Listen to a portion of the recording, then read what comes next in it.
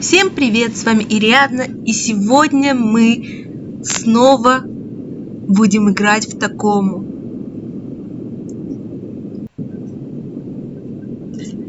Но на этот раз, так как мы прошли всю игру полностью, мы будем проходить старт, виш, комментарий. Это та же самая игра, но с комментариями от автора.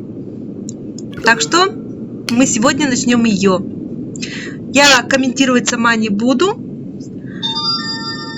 но вы все можете увидеть в комментариях. Всем приятного просмотра!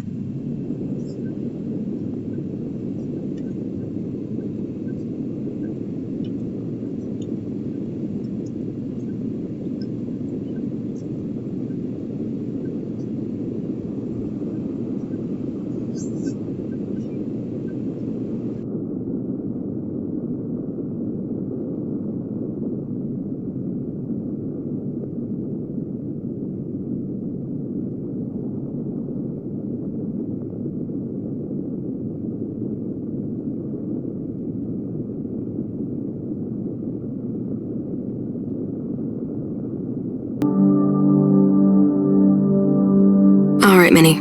Ready to start docking sequence? Okay. Engaging retro thrusters now.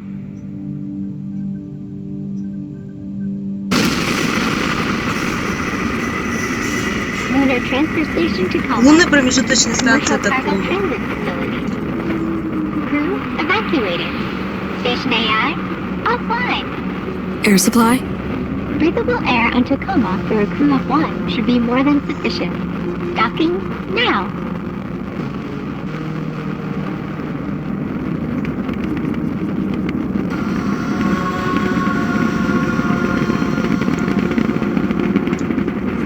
Все начинается точно так же. Никаких отличий от основного сюжетного игры не будет. Только отличие то, что мы будем сходить и собирать комментарии. Nice. Thanks, Minnie. Комментарии авторов.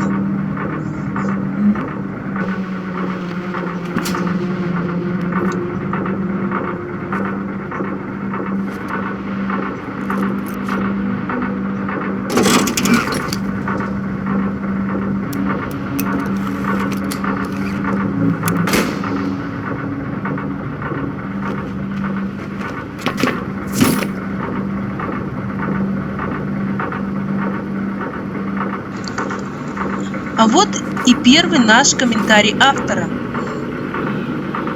Давайте послушаем. И будем мы ходить, собирать, потому что там есть еще дальше такие же. Короче, всем приятного просмотра. Надеюсь, вам понравится такое мое прохождение игры.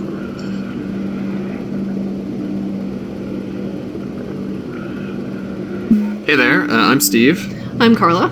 And we are the co-founders of Fulbright, and we want to welcome you to Tacoma's commentary mode. Welcome.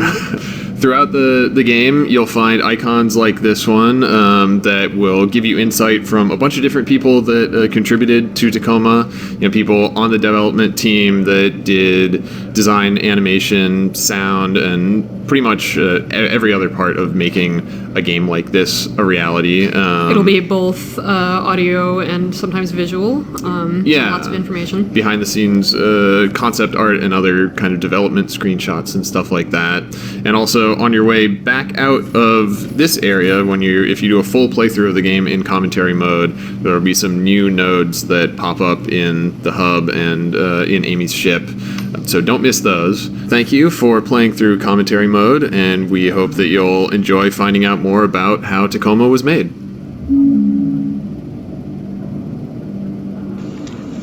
Ну вот, первый комментарий мы послушали. Идем к следующему, и так и будет продолжаться наша игра.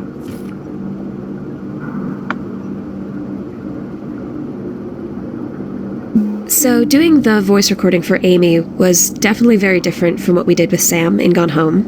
A lot of it with Gone Home, since it is something that's very personal, it's very intimate, it's that one person pouring her thoughts out. And then you have something like Amy in Tacoma, where she's really removed from everybody else. She's, in a sense, really removed from the story that you're exploring, because she's playing that character that's discovering it just as you are. So, whereas the rest of the crew for Tacoma was all doing an ensemble recording together, so they were actually in the same room, acting together, performing against each other, and getting to talk face to face, all of my recording was done totally separately. I had a general idea of the story that kind of gave me a little rundown of, the scenes that I was in and what I was talking about, but a lot of it was a total surprise, because you sort of don't want Amy to know a lot of what's going on, because I think that it makes it a bit more authentic if the recording is, okay, so you walk into this room and this is what you're seeing, but you don't know why. So it needs to have that sound of surprise and questioning and exploration that I think comes from really being that separated as she would actually be in that reality. Ну вот мы прослушали еще один комментарий. И их на игре будет достаточно много.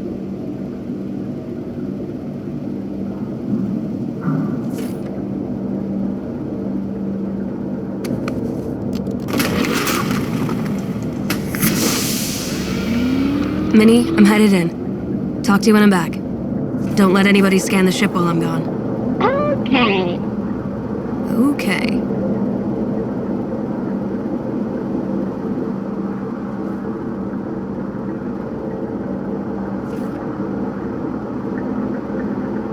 So Minnie is Amy's ship's AI. I think she's most known for saying, okay. And I am the voice of Minnie. When we originally recorded it, it was just Scratch. So we didn't know then that I would be the voice of Minnie, ultimately. But yeah, it stuck, and it was a nice surprise. Yeah, Minnie went through like a bunch of iterations. Actually, it was kind of hard to get her right. We ended up kind of settling on the audio direction being like a happy version of Hal, like the really famous AI from 2001. So yeah, I just kind of took Noelle's really amazing VO and I would do things like I would time stretch it, or I would take one syllable, and like an okay, that line, I took the O and I, like over a period of time, I kind of pitch bent that vowel sound up. So she has a real like sing-song quality, and I think that combined just with like it sounding like her voice is coming through a really small speaker makes the character feel kind of rudimentary. And then it's all really Noelle's like voice acting that kind of sells Minnie as being super pleasant and helpful. I just remember when we were recording it, Steve and Carla are just like, cheerier, be like you are when you come into the office or something. And I had no idea that I was quite that cheery all the time.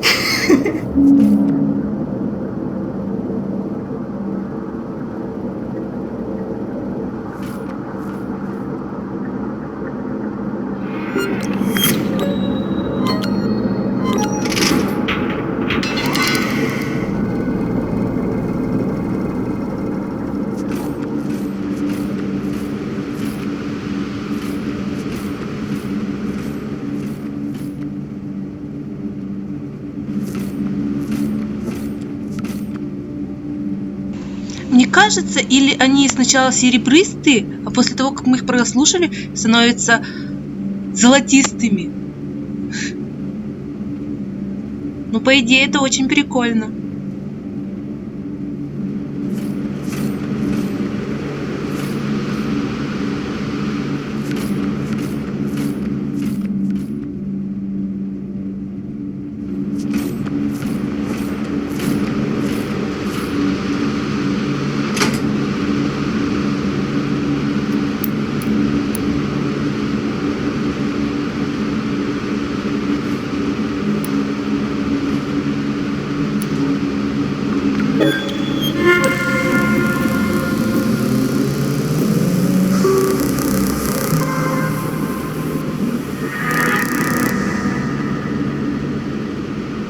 Hello, I am Odin, Lunar Transfer Station Tacoma's Operational Data Interface Network. I have recorded this message to welcome you, guests, aboard. Before I can set up your station profile, you must register your body positional data with Tacoma's AR tracking systems. Please place your hand on the AR figure's palm.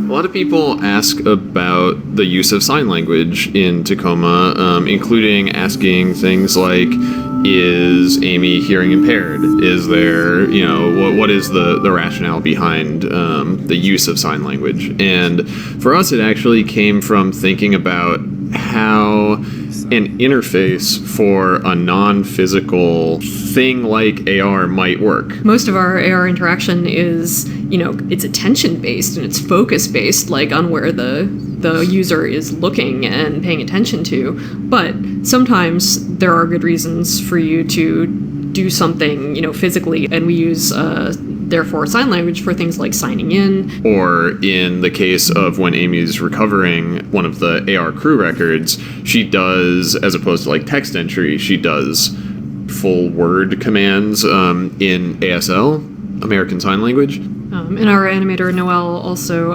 had extensive correspondence with a person fluent in ASL, so...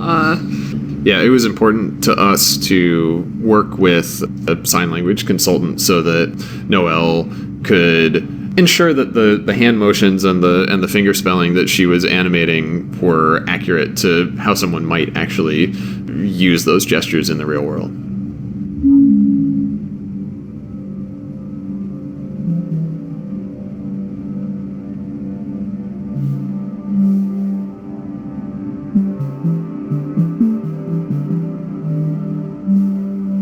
Thank you. Welcome aboard. While aboard Tacoma Station, please remember that all activity on this facility is monitored by AR recording. All activity records become sole property of the Venturas Corporation. Any questions about privacy and personal privacy are uncertainties about those necessary.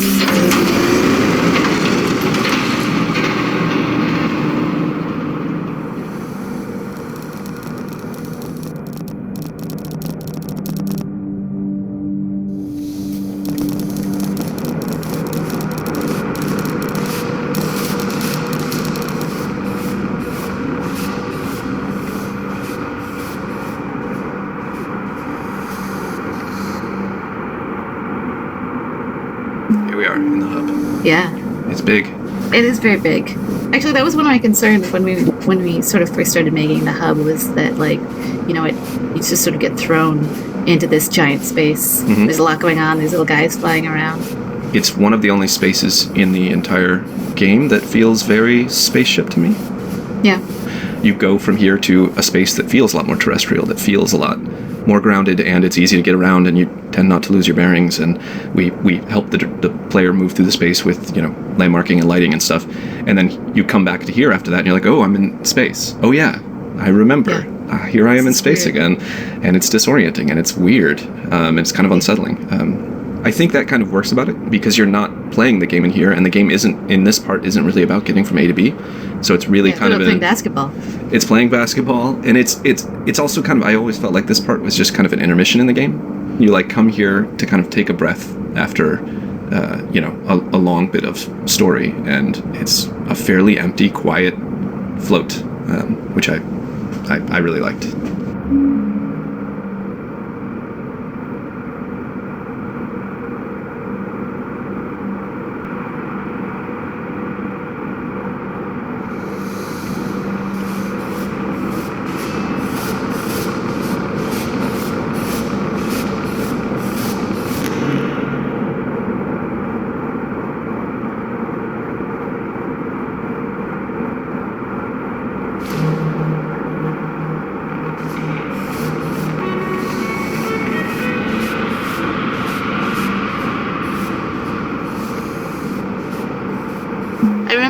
Because I made a bunch of signs to point us in the direction of the Tacoma Dome, and you guys just let me kind of go bananas.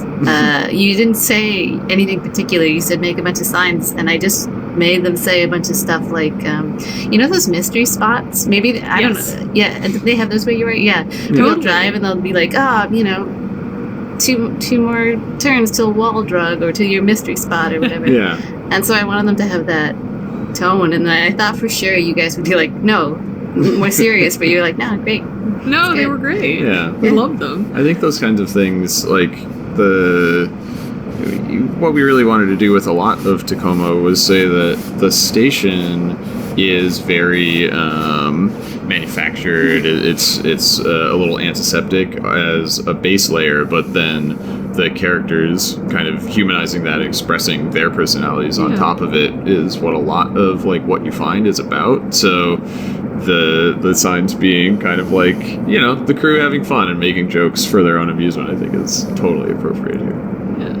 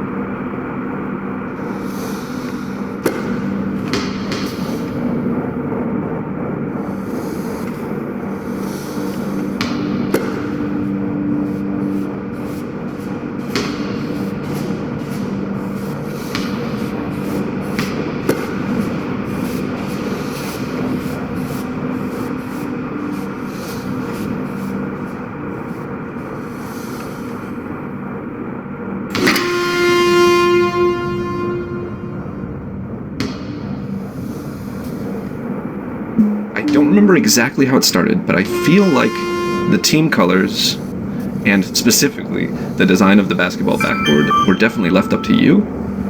So yes. I want to know about these backboards because I absolutely love them. We needed ones that were basically sort of symmetrical, that you could approach a basketball hoop from both up and down. Mm-hmm. So this is just like, you know, the most obvious approach to it, but it works, right? And if something works in a video game where you're flying around in 0G, then like maybe stick with that. Don't make it convoluted. Like don't make it any more than it needs to be.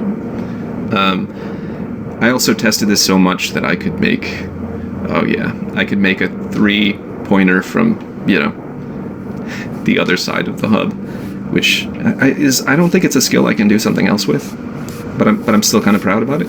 Excuse me. Yeah, well, I can't shoot for beans, so I'm glad someone can.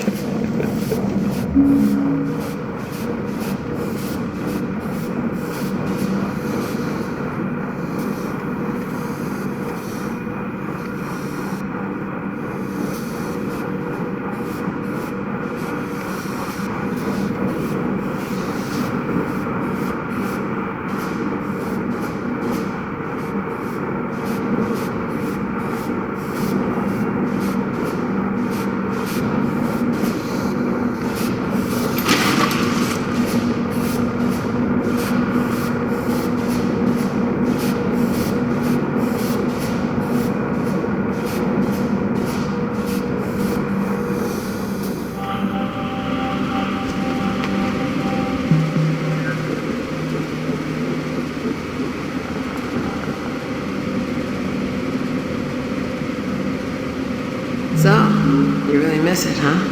Well, it just seems like it'd be strange being back on Earth already, after only a year up here. Really? After all I've had to hear from you about the conditions VT has us working under? Yeah, but there's that, and then there's this. Yeah, I'll miss it. I can't blame you. So, whether you're getting renewed or not, did you submit your yearly crew member report? No. Yeah, me neither. Yeah, I think I might go get that done. Okay, yeah. I probably should too. Oh my god, wait. Is today obsolescence day? Yeah.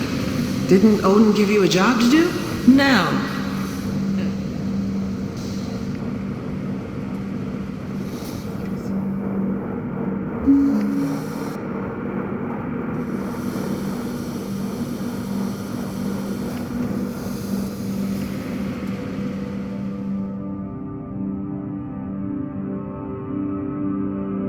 So, zero G controls.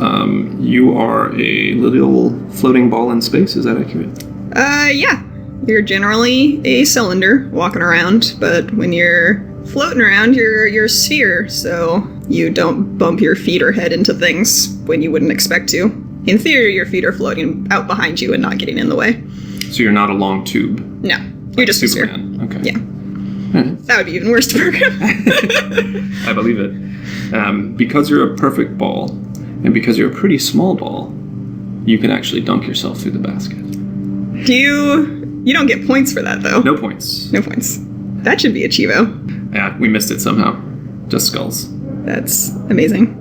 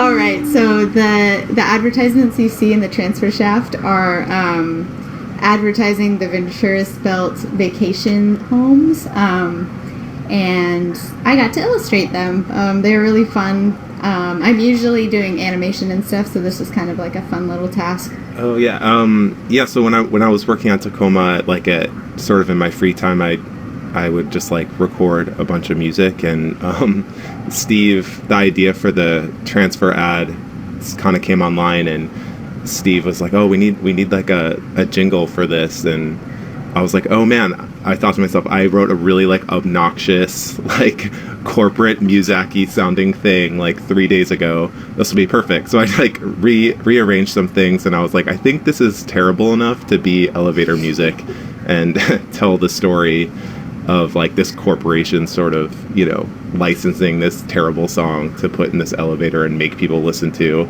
And so I think it was pretty effective, but I just love how humble Noelle's being, because like Noelle did animation on the game, but also she's a really amazing illustrator, and like does that on the regular. So I just feel like I have to kind of shout her out as being a really amazing illustrator, and she's just being super humble.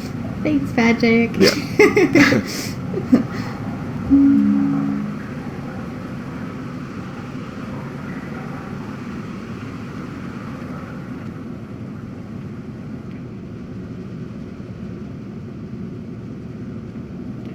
Typically, Steve, who's the main writer, will send me a description of technical requirements for any given sort of game object, any thoughts he has about like the basic look of it. And in this case, the sync device had to feel like this, like sort of like a heavy-duty industrial object.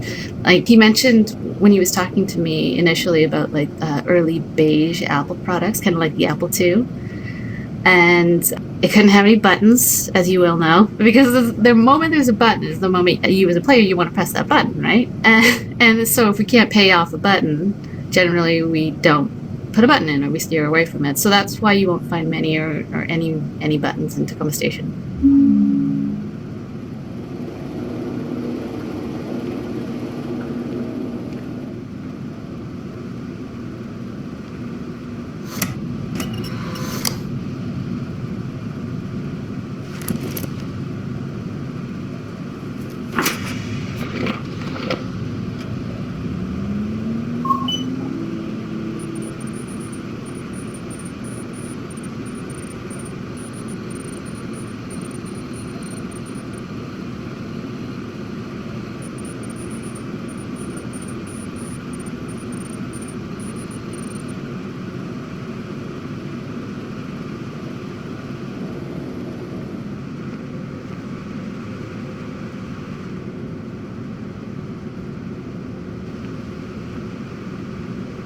So there's actually a whole bunch of physically made paper items in Tacoma that our characters made, and in order to make those assets, Kate and I pretty much always actually made those paper objects and scanned them and whatnot to put them in. As opposed to typing it out in Photoshop. Yeah. I guess we carried that over from Gone Home, just kind of making things physically on paper, because it really does look a lot different. It does, yeah.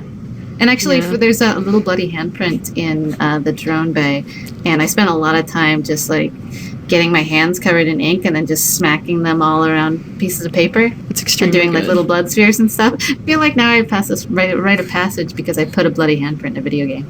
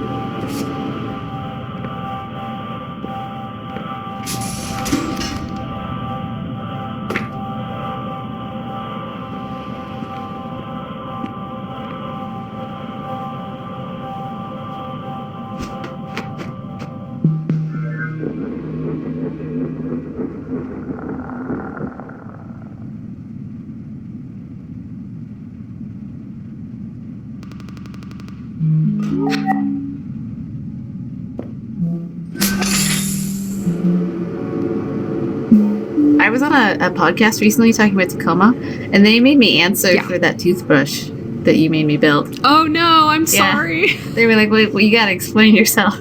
Let's talk about that toothbrush and stupid future objects for a second. Because the idea behind a lot of the things that we built was we have sort of like a quotidian, like an everyday object.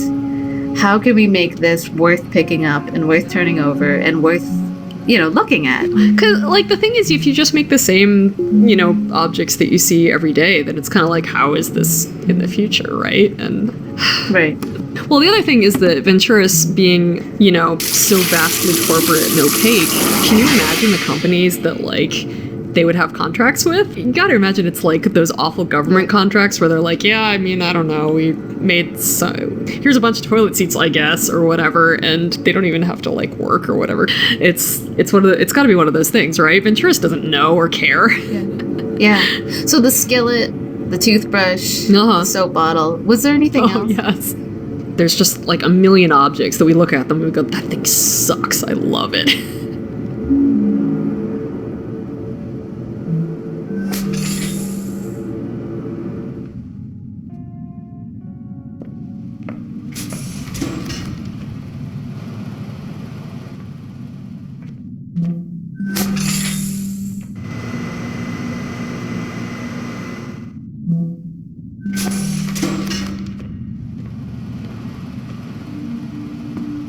So the name Obsolescence Day, it's more like a joke?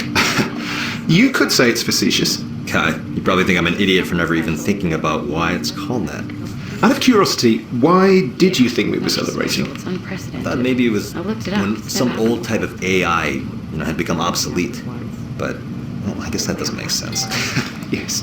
No, AI aren't like designer hardware. As soon as the new model's out, you trade in the old one for customer loyalty. AI are more like mighty redwoods, ancient organisms.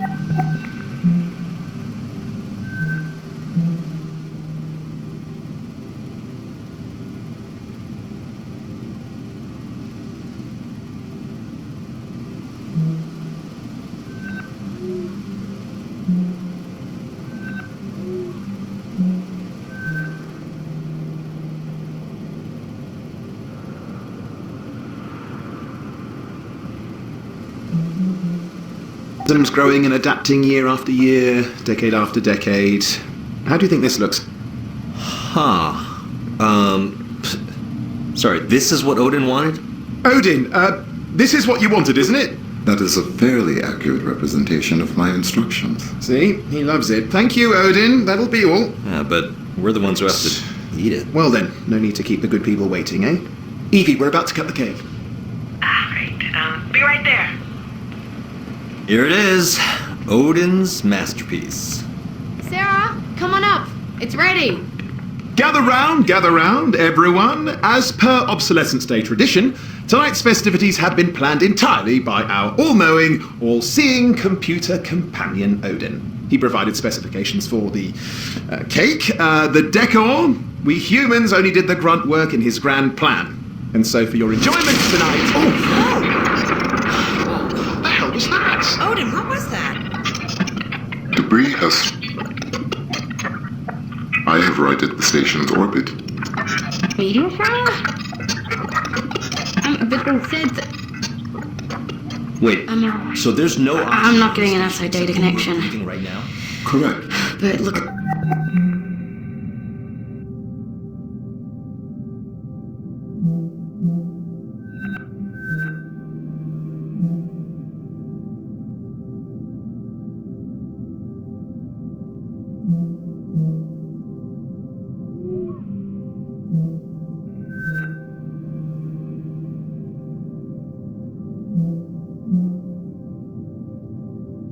Additionally, How connection at all? Sarah? Jesus, how much shit hit us? 48 hours of No, original I'm error. trying other Maybe AR more. channels. If Odin's readings are correct. Nothing. I'll have VT send up a fresh supply straight away. Guys, it might not be that easy. additionally, external... Guys, it might not be that easy. Supply straight away.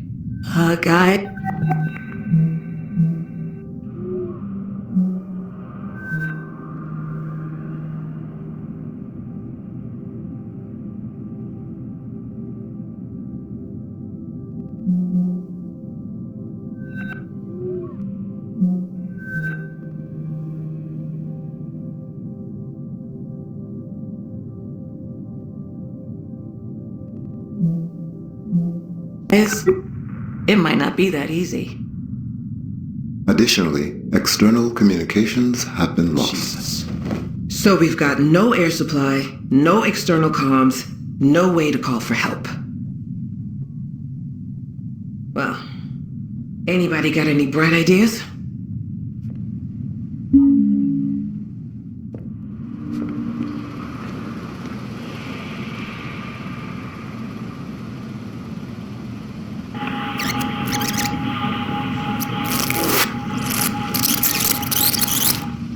So the name...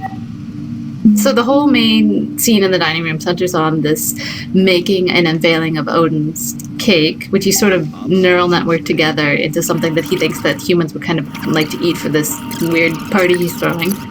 So that's the cake in the game. It doesn't actually exist. It's just sort of implied sheet cake. But Sarah, for our lunch party, so you were responsible for actually making, like, reproducing the cake in real life, right?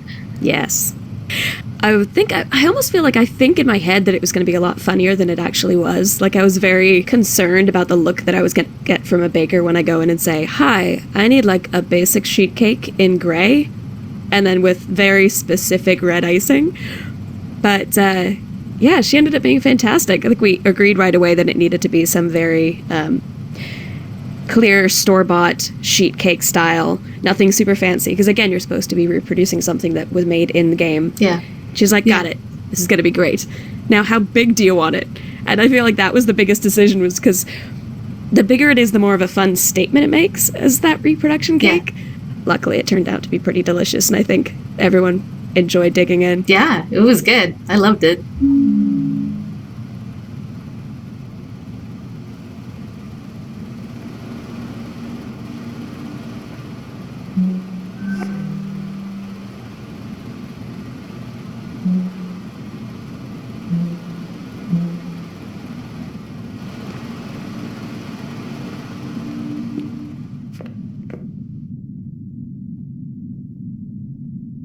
So the obsolescence day sticky letters are very unique because you can take one letter and put it back anywhere on the wall, whereas most objects with putbacks, you'd only put them back in one spot, which is where you found them originally.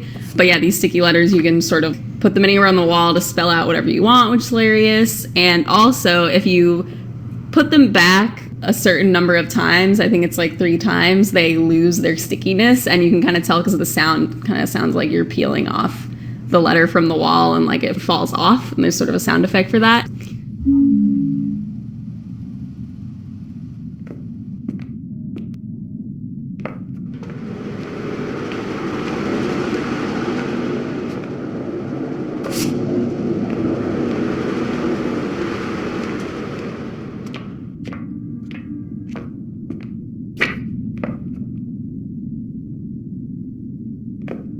Steve and Carla are really inspired by that scene around the dinner table in Alien.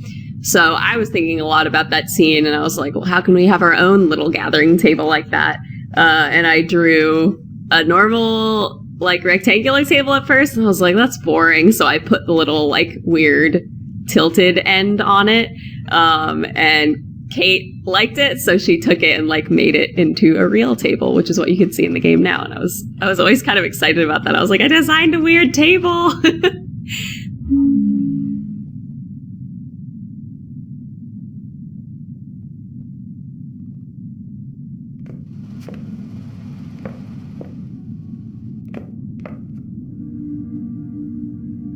So Tacoma is a sci-fi game. Obviously, it takes place on a space station in the future, but also it's very much a story about the lives of these people, these individuals who live here, and kind of about their everyday experience as well as the drama of the crisis that they're living through. And so, the sci-fi stuff that we looked at that was really an influence on us had, at least in part, a strong focus on that kind of relatable experience of the people who are in these fictional worlds. Yeah, there have been some really solid scenes that we could still draw from, especially in things like Alien. They have the the waking up sequence, the dinner table sequence where everyone's talking and coming from their different walks of life and relating to each other. And if we just cut it before John Hurt explodes, then everything is appropriate. Yeah. And then we have like Moon, which has long sequences of how a person could actually live their life. And those were the kinds of things that we wanted to be able to talk about, was what are these people's lives like in a day-to-day way, so that you can kind of picture what it would be like to be here, or what it would be like to be in their situation, and kind of identify with that. Totally.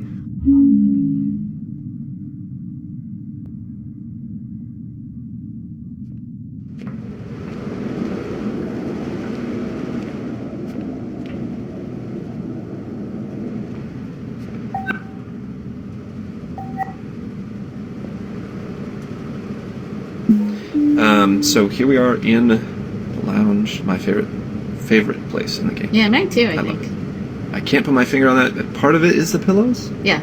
Oh, so those pillows were kind of a nightmare to make, and the less I could see them at the end of the game, the better. Just because when I made those pillows, they weren't like sculpted or anything like that. I was using this program, which is like this.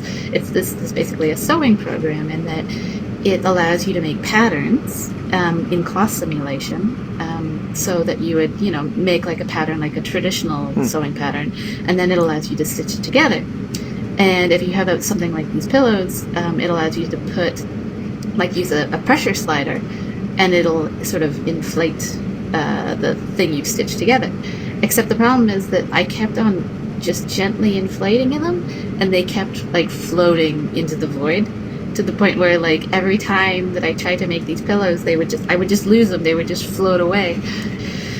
So by the time that I was done making what should be a fairly simple model, because I was learning new software at the same time, I was like, I'm done with these pillows. And then someone put them on the lounge floor, so I had to see them every time I came in here, not just in the bedrooms.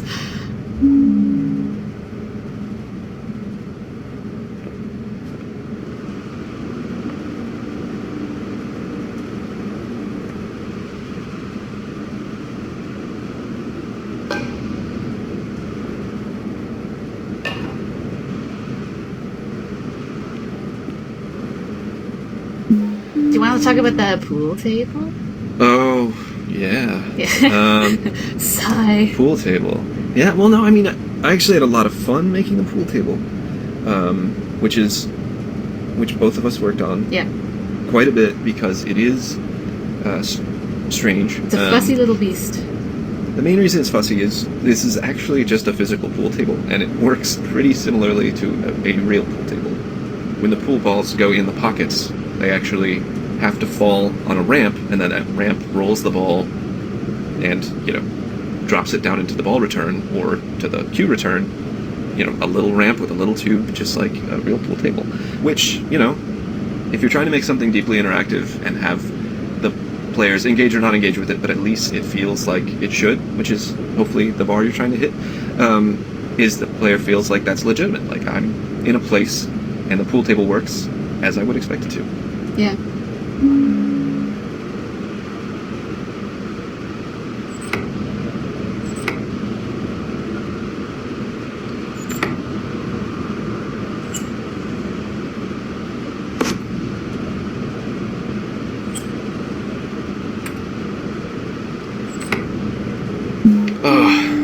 The darts. The darts. This dartboard had potentially more bugs than anything else in the video. I was still fixing bugs, the last night before release on this. It's just, there's so many states and so many confusing, unique features about this, with the, being able to put the darts back in the door, and then the door can move, and the door can be open or closed, and it can close on a dart that's stuck in the board.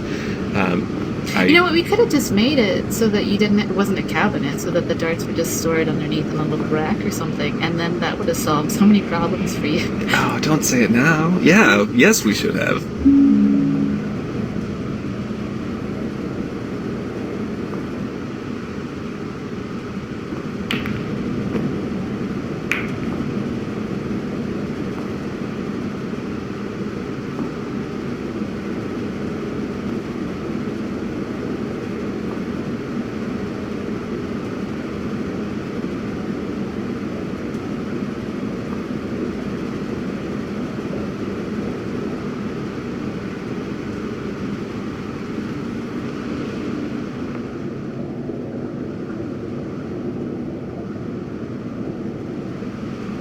effects might arise.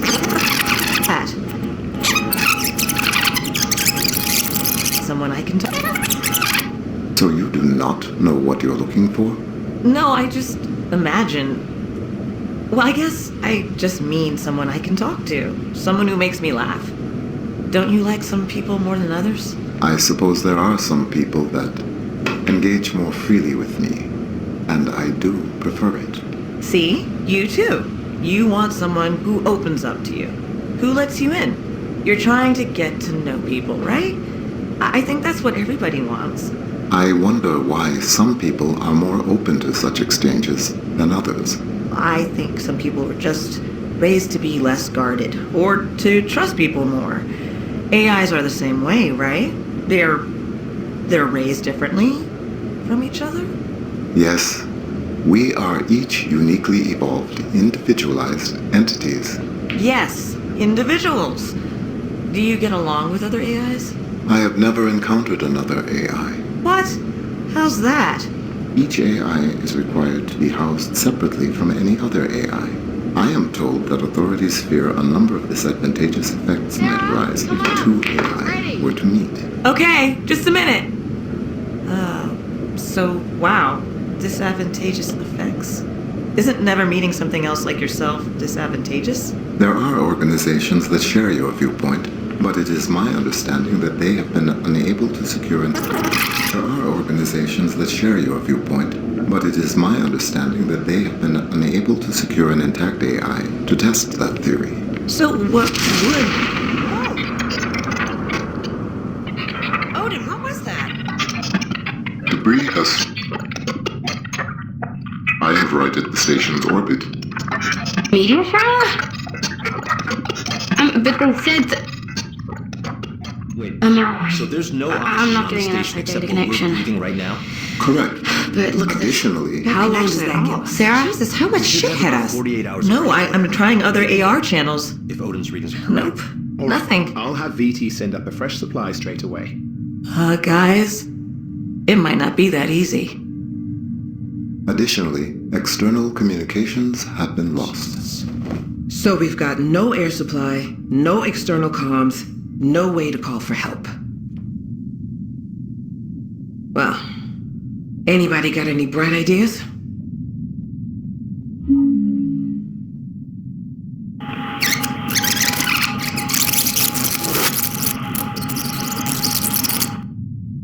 I can't believe it. Well, you told me we get renewed.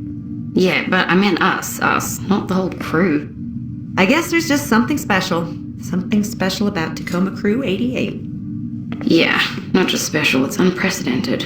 I looked it up, it's never happened before. Well, everything happens once. I don't know, personally, I'm happy for us. Happy to be stuck up here with these people for another year.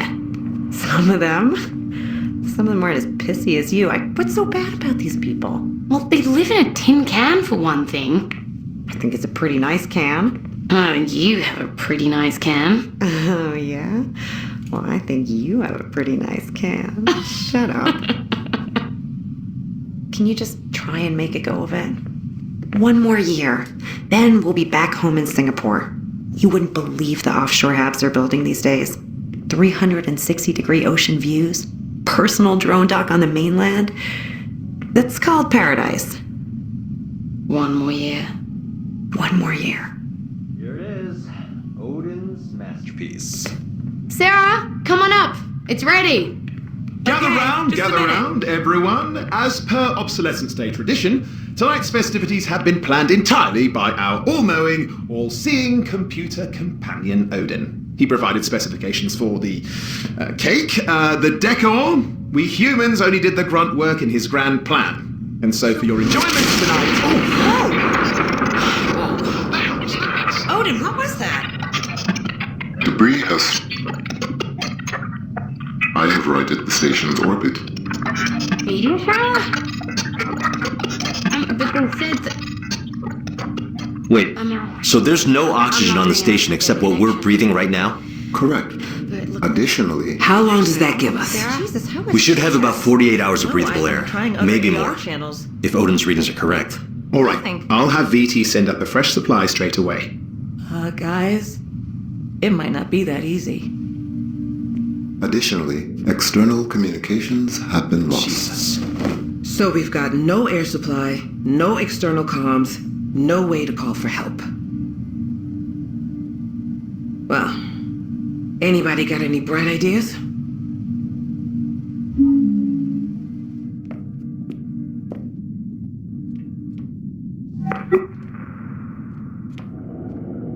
I remember when there was like one frame of the animations in admin in the kitchen where all the characters would like show up in the hallway outside between the kitchen and Evie's room or the dining room, and they were all kind of in a group hug pile just like halfway through the floor. I've run into bugs, but a lot of them had to do with, like, the cat, for instance, in the, I believe it's, like, the cryo scene at the end, would just show up, like, 100 times the size it's supposed to be, which was really good. I don't know. Usually they're pretty minor fixes, but there's always a surprise.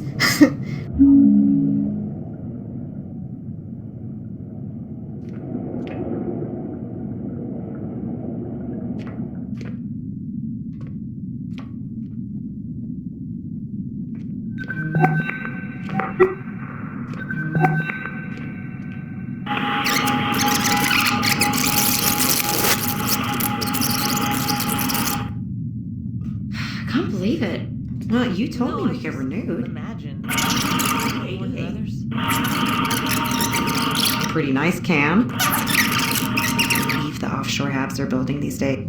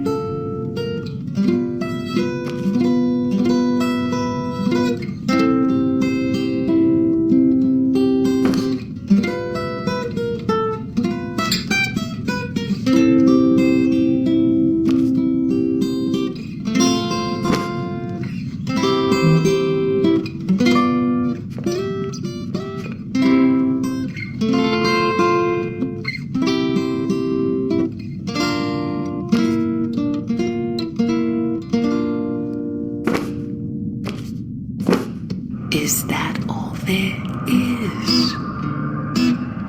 Is that all there is?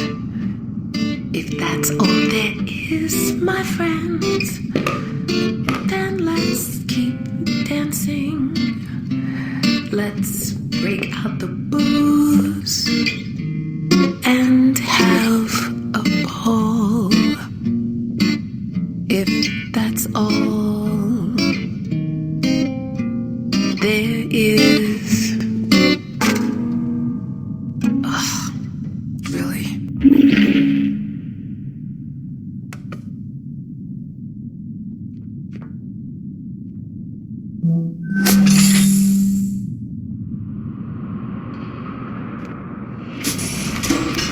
We're a cat-rich studio.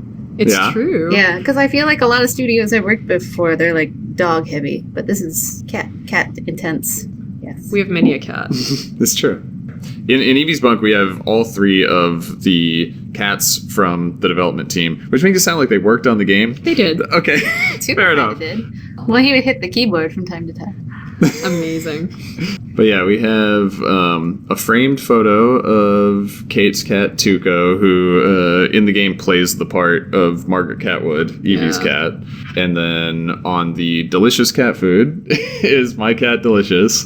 And then the sweet puffy paw on that cat litter box belongs to Carla's cat Wednesday. It's true. She's a paw model now. The Tuco picture frame, originally when I made it, Carla, you'd asked for a picture frame model. Yeah. And then I had just kind of put that picture of Tuco in there as a placeholder.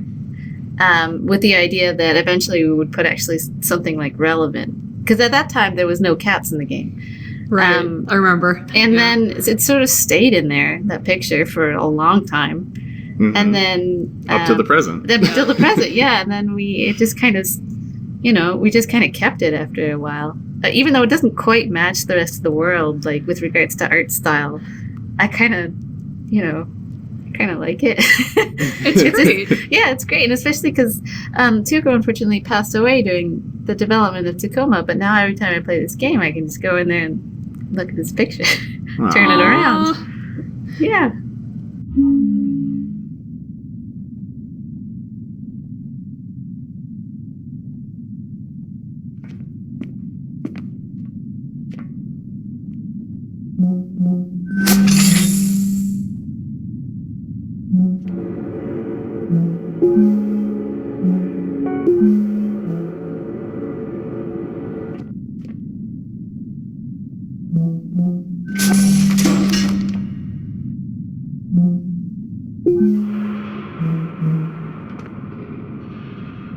Yeah, so the song in Evie's fragment here in her bunk that she sings, and the actor Don Lewis sang it for real for us, and it was awesome. Is that all there is?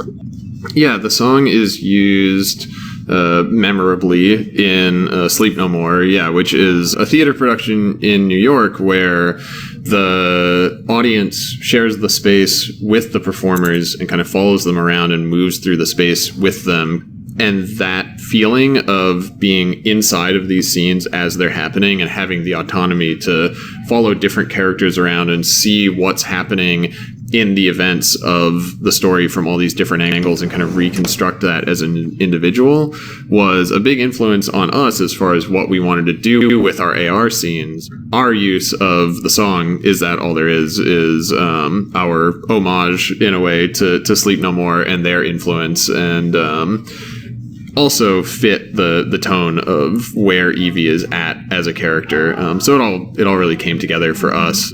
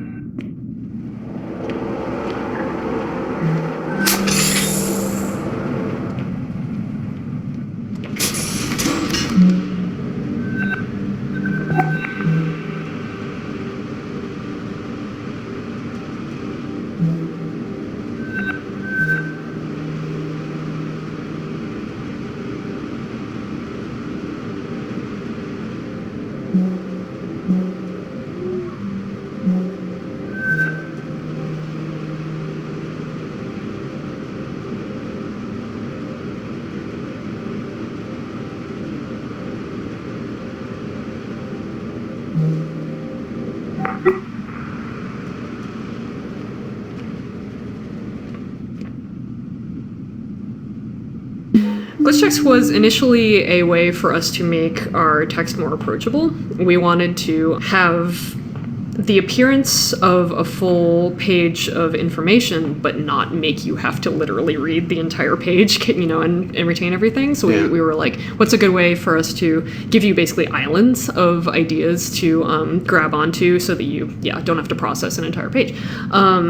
But also, like Carla was saying, we had this problem conceptually, which is like if you open, for instance, a web page in an AR desktop in our fiction, why isn't it just the entire thing that you can read? We didn't want to have to put all of that in front of the player. And so being able to say, like, a lot of what our games are about is only having access to little bits and pieces of information, and then you have to fill in the gaps as to what the entire meaning is. And so glitch text for us is hopefully the text version of saying, well, I only have like this sentence and this sentence and this paragraph and this little snippet, but I'm involved in interpreting this as the player by saying, oh, and here's what must have been between them, or what the whole message is, without just you read all the way through it and there it is.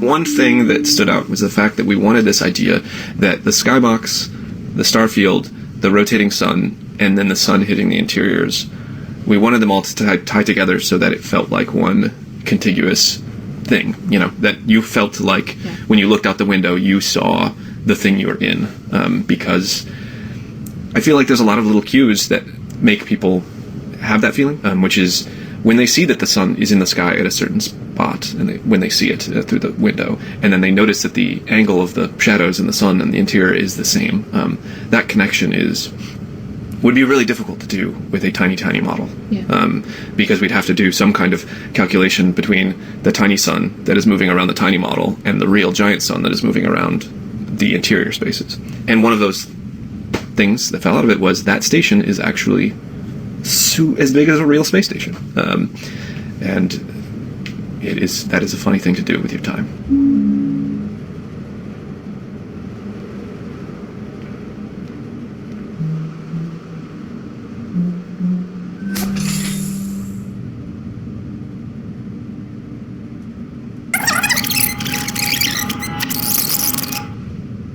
Yearly report to Venturas Corporation, take 3. Odin, have you got me? I am prepared. Okay. I'll just, have my notes up. Hi there. Evie St. James here, administrator of Lunar Transfer Station, Tacoma. It's been a year now since our crew has cycled onto the station, meaning we've had a year of getting to know each other, getting acclimated to the facility, and getting used to working with our on-station AI. Though working with Odin's been great, hasn't it, Odin? Yes. Auto drone deliveries to and from the Zenith Lunar Resort have improved in efficiency by almost 4%. Though most of that is thanks to Odin finding some improvements we could make. Our proudest moment as a crew, I think, was when a resort guest needed emergency care while on a transit vessel and was brought aboard Tacoma to be stabilized in one of our medical stasis cryo beds until she could... Evie, we're about to cut the cake. Right. Be right there. Odin, we'll get back to this after the party, okay? Of course.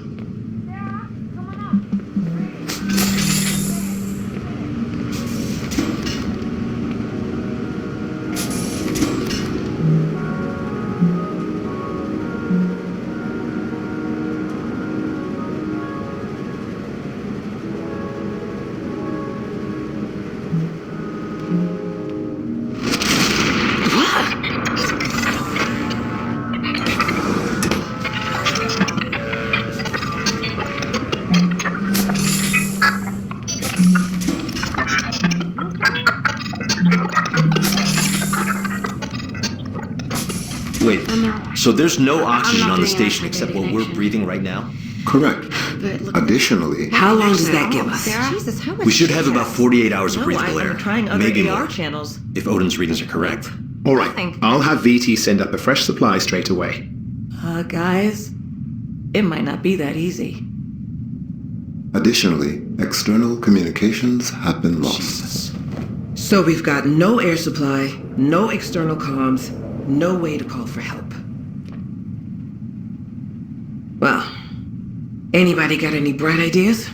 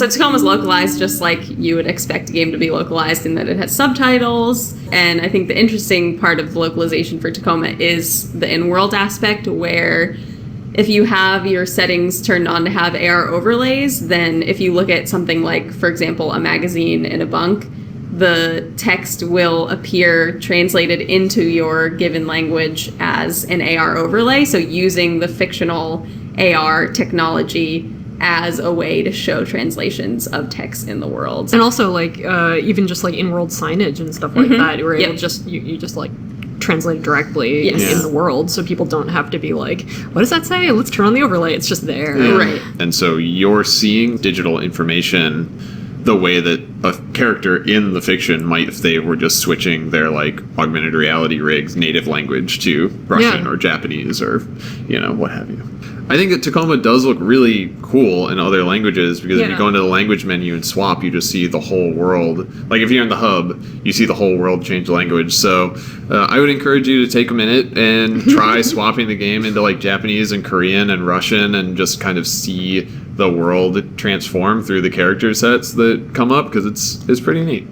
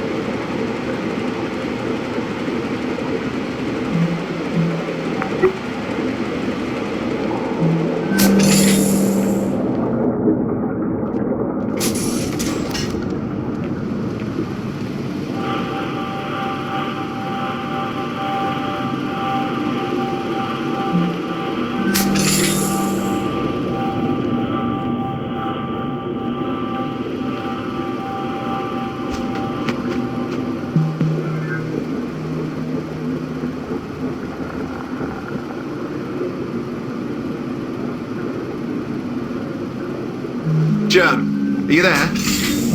Hello. Oh, well, that's what I expected.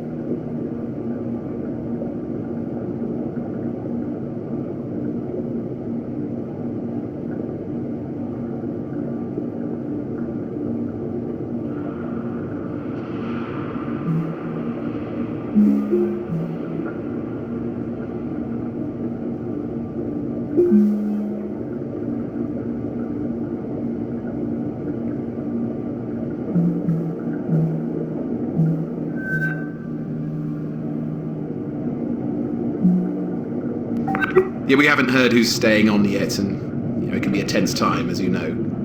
But how are things at Carnival? I trust you got back to terra firma safely? No.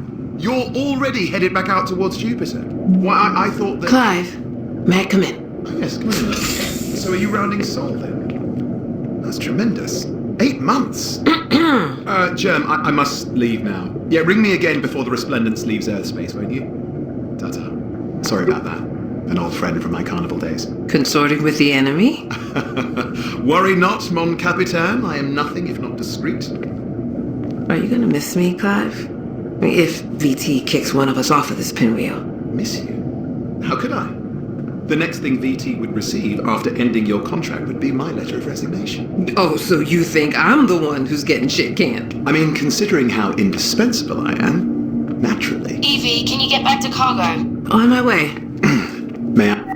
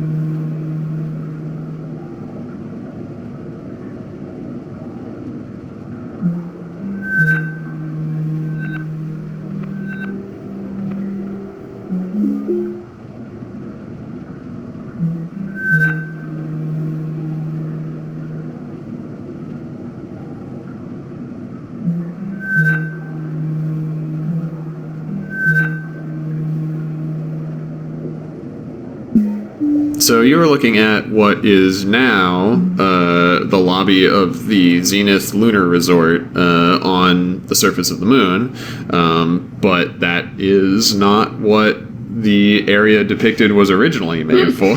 Yeah, this was originally the main lobby of the station where the visitors would come in and this would be the first thing they'd see. Yeah. In the original version of the game, Tacoma Station was a much more opulent. It was a customer-facing space, and still in our fiction, the richest of the rich are the people who do things like come up to the lunar resort. But partway through development, we realized that these big, opulent public spaces are kind of the antithesis of what our games are about, which is kind of getting into these dense, intimate spaces that tell you a lot about the people who lived in them. Right, certainly, almost by definition, like a big public space, no matter how fancy and detailed, cannot be personal. Yeah, I mean, it can tell you about the state of the world broadly, it can tell you about the function of the place, but you would have to go into the offices of the people who run the place and look at their workspaces and see their personal effects to really understand who they were. And so a big part of revisiting the core, kind of conceit of the game was to say, how do we make the station as a whole something that can tell you about who the people that live and work here every day really are?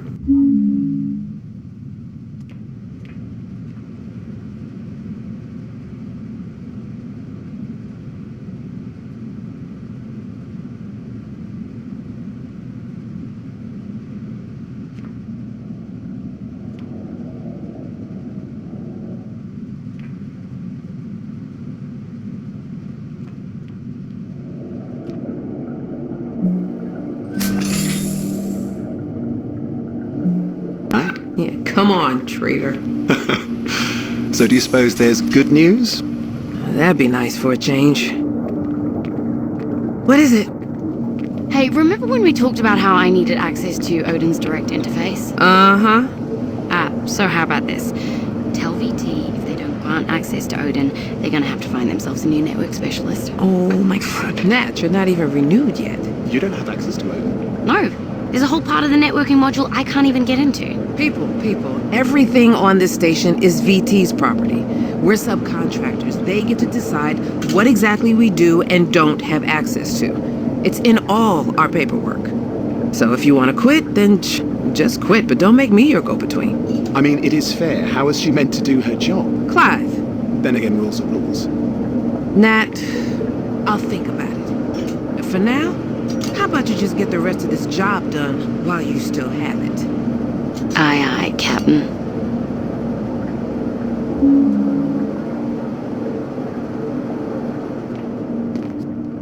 I did learn to make some shaders, some custom shaders for Tacoma. So the character's look has changed a lot since we first started working on Tacoma. The story also changed a little bit, and originally there was a character that was supposed to look glitched and corrupt compared to the main characters. And when I made that character, I worked with vertex distortion, and so they look kind of wiggly as they're moving around.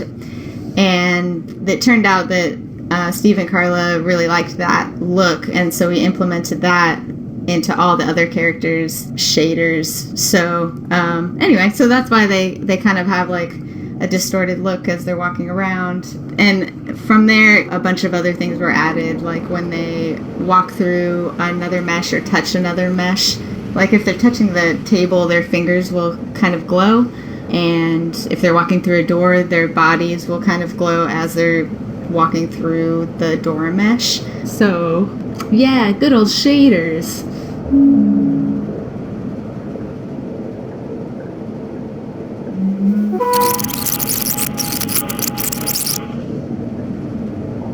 All right, ladies, you have everything you need? Yep-o.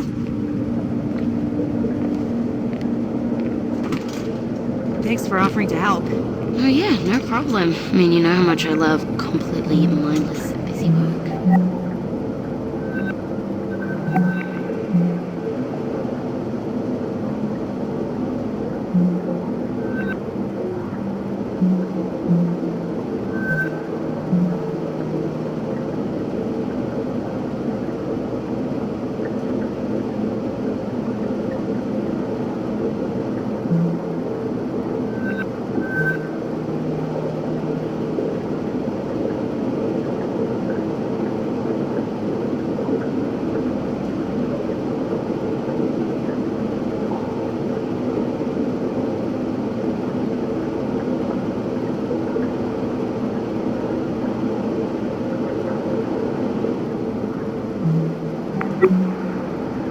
Kid, don't start. We don't even know if we're getting renewed yet. We're getting renewed. Okay, so if you're so sure, maybe we should just do our jobs then? So we'll get renewed again next year? God, next year? Nah, I'm gonna quit. Stop. What? They don't even give me access to the system I'm supposed to be maintaining. I mean, are you kidding me? Oh, do you really need direct access to Odin? It's the principle of the thing. I mean, what if they were like, hey Bert, your job's mechanical engineer, but, you know, don't touch anything under the hood. Well, I'd still be pulling a paycheck for one thing. Come on, you're a good engineer. You're totally gonna waste up here. Well, didn't you say Evie was gonna talk to corporate about giving you more access? Yeah, but it never went anywhere. Hey, that's a good point, actually. What? Evie, can you get back to cargo? On my way. What are you doing? Yeah, this'll work. Nat! What is it? Hey, remember when we talked about how I needed access to Odin's direct interface? So how about this? Tell VT if they don't grant access to Odin. All right, ladies, you have everything you need? Yep-o. Thanks for offering to help.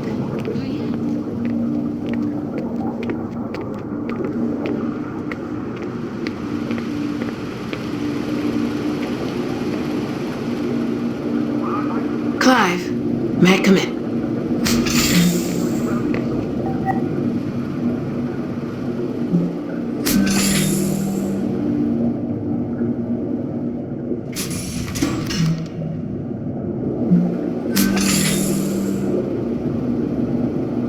a level design perspective, why was Tacoma, why was the actual station built with so many angles in the first place? Basically to make an interesting shape and sightline. That was like my intention.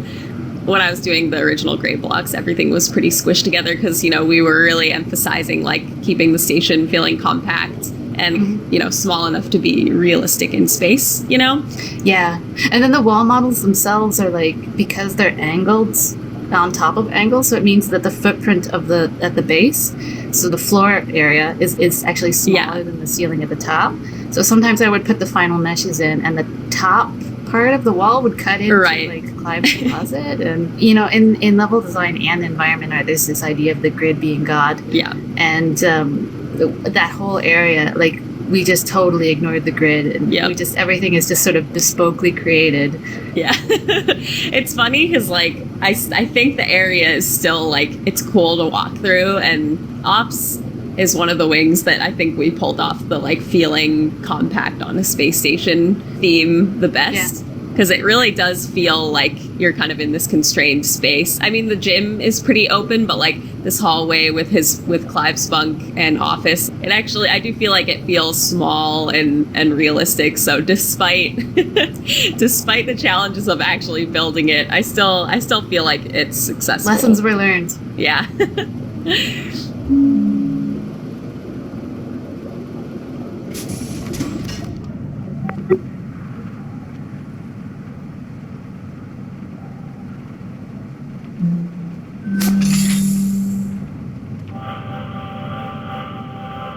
So there's a lot of QR codes in the game on various packages and communications and other things like that. And basically I think we just chose them as a method for information storage just because they're so annoying. Like, nobody likes QR codes. It's totally the kind of choice that a big company like Venturis or any other of the big companies in the game would choose. And we also really liked the idea that the player could actually scan them and get additional information. Usually that's just like, you know, ingredients or something, but occasionally there's some cute stuff in there.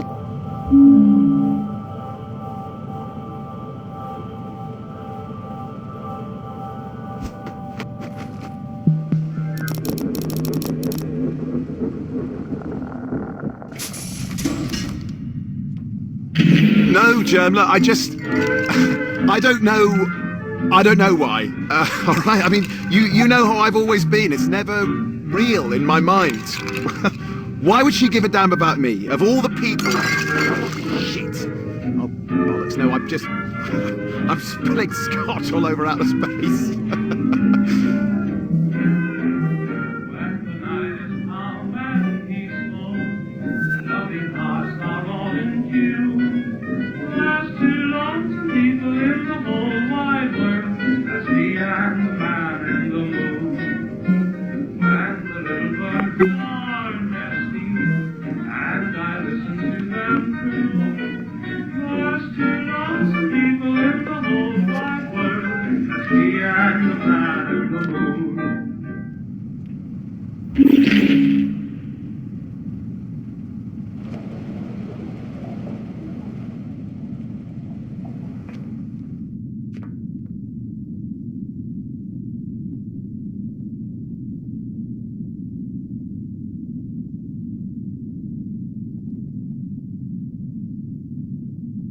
One of Clive's themes is kind of past glory, or, you know, glory days kind of thinking, because having a jump ship from his first job, he now looks back on that being like, those were the good old days, and he looks back on his time in college similarly, and he has a lot of fiction that is, you know, from the 60s in London. He has picked photos from old-timey Londonton, and as no one calls it.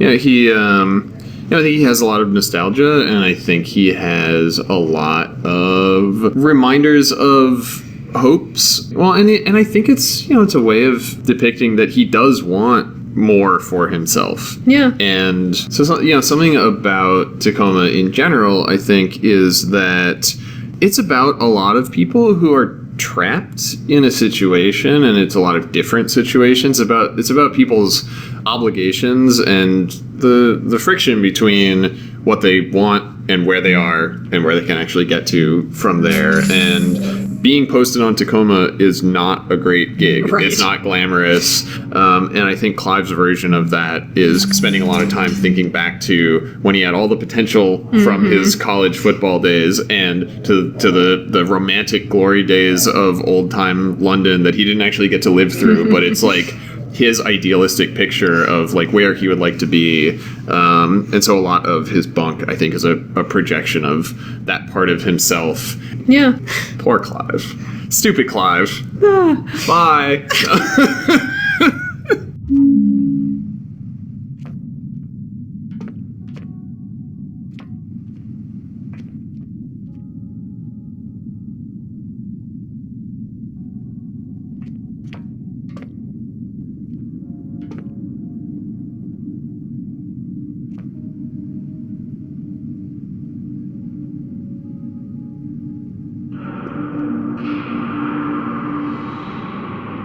Operations and admin structurally mirror each other a lot, as far as like the types of rooms that were needed for this character's job. So it actually is kind of cute because there are a couple in the game too. So operations feels much more constrained, even though the gym is pretty big, but outside of the gym, things are pretty packed together. But there was also a huge win for us, which is that when you start to make spaces where people live in them, there's a density of decoration and artifacts that you put around to kind of show that people were there and what they were doing and how it happened. And turns out making that in a really, really big room is hard for us, and in some ways hard for a player too, because you're presented with this big warehouse full of places to go and boxes to open. You can feel like you look in one corner and there's nothing there, then you might just say there's nothing anywhere, and you might get this feeling of numbness, of just finding too many of the same thing. I kind of like Clive's bunk as an example of that, because the bunks are pretty small in general, because of this sort of more constrained rule that we gave ourselves. Because you walk in and you're basically presented with a lot of his character right away. Like you see the little table with all the booze on it, and you see his ties are right there. Like you've sort of got this little Clive diorama. And that's definitely an advantage you get from making more constrained spaces.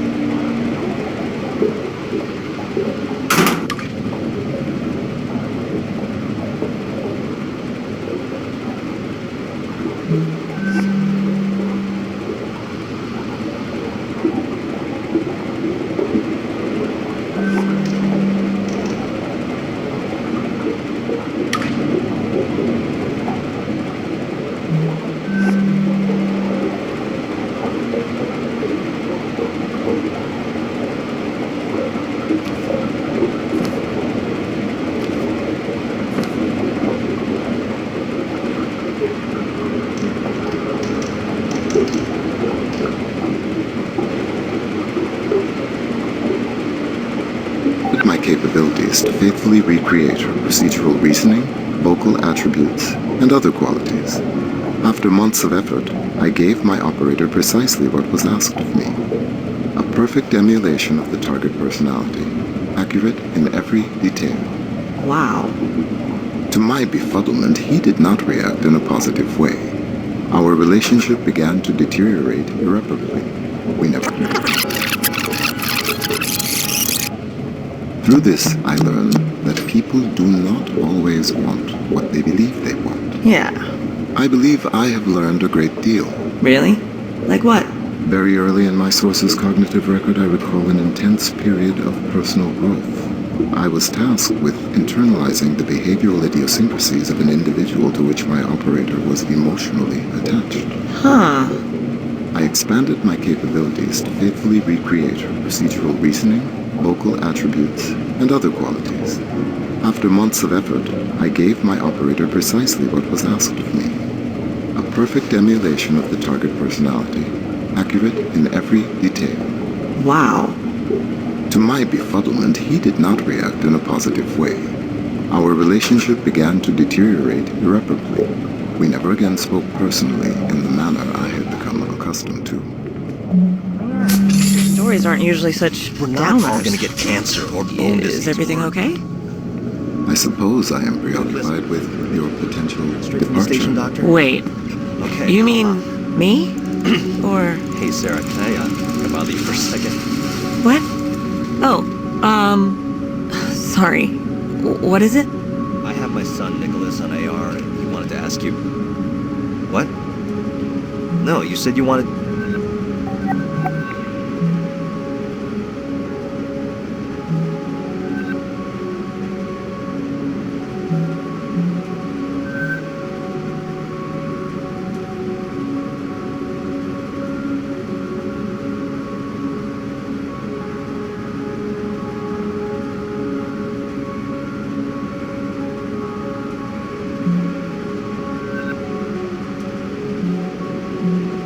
I didn't...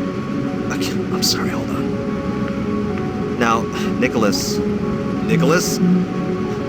Hello?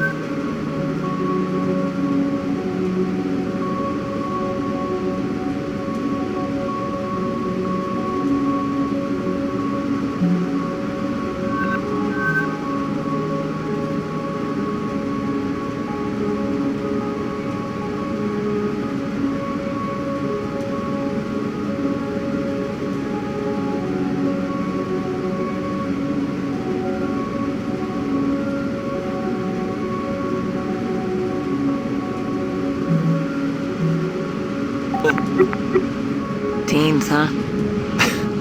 Yeah. Almost done with high school. Almost. Just incidentally, is there anything we should be worried about with another year out here, health-wise? Radiation, bone density? Oh no. We spend almost all of our time in Earth's gravity, and radiation shielding on a station like this is basically 100%. Yeah, see, that's what I told him. Okay, thanks, Sarah. Nothing to worry about. Okay, Odin, where were we?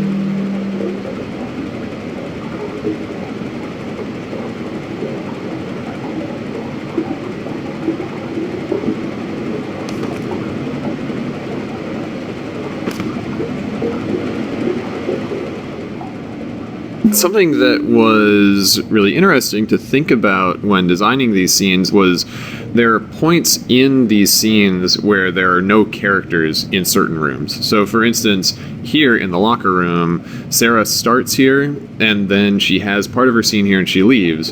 And presumably most players will follow her and see where she goes and see how she encounters Andrew.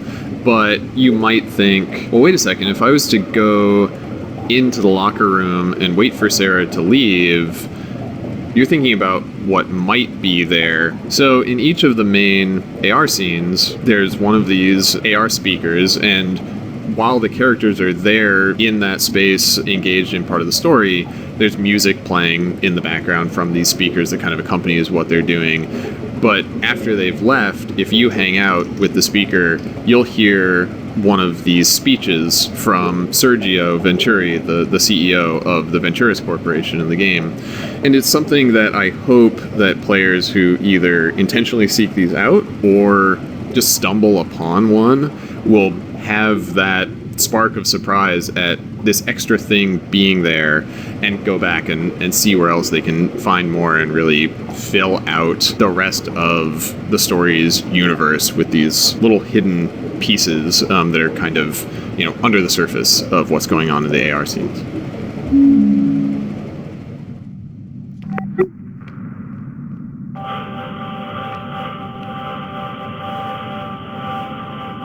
Right in this area, there are multiple instances of, if this was just video recording, there would be, complete nudity going on with Nat and Sarah in these situations. And so on the one hand, you're not directly confronted with that, but on the other hand, that means that the fact that you're kind of like being invasive in these private moments takes maybe a little bit longer to sink in. Right. Once you figure that out, though, you're like, oh, what is this company doing? Yeah. And that is, I find it interesting to give the player access to a lot of different elements of these characters' experience, including very private stuff that no one else is supposed to know or that, only they think of themselves as having access to. And the AR figures give us the ability to put the player in the room in these situations in hopefully a way that kind of walks that line of being kind of uncomfortable when you think about it, but also not being so prurient. Yeah, exactly. As it would have been if you were just standing there at the time. It's less working blue, but hopefully still emotionally resonant.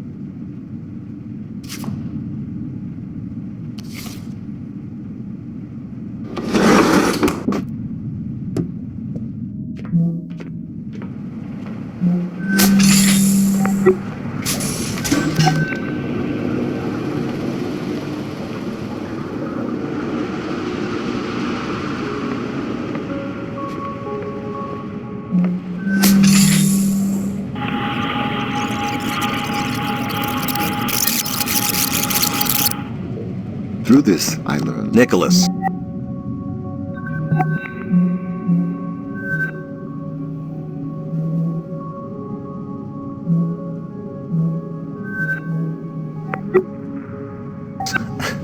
I know that you... Yeah, I know. Both you and your father would like me home sooner, but... Listen, you have your heart set on Amazon, don't you? Okay. And there's no way we're gonna have enough customer loyalty between your dad and I for a full ride by the time you start school. Not at this rate. So, we're just gonna have to pay some of that tuition out of pocket. Yeah, just one more year. And I'm pretty sure I'll get it. hoping. What? No, it's not dangerous. What do you mean dangerous? Radiation shielding is pretty much 100% on a station like this, so there's no... Well... Yeah. Well, it might have been manufactured 30 years ago, but they've upgraded. No, we're... Stories aren't usually such... We're not all gonna get cancer or bone disease or... Okay? I suppose I am preoccupied Listen, with would it make you your feel better to hear it straight from the station departure. doctor? Wait. Okay, You hold mean on. me? Or... Hey, Sarah, can I bother you for a second? What? Oh, sorry. What is it? I have my son Nicholas on AR, and he wanted to ask you... What? No, you said you wanted... Look, I didn't... Okay, I'm sorry, hold on. Now, Nicholas... Nicholas? Hello? Teens, huh? Yeah. Almost done with high school. Almost. Just incidentally, is there anything we should be worried about with another year out here, health-wise? Radiation, bone density? Oh no. We spend almost all of our time in Earth gravity, and radiation shielding on a station like this is basically 100%. Yeah, see, that's what I told him. Okay, thanks, Sarah. Nothing to worry about. Okay, Odin, where were we?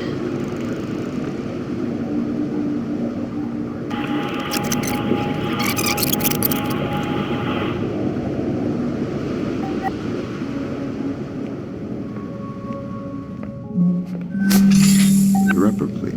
We never again spoke personally in the manner I had become accustomed to. Man, your stories aren't usually such downers. Gonna get cancer or Is everything okay? I suppose I am preoccupied with your potential departure. Wait. Okay, You hold mean on. me?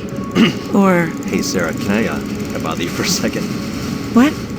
Oh, sorry.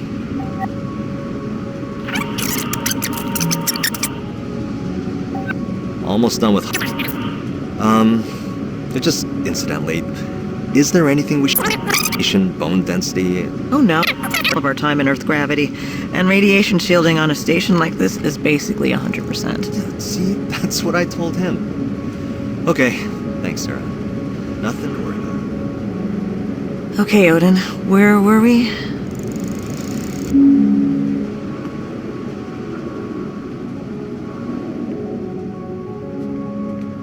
In our game, characters keep having to deal with something called corporate loyalty, which is the most nightmarish form of, like, value accrual we could think of. Yeah, I mean, it's influenced by things that are going on now, things like Amazon Prime, for instance, where it's like, well, I'm already paying for Amazon Prime, and it gives me a discount, so I should probably just buy everything through Amazon forever. Also, somebody totally tweeted a link to an article, like, yesterday about corporate universities. Something that's interesting about releasing, like, a speculative fiction thing is that people start bringing you links to things that are like, so this is actually happening in reality now. And yeah, like someone tweeted us a banner ad that was like, unironically, like in our real world, like use company loyalty to pay for student loans. Yeah. And it's just like the degree to which things like the concept of corporate loyalty being the currency of people's everyday lives was conceived as being like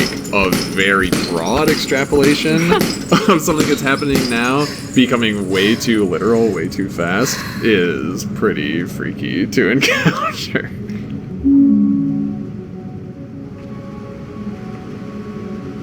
In a game that uses traditional audio diaries, the shape of the space is still the shape of the story, because you go into a room and you find certain audio diaries, then you go into the next room and you find them, and so that is defining the progression of the story as you discover it. But in these AR scenes, they're multi-path, like different characters are moving all over the space in kind of a non-linear way. And things are happening simultaneously. Right, there's all this overlap where, you know, two characters might be, you know, in the gym together speaking, but one of them is talking on an AR call and the other one is in the locker room, and they're having two totally separate conversations, but then that have to take the same amount of time so that when their paths connect, they can then speak to each other and then split off again. And all of that stuff required us to, write to the space. Right. So the process was that like Nina and Tynan blocked out these spaces and put down where all the rooms were and what spaces we had to work with first before we wrote a single word. And then we had to say, okay, you've got the locker room, the gym, cargo. And so then who is where and what are they saying and how long is it going to take Evie to walk from cargo to Clive's office and what's he doing before she gets there? Because there is no...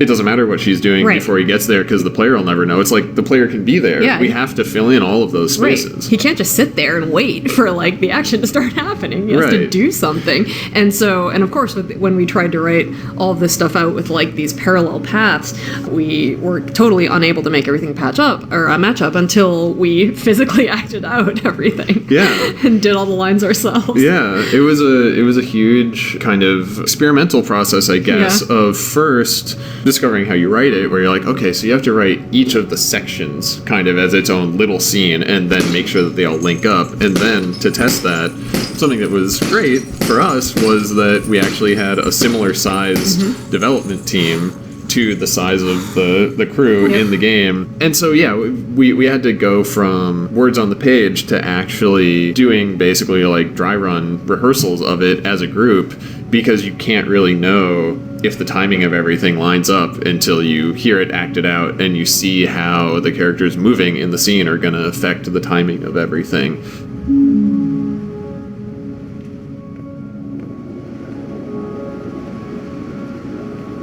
We were really glad that we did commit to recording all of the main scenes ensemble style in person, because something that's really common in video game voice recording and in like animation voice recording is that you have each individual actor come in, sit in a booth, record their lines on their own, and then it all gets edited together after the fact. And we felt like because every scene in Tacoma is about these characters being face-to-face in these very intimate scenes, like the game is about being in the room with these characters while these moments are happening, the quality of the performance completely relied on the actors being there and being able to play off of each other's energy and be in physical proximity while these things are happening so it would come across in the game. Yeah, in a lot of ways the whole game is conversational, and at least the scenes, and yeah, just having the actors physically present and able to talk to each other and look each other in the eye just added like immeasurably to the quality of the recording. It was also really cool to see how excited the actors were to be able to perform their parts together in person on stage, because it's just an opportunity that I think in a lot of games and animation you just don't have the chance to be involved with. And so, we really want to thank our voice coordinator, Michael Surix, who arranged all of the logistics of like getting a soundstage together and getting everybody in the same place at the same time, which is not easy. All the way down to coming up with a scheme for taping the mics to the actors' foreheads so that they would get the least amount of interference from clothing and like skin movement as their faces moved while they spoke. I mean, that's one of the big challenges, is that, if you're recording a scene like this for the screen, you can have a boom mic that's just picking up everybody's lines. But with Tacoma, each character's voice has to follow their individual character model as they move around the space. And if I'm standing between Andrew and Sarah while they're talking, I have to hear Andrew out of my left ear and Sarah out of my right ear. So that means that Mike had to get over all of the logistical challenges of, we need to have people that are face-to-face, like inches away from each other, but also each of them needs to have only their own voice picked up and recorded and isolated separately so that it can follow the characters around in the game. So it was a big technical challenge and a really cool experience to get to see the scenes that we had written and practiced and kind of just done as amateurs in our studio being performed by these incredibly talented people there in front of us on a soundstage. It was really cool.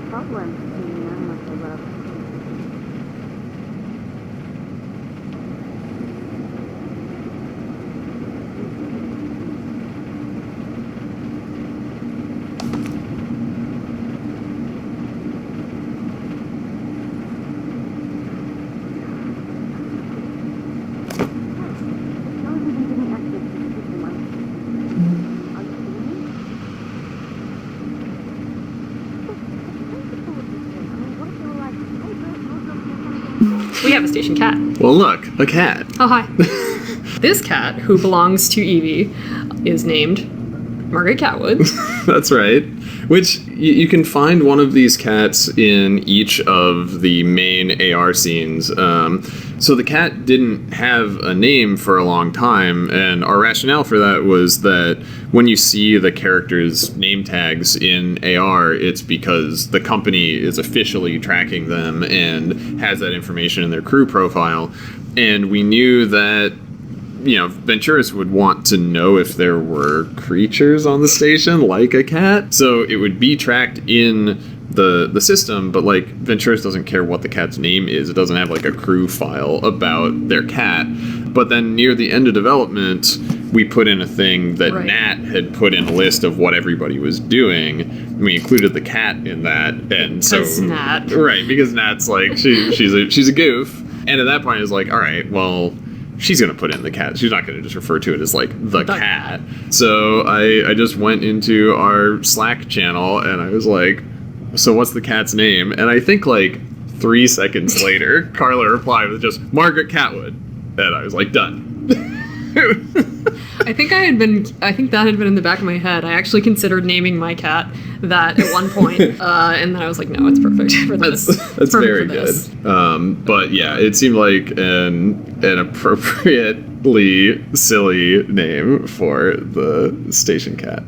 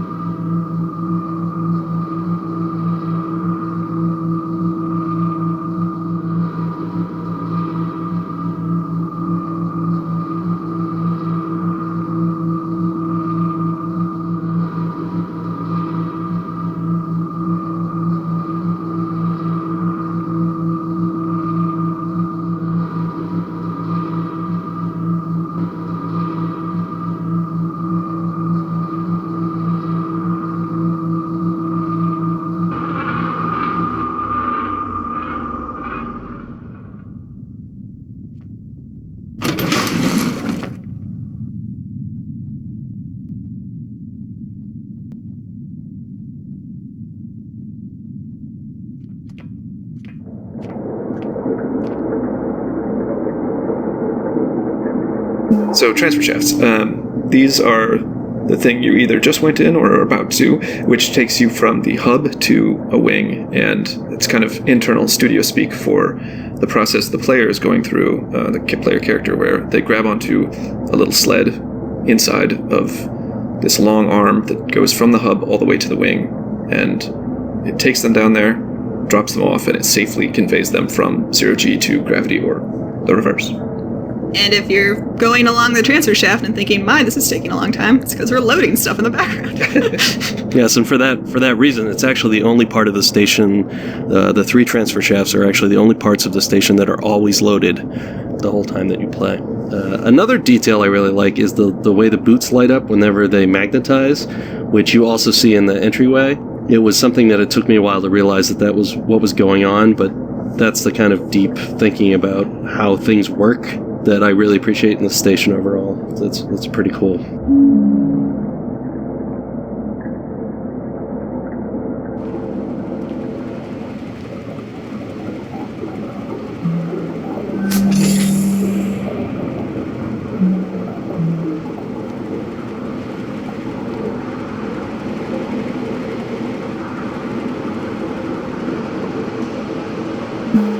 Like his little coded communiques. Yeah. People have tweeted like screenshots at us and called out these messages that kind of break into the player's AR interface sometimes, that are things like it should be saying AR crew member record recovered, but then it says something like death sentence suddenly, Which and is a then surprise to some people. goes away again. Odin doesn't know what Amy's motives are. Like, as far as he knows, she's really there to take him back to Venturis and for him to be wiped. And so we wanted him to be trying to communicate with her and say, like, no, don't do this. And so for a while, I think we talked about, like, are we going to do this through, like, audio that cuts in or, like, some new interface thing that you see in different places? And then we had that realization that there are these kind of system messages, like when you're transferring into a wing or when you're recovering an AR scene, that he could subvert those via text that Amy's already seeing and just change what the meaning is, even if it's briefly. So yeah, I don't know how many people really are like conscious of these or how many make the connection, but I think hopefully by the end of the game you have that feeling, oh, that, you know, this was Odin all along. Yeah, and there's a whole progression. You can see his feelings about Amy change as time goes on. That's true. Yeah, it starts out him seeming kind of scared or panicking, and then I think by the end of the game he's starting to almost give her the benefit of the doubt or say, like, I don't have any choice but to trust you, basically. It seems like he's starting to have a little bit of hope at the end, I think. But.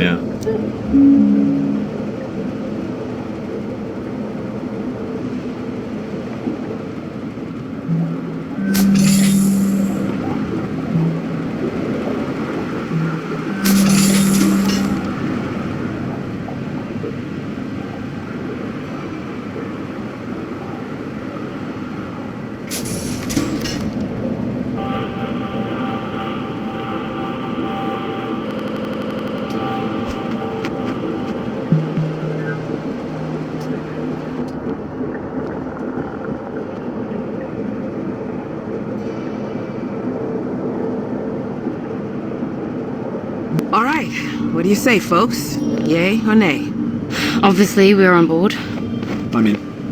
Me too. Okay. All right.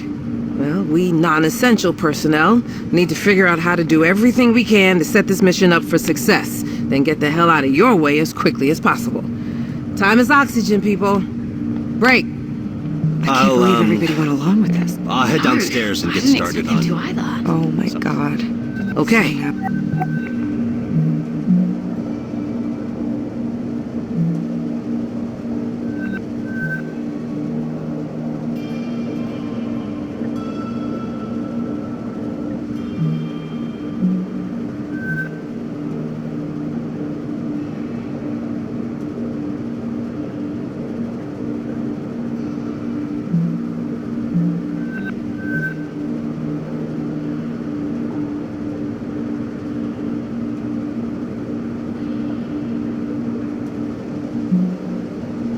actually have to build Hey, this. Andrew. Clive, wanna talk? Sure. Hey, are you okay? Evie! Hey, Evie, hey, I know you're all like gung-ho to help us out and everything, but I did the math. If we could get this done in like 48 hours, not 72. Could the rest of us wait longer to go in? Exactly. Listen, ladies, I get it. You're trying to do right by us, but every minute we wait to go in is a minute you don't have to get this thing flying. And knowing what we know about VT, we've got to give you every chance we can to succeed. So there's no way we can convince you? We made a plan. Now we just need to hold up our end of the bargain. Then I guess we should stop wasting time and get to work. This is gonna be good, Evie. You just wait. Ride of your life. More ways than one.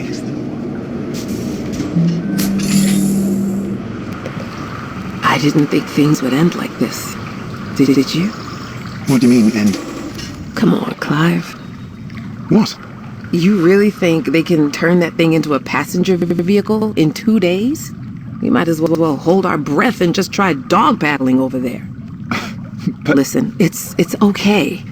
We know it's not safe working up here. We just don't think about it a lot, but here we are. And we knew it all along. But VT could... VT's not fucking coming, Clive! VT's not fucking coming. You think sending a crew up here at the drop of a hat just to check on things is worth it to them?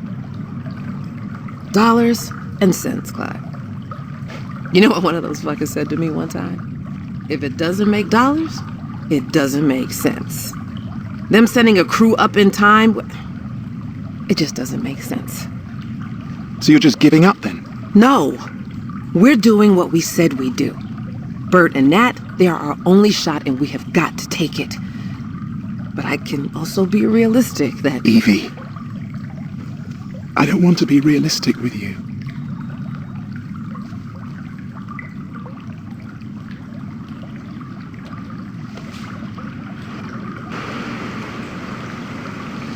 Well, time to go make final preparations then. But not too finally. You know, I'm picturing it. The day we'll be walking together. Like this. The gravity, it won't be artificial. I mean, isn't it strange? We've never felt the Earth's pull together. One day. One day.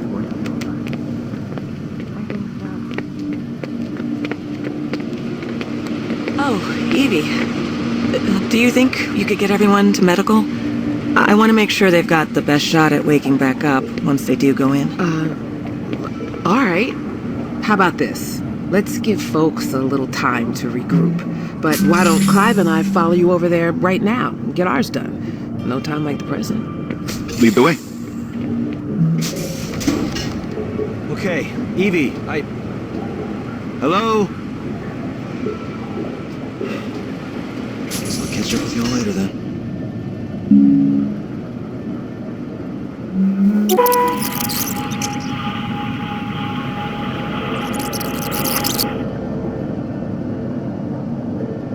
All right. What do you say, folks? Yay or nay? Obviously, we're on board. I'm in. Me too. Okay. All right. Well, we non-essential personnel need to figure out how to do people. Okay. So now we actually have to build this thing. I didn't expect them to either. Oh my... I can't believe everybody went along with this. I know. I didn't expect them to either. Oh my god. So now we actually have to build this thing. Yeah, that was the whole point. Hold on, I need to ask Evie something. Okay? Evie! Hey, Evie, hey, I know you're all like gung-ho. Exactly. Work. Okay. Just wait. Ride of your life. More ways than one. Okay, where do we start? Start? I got things started as soon as this all went down. show you what I got lined up. To the workshops!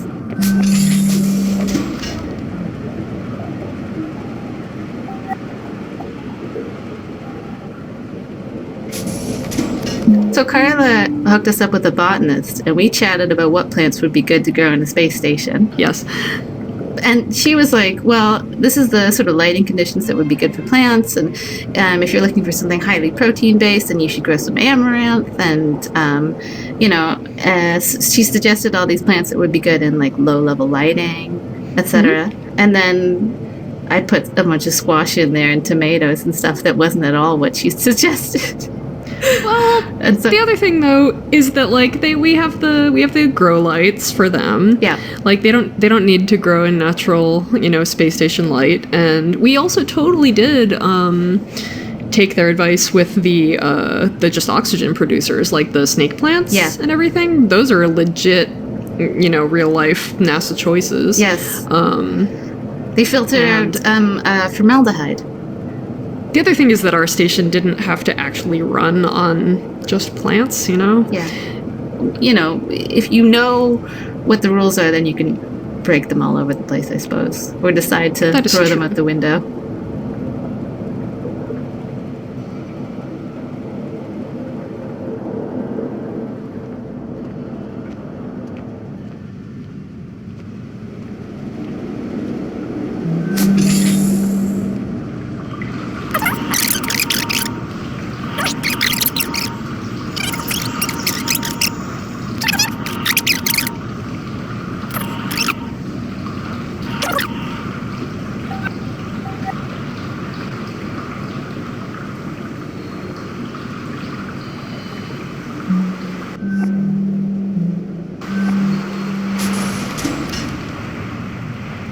There's a few different specific callbacks to. There's a few different specific callbacks to our last game, Gone Home in Tacoma. We are pretty directly implying that they take place in the same universe because there's a gardening book written by Sam's mom from Gone Home that you can also find here in the Botany Wing. So some of them are pretty direct. But this one that we're near right now... That's pretty direct also. It's fairly direct, but it's not like the same object. It's just a mug that says jazz on it. You think people have jazz mugs in real life? Well, a lot of people do now. They bought them from Topatico.com. Son of a gun. We made it happen. We ruined people's kitchens. It's true. But we don't have this for merchandise. No. Don't get excited about that. As far as, direct Gone Home callbacks go, there's the Janice Greenbrier book, there's the jazz mug, and then there's the Christmas duck that you find in the empty storage bunk in the network technology module later in the game. That's true. And Unlike it plays Jan's a little book. song for you, or the jazz mug. True. Nothing else Honestly. lights up and plays you a little song. What a ripoff.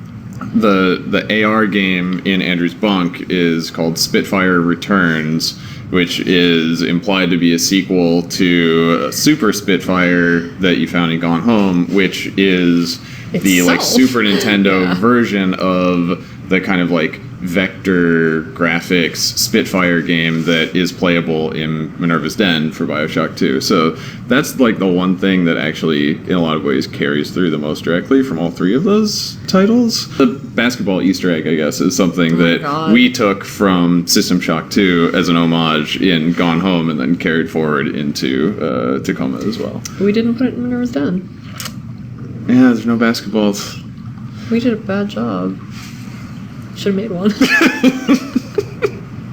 Sorry, everybody. You're not sorry. I know.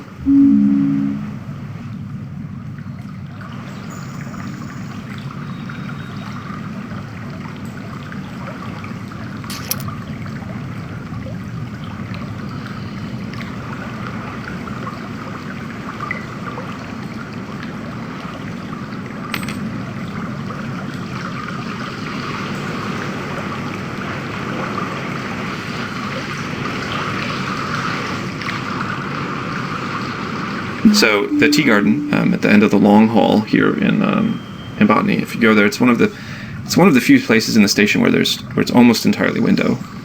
Hopefully some people caught it. There's a small and completely serendipitous result, which is when you're actually looking out here and you wait for the other wings to come around, you can see the burst oxygen tanks that are a central plot point. And in fact, you could see those from any place in the game. If you look out the window, they're there from the very first second of the game.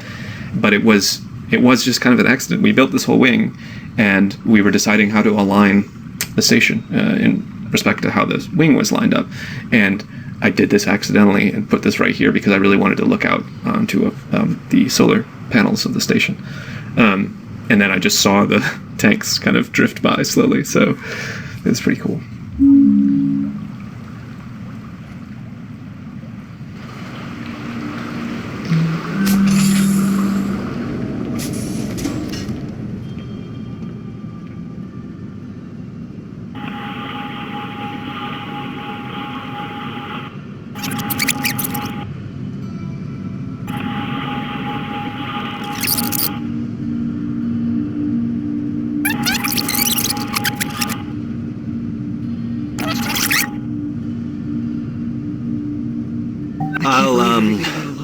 I'll head downstairs and get started on something.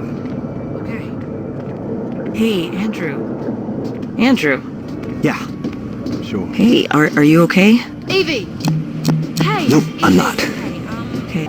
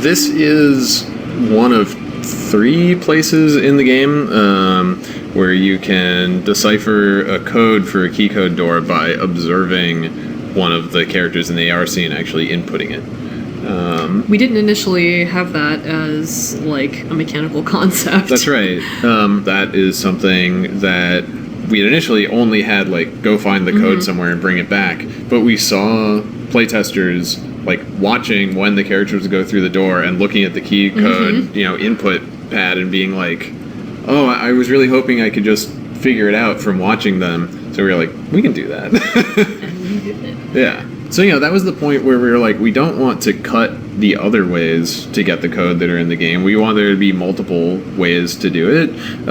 Because I think there's this feeling of, even if you get every code by just watching the character put it in, but then later you see that code somewhere else and you're like, oh, I could have gotten it this way. That's a cool feeling for the player to know that there was more than one way that they could have solved that problem. They see evidence of it, and kind of the way they got through it was up to how they were playing. Yeah.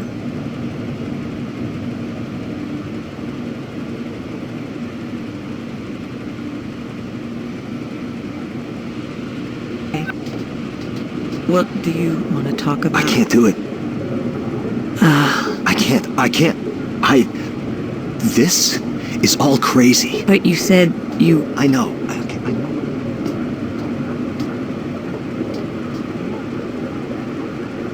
Andrew. Into some jury-rigged thing and ride it through space just because VT might not come pick us up. It's insane. And first we all have to get in cryo just for the privilege... Well, some of us do. Andrew, I don't know what to say. do not need us. They need you. Well, I'm not doing it. I'm not getting in cryo. I'm gonna be the same one here. No, nobody even considered that VT might come pick us up in time if we just wait. Nobody even considered it. Listen, just don't talk to anybody else about this for now, okay? And if I were to call the crew into medical, you'd show up, right? I guess it depends what it is. Okay. Just give me a little time.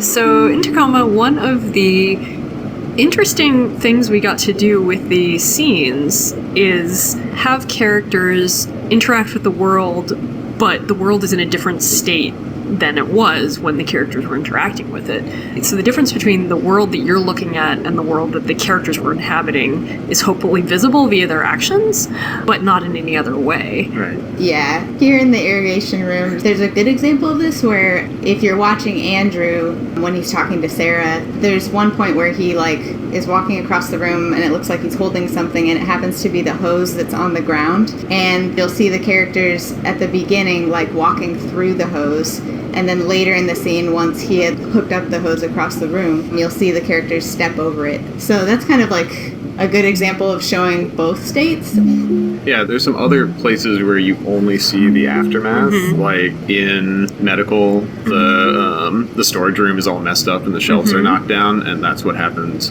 at the very end of the scene.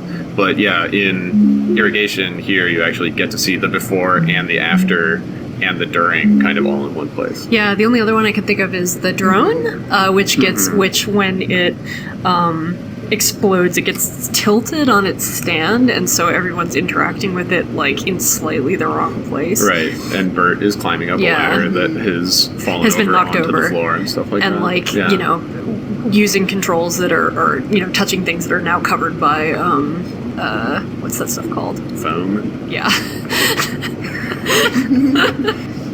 Good commentary. Just say foam again like that. Oh, foam.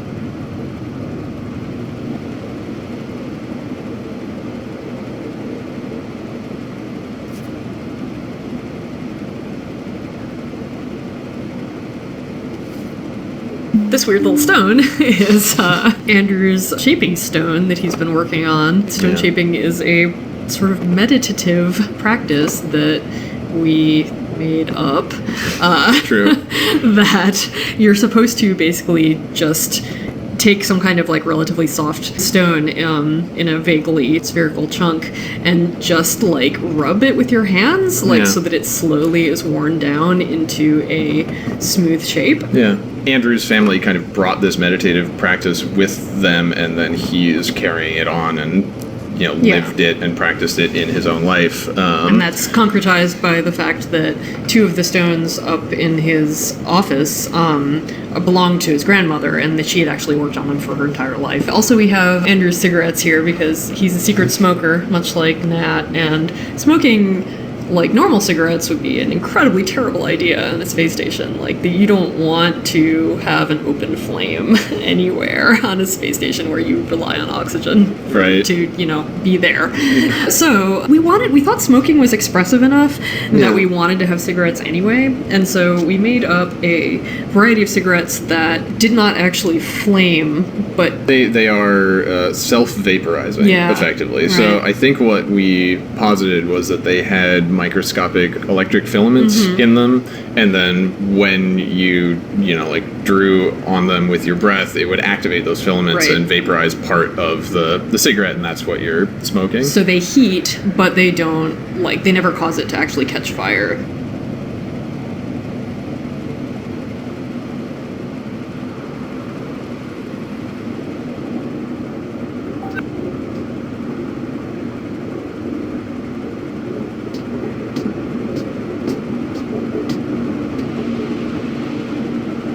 Hey, Odin? Yes, Andrew? What should I do? What do you mean? I don't know. I just want to go home. I understand. Do you? I believe that I do. Can you tell me the average time it's taken VT to send an evac crew to investigate situations like this? The average time between a remote facility losing ground contact and an investigative crew arriving on site is 98.4 hours. God damn it. Please try not to be worried, Andrew. That's easy for you to say. You don't have lungs. So, what do you think we should do? Standard operating procedure requires all crew to engage cryogenic hibernation until help arrives. Yeah, you know people die in cryo, right? I know. Sometimes.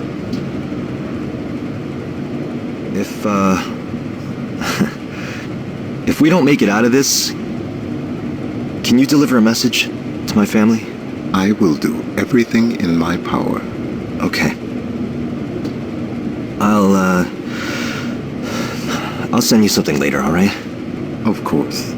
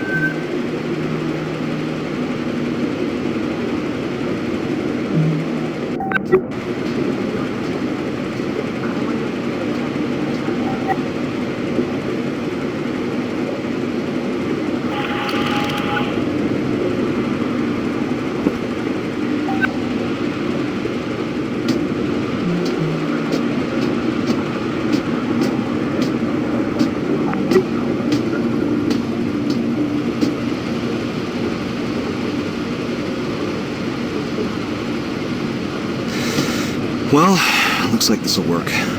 Give us a few extra hours anyway. Thanks, Odin. Okay, Evie, Hello? Guess I'll catch up with you all later then.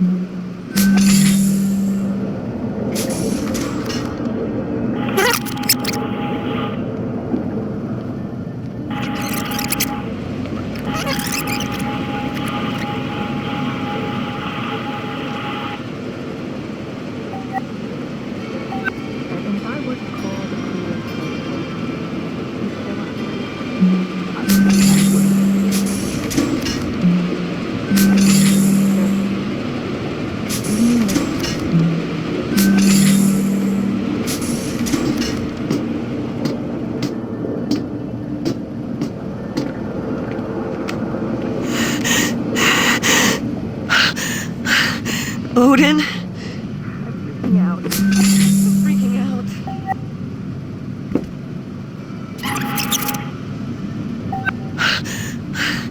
Odin? I'm freaking out. I'm freaking out. Close your eyes. I did already. A light wind rustles the green tall grass. Your skirt billows gently. Warm sun caresses your back. Yes. You begin walking forward. The grass is cool. Your feet parted with each.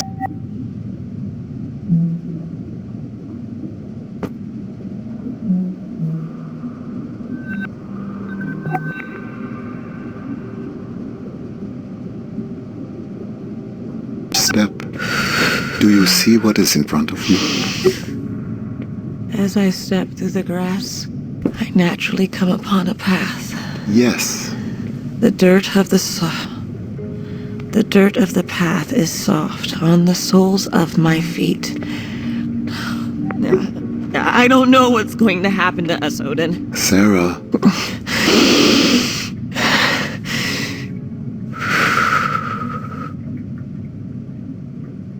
I am striding forward confidently upon my appointed path. Wherever it takes me is where I am meant to be. I am striding confidently on my appointed path. Sarah? Yes, Odin? Are you going to be all right? I think so. Oh, Evie. Do you think you could get everyone to medical? I want to make sure they've got the best shot at waking back up once they do go in. All right. How about this? Let's give folks a little time to regroup. But why don't Clive and I follow you over there right now and get ours done? No time like the present. Lead the way. Okay, Evie, Hello? Guess I'll catch up with y'all later then.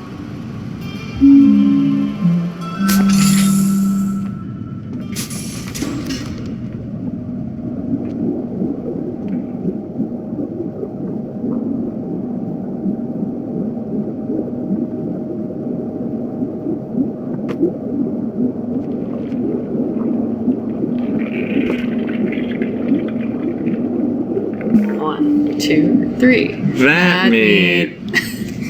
It even sounded bad like that meat. That's because it is bad. I mean, it's also good. It's very good. I mean, powerfully bad. Obviously. The way we were looking at it was, if you're on this long posting, then like fresh food would be one of the most desirable things that you could have. And so they have the tomatoes and the squash and the mushrooms, and then also in our fiction, what we speculate is that the vast majority of all meat that would be eaten on Earth is produced in a lab, not in a factory farm, because that's become much more efficient than producing animals.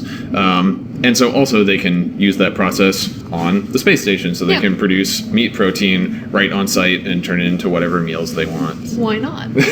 Why not fat meat?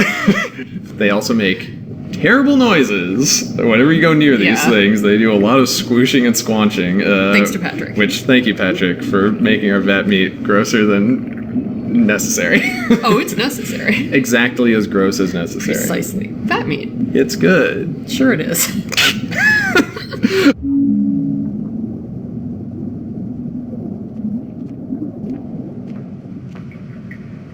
Sarah's panic attack also came late in the development of the game. I think it was actually the last AR scene that got written.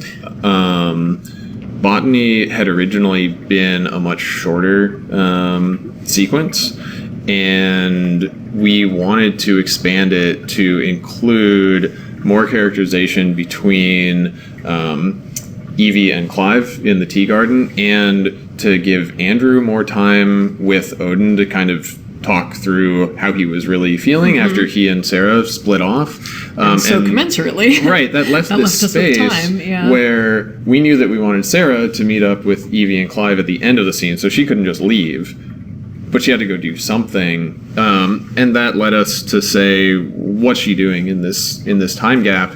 And Sarah has, I think, a lot of she takes on a lot of that responsibility of having suppressed her own outward emotion to be taking care of the crew. She's the doctor, but also she's trying to hold this plan together, and she has people confiding in her that she's kind of holding all these things inside. And we wanted to have this moment where it's just her and Odin, and her being able to actually externalize how hard this is for her, and have Odin help her through that in this way that shows this isn't the first time that this happened. They have this kind of familiar ritual that they go through when Sarah needs help. Yeah, I think that personal emotional displays like this just feel a lot more engaging to us than, for example, the characters screaming at each other because they've lost patience and stuff like that. I think that there's something about seeing what happens to a person when they're by themselves under stress, or I suppose with an AI. Yeah. But there's something there that is, it just feels like it rings true.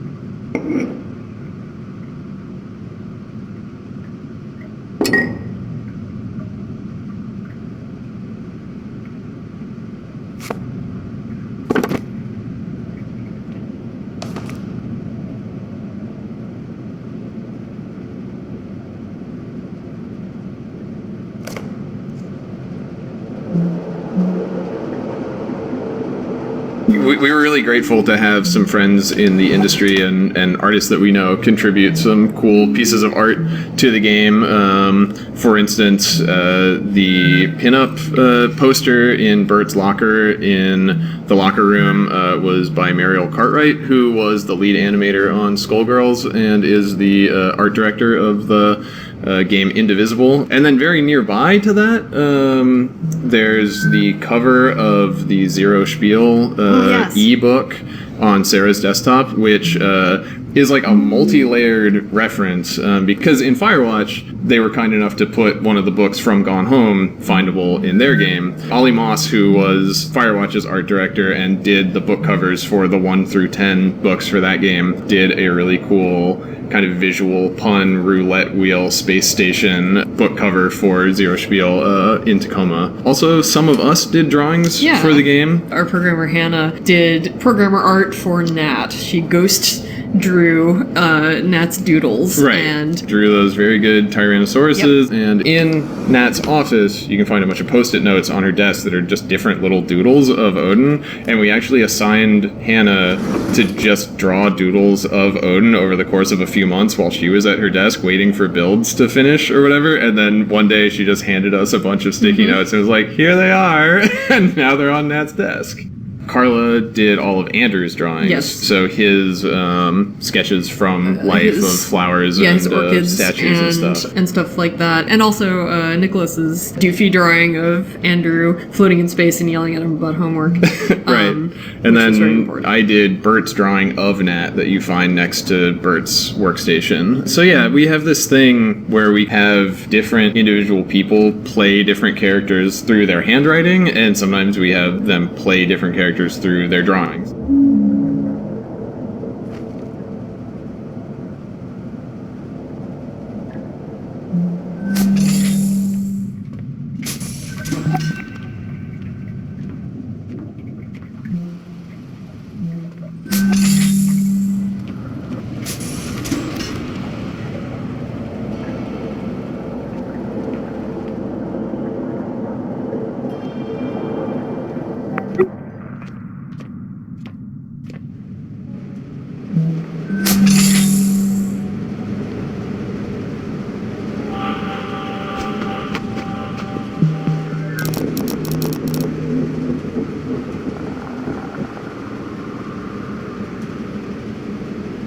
Okay, Odin.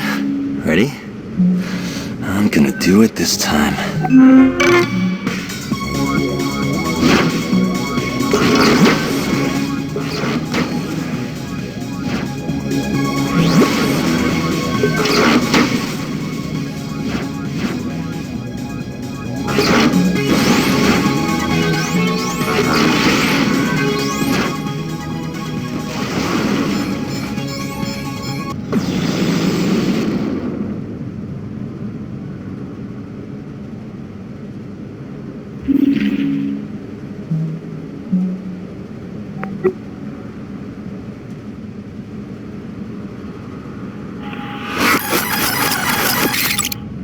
Okay, Odin.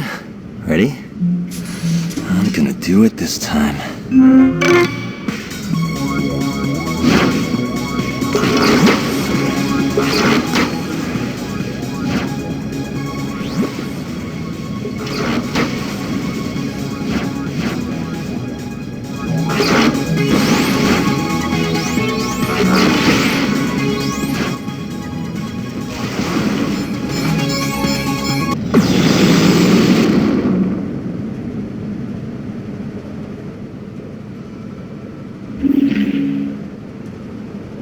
So the propulsion suits are never actually called out in the lore of the game, but the idea behind them is that each crew member has a couple of them in their bunks, and that they're used to sort of traverse the central hub, which is a microgravity environment, unlike the rest of the station. So they have little air jets placed in the fabric of strategic areas, kind of on the arms, the hips, and the legs.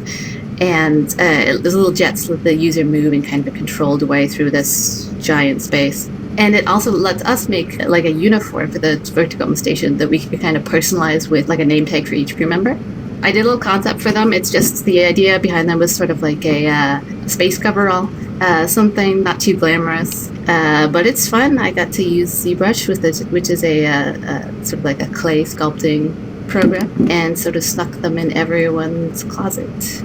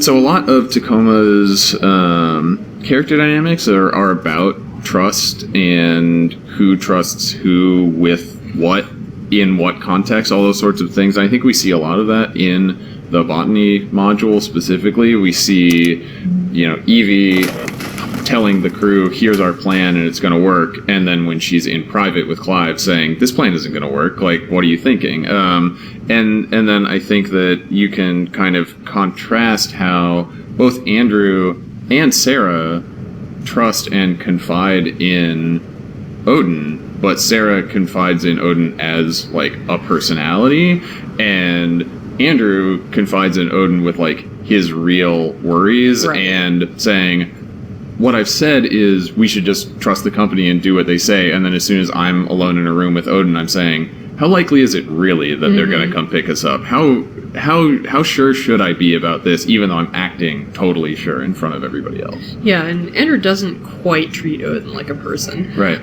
But, like, yeah, he's at least confident in Odin's ability to not spill his information. Right. He trusts Odin as a source of information. Right. And as, this as an thing. analyst, this thing that he can acknowledge his own uncertainty in front of, in a way that he wouldn't in front of a human. Right, in like, this situation. That sort of, like, your pet doesn't care if you're wearing pants kind of thing. Right. Yeah. So that's that. True. Andrew doesn't wear his pants in front of Odin. The end. Andrew isn't wearing pants the entire game. And you didn't know it. How could you? Everybody was cool with it.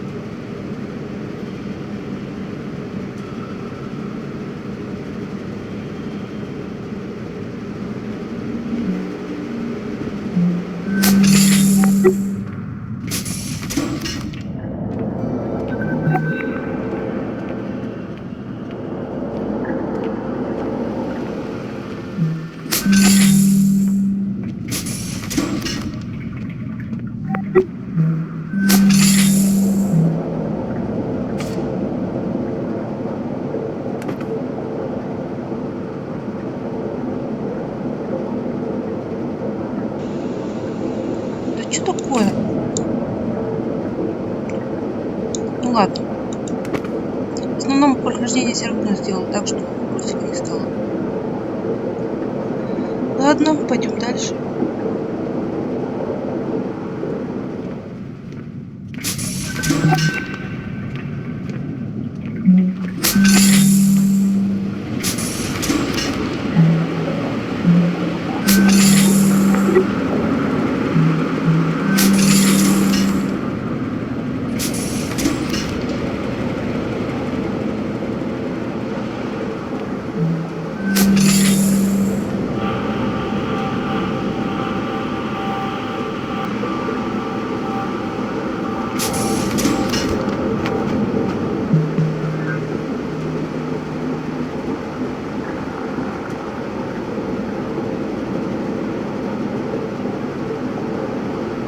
Okay, Sarah. We'll see you over in Mac. As soon as everything's wrapped up here. All right. Godspeed.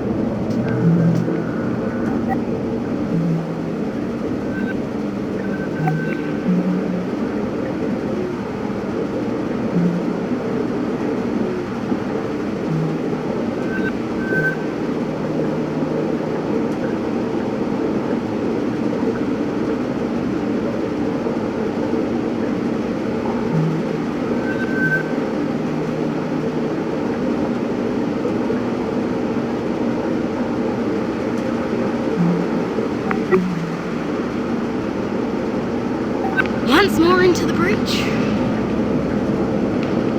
What? I don't know. I'm just thinking about how Evie and Clive are already in deep freeze.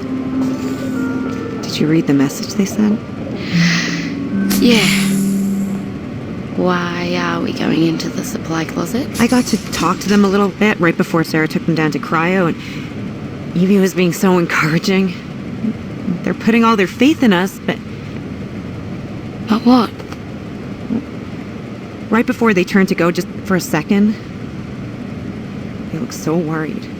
Oh, baby. The clock is ticking, and I just keep thinking, what if the last time they saw each other is the last time they'll ever see each other? Don't think about that. How can I? How can you not think about it? So, you know the concept of partitioning from early century computing? Yeah, I think so. So, you have a data drive. Maybe one partition was your operating system, and the other one was like general data storage. And maybe you'd partition part of the drive off to contain something that might be unstable, that you otherwise kind of, wanted not to interfere with anything else. There are certain things that are gonna interfere with anything else. There are certain things interfere with anything else. There are certain things that are gonna help us get this done, but some things, they need to be partitioned off, because thinking about them isn't gonna help us. But you're thinking about us, at least, aren't you? Yeah. And when I do let myself start thinking about how there's a possibility this is the last of our time together too, Nat? then I start thinking we should really make the most of it.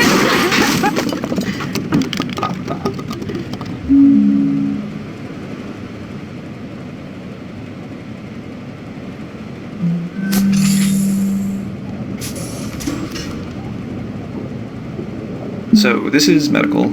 So it has facilities like exam room, but it also has kind of storage for med supplies and any device that would be needed to check in on people medically. Very early on, the design of this space came from the story as it was at the time. So the story was written where Sarah and Andrew went through kind of a dramatic arc here, and that dramatic arc had moments, and those moments built so that the place was designed around making those moments happen in a very specific order. So what happened is we did that. We made a space where you're watching the AR scene and Sarah goes off into a room, but the room is locked, and you can't get through the locked door until you go watch another part of the scene and get a key to unlock it. And to build that and to make them walk a certain way and go off in a certain area, building the space to the AR scene ended up with this very awkward space. So we ended up scrapping that, but it did take trying it to go, let's design a space to the AR scene, and where we ended up was much more functional to the purpose of the wing and who would work there and who would live there and how would they live and how would they work. And I really like that sort of a neat outcome of having the AR scene blocked out in a space that already existed specifically in this wing in medical, is that you have moments like sort of later in the scene when Nat and Bert are having their little like flirtatious moment where Nat jumps onto Bert. She sort of like tackle hugs her. There's this interesting outcome where that happens in one room, and then it just so happens that Sarah's office is literally on the other side of the wall. So if you stand in Sarah's office and are standing sort of next to Sarah when Nat tackle hugs Bert, you can hear that through the wall. And Sarah and Andrew actually do react to that in the scene. And I thought that's like kind of a fun outcome. Like, we didn't plan that. That's just kind of how the AR scene ended up playing out based on how the space is laid out.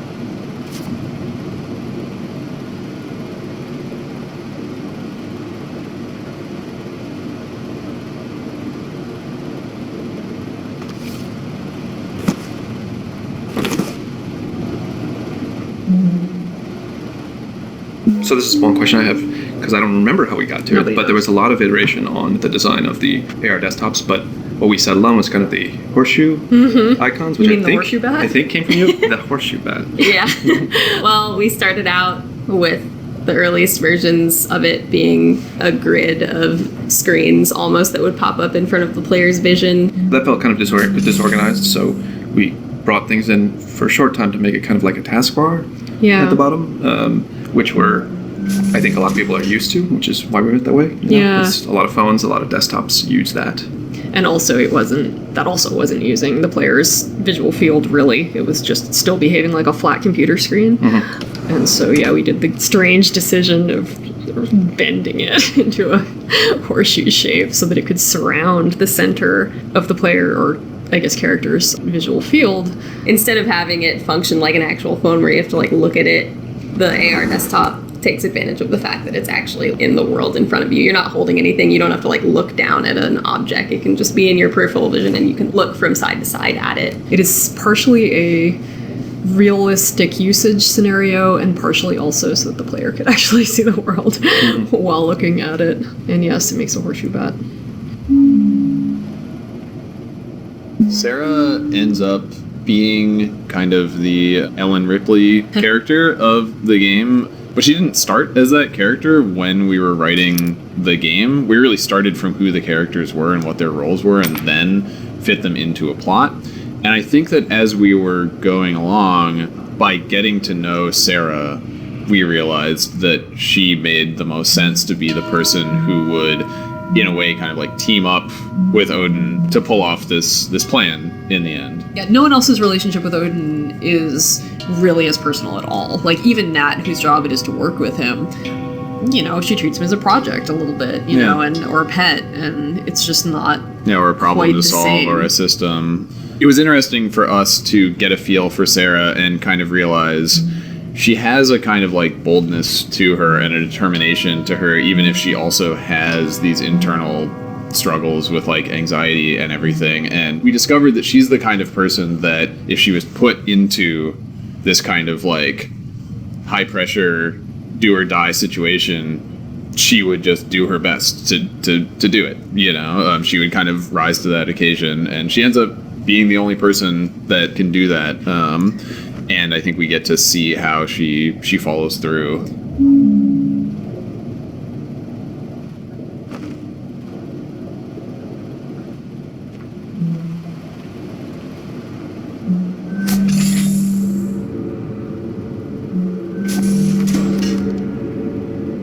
So this book here is actually written by an AI, one of the major Venturas AIs, called Fand, who's in charge of Kiribati City-State. Fand is really the only other positive, successful-seeming AI that acts the most human in our fiction. She's written this book here about how she came to, reorganize her domain. But it's also kind of a philosophical book about mindfulness, which I think is a really interesting aspect of consciousness for an AI to be thinking about and to become an authority.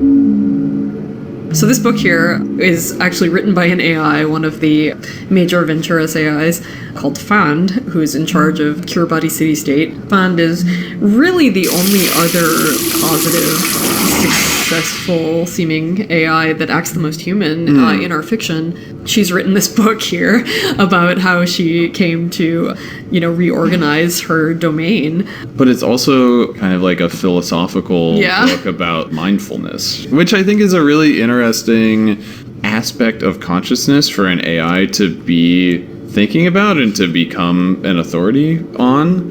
This book was something that Carla put together. We had agreed that we were we should have a book that was written by an AI to show more of what different AIs are in our world, so it doesn't just seem like it's Odin and then I guess there's other AIs, but to actually have some examples. And so this was Carla's version of what is an interesting additional perspective for an AI to represent. And I thought this almost enlightened Buddhist seeming perspective that this AI presumably has developed over years and years of observation and kind of examining its own ways of working and how people relate to each other and stuff, felt like a legitimate thing that could happen with the concept of AI, but definitely not something that we had seen anywhere else within our fictional world.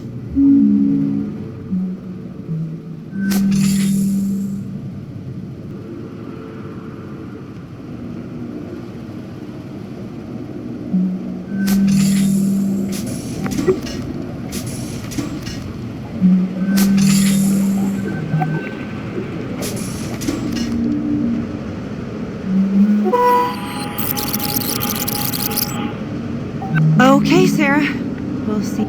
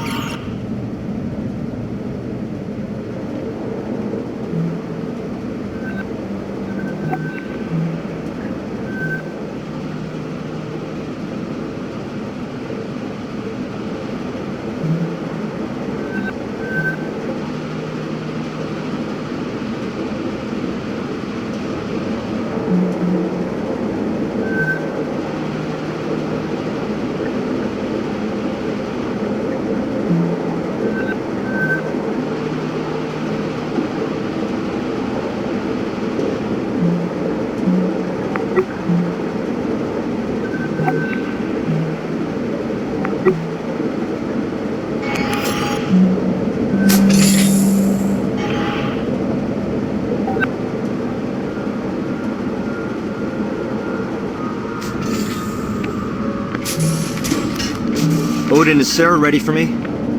I will tell her that you are here.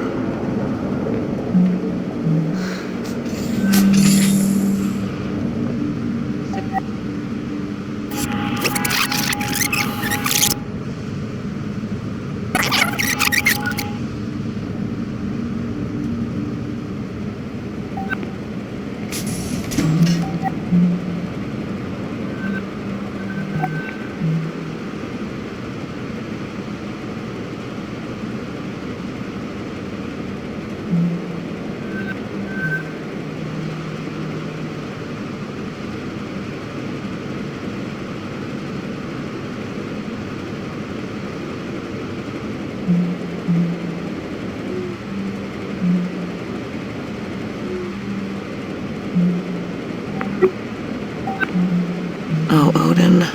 Did I do the right thing? In what regard? Does Nat deserve to know what her odds are if she ends up going into cryo?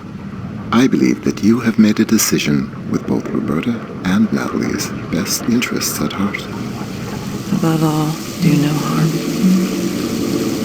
If we do make it out of this thing, Nat's going to... I believe that is a bridge to be crossed at a later date. Andrew is here for his exam. Oh. Send him in. So you showed up for your exam? I did. So does that mean you've decided to... What's gonna happen to us, Sarah? What? Well, Bert and Nat are going to fix up the drone with life support, and then we're... No. I mean, what if things don't work out? And we're still stuck in cryo? Oh. Well, when you go into stabilizing sleep, it feels just like any other sleep, really. The body effectively goes into a controlled hypothermic coma. Do you dream? Sometimes. Sometimes very intense dreams. And then what? After a certain amount of time, your body slows down too much. Things start shutting down. It doesn't hurt. No. Do you think Bert and Nat can get it done? I do.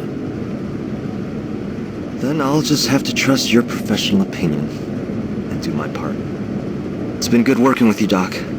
I'm ready for my exam.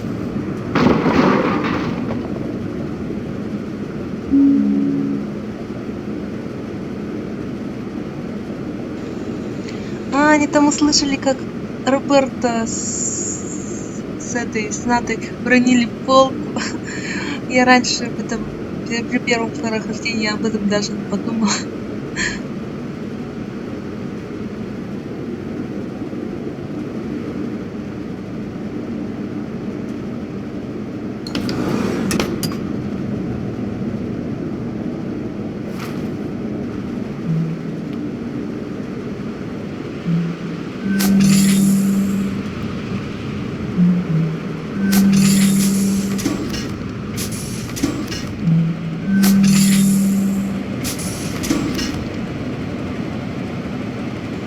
Вот видите?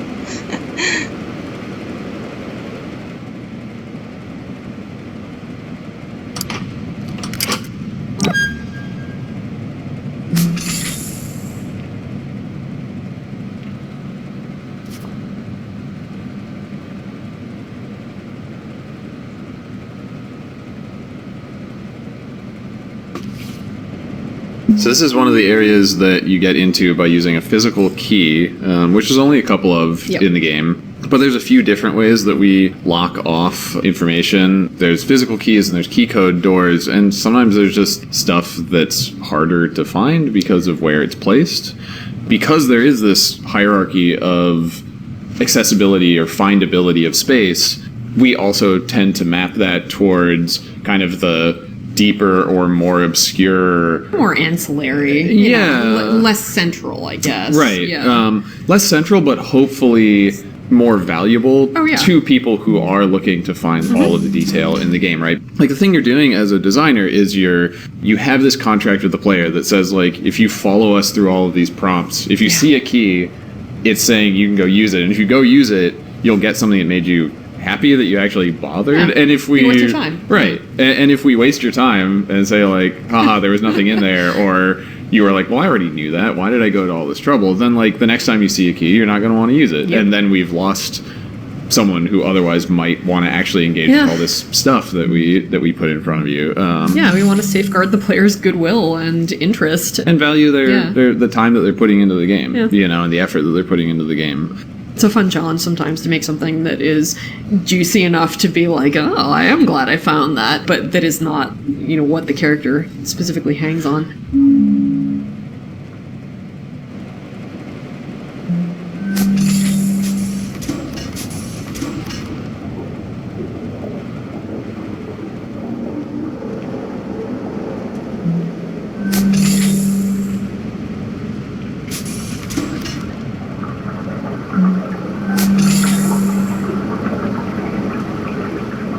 You as a player might notice a few different references to Tina in the game. There's the screaming Tina that you might see on the specialty cocktails board in the kitchen, which you then may later discover refers to the skeleton here in Med, that you can put the skull back on the skeleton and then put the hat on the skull, and the hat is labeled Tina, which means the skeleton's name is Tina. But all of this Tina nonsense is a reference to our next door office mate. The office that we made Tacoma in is in an old building with thin walls.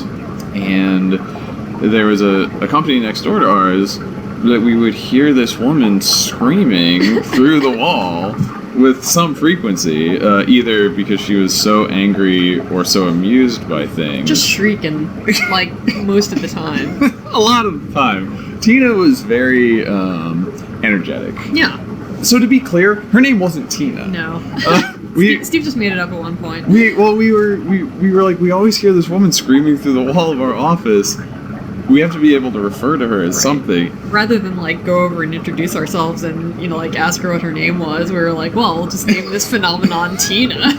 And part of that is because there were two women that worked in the office next door to ours. And so, since we only ever heard the screaming through the wall, we didn't know who in the office it actually was. And so, for years, we were conjecturing about which of the women in that office was Tina. And then they moved out, like, shortly before the end of the development of Tacoma. And one day, soon before they moved out, I heard Tina's voice screaming and saying, "Oh my fucking god!" over on one side of the office. And then Tina, on the other side of the office, respond with, "Are you fucking kidding me?" And I realized it was both of them, and they both screamed like that all the time, and that's why we heard so much screaming over there. So they had a corporate culture of screaming.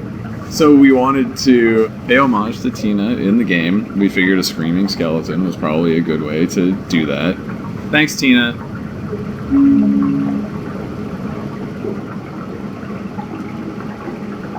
Unlike in a lot of popular fiction, our version of cryogenic stasis is not something you can do long term. It's not like in Alien where you just kind of are out for a few years and wake up in some star system. It's much more unstable and short term than that. Yeah. You're in cryo so that you can get to surgery, but not so that you can just be preserved for an indefinite amount of time. Yeah. What we're seeing in the crew medical charts that are here in the exam room is the idea that most people in the situation of the crew is in, if they had to go into cryo for, a couple or a few days, they would probably be fine. But part of that, in the case of the crew of Tacoma, is that most people in developed countries in our fiction get a selection of gene filtering procedures done to them, like in utero, and it's sort of along the lines of people getting vaccines now, but it's being able to tweak people's genes to make them not be susceptible to certain congenital illnesses or other conditions. But when you look at these charts, it turns out that Nat never had any gene filtering done, and so because of her condition, it makes it much, much more dangerous for her as an individual. Yeah, I think we figured out that mitral stenosis would be a particularly dangerous condition to have if you were going to be basically hypothermic for long periods of time. That's actually like a real danger, so...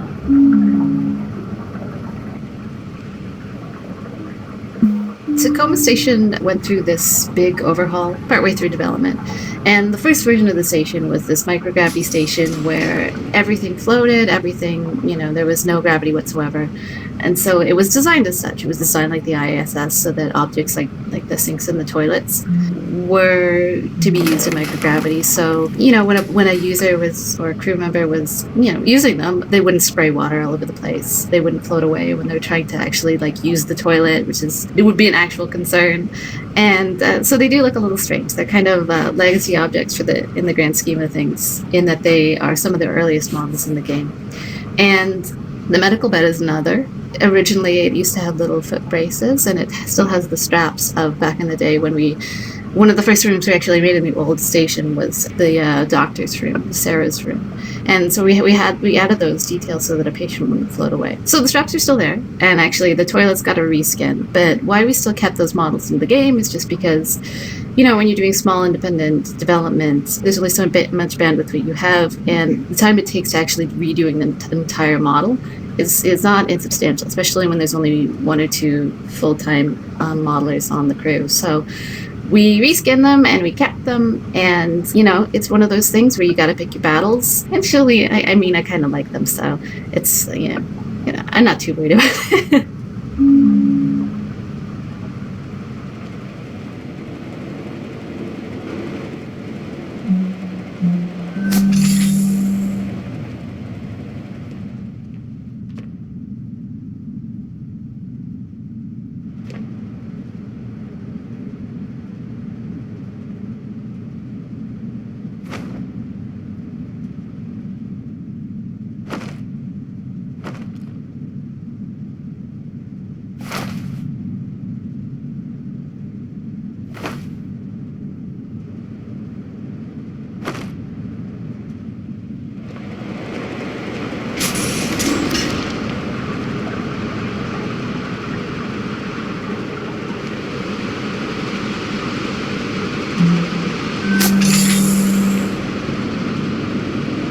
When you look at a character's collection of books, like when you look at Sarah's books here in her office, I think that we tried to reinforce some of the themes or some of the characters' main concerns or interests or anxieties through what they had on their bookshelves. So with Sarah, she's a doctor, so she has health and nutrition and doctor stuff, but she also is a reader and a thoughtful person. So she has fiction and poetry, and she also has a lot of anxiety. So there's sort of both meditation and books specifically about dealing with anxiety. And she also comes from a Muslim background, and I think through the books you get the idea that she looks at her faith from almost like an academic perspective or an analytical perspective, and I think you can tell that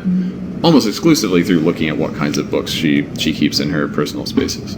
Additionally, we got to project some of our own likes and dislikes onto the characters because, in order to fill out someone's library, it's pretty hard to keep everything completely on topic. Right.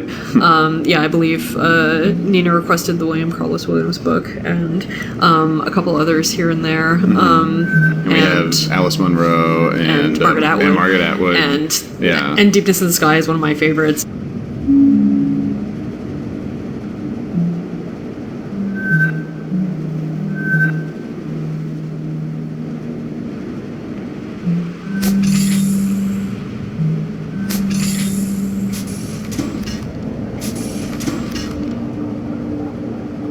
So, about the visual design, I feel like a lot of the design came from, the art side. Yeah.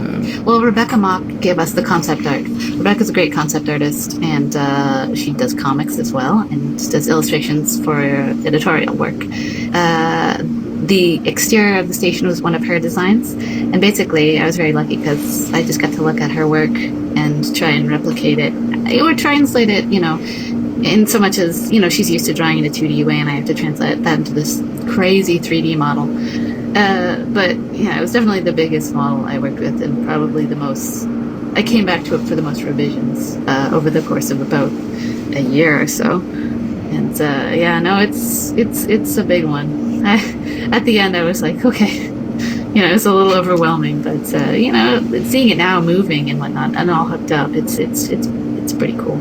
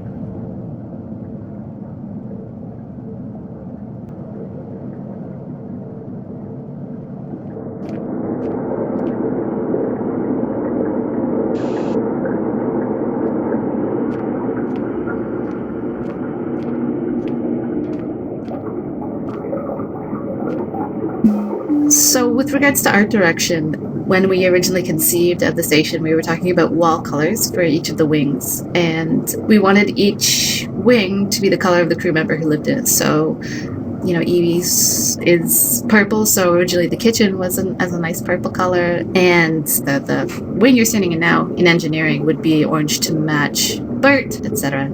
But 6 colors is a lot of colors, and so in the interest of simplicity, we chose just one central color for each of the 3 wings, and they're not particularly tied to any character. They're just, you know, nice to look at or evoked a nice feeling. So green for personnel, blue for biomed, and an industrial-ish orange for engineering. Paring things down or opting for simplicity is something that I, as an art person, I found I rarely regret, and especially as it pertains to player flow. The idea of having 6 different colors, I could see how that would get confusing after a while, and so we sort of opted to go the way that we did, and I think that it really helps with regards to landmarking. You know, you realize you're in the same wing, and then you'll traverse to a different wing, and it's a different color, and you know you're in a different area. So I'm glad that we sort of simplified things the way we did.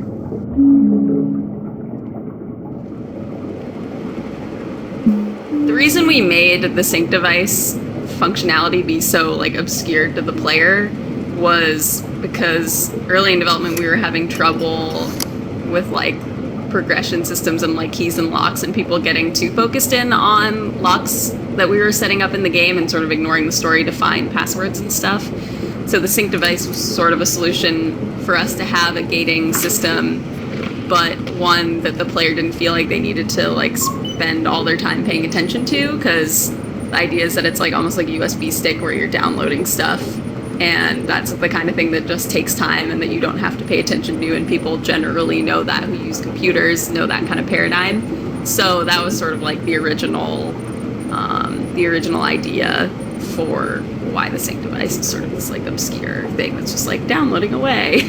Why we're not like having you have to keep track of like every single little thing you're doing and how it affects the percentage. Like, it doesn't really matter. It's just about like you exploring space and not having to worry about it. The hope is that you stand in front of it and you plug the sync device in and you watch it tick slowly to 0.1 and then you're like, oh well, yeah, no, I'm gonna go look at other stuff. yeah, exactly.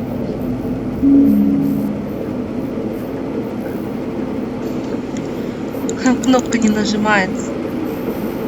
А в прошлом прохождении я даже этого не заметила.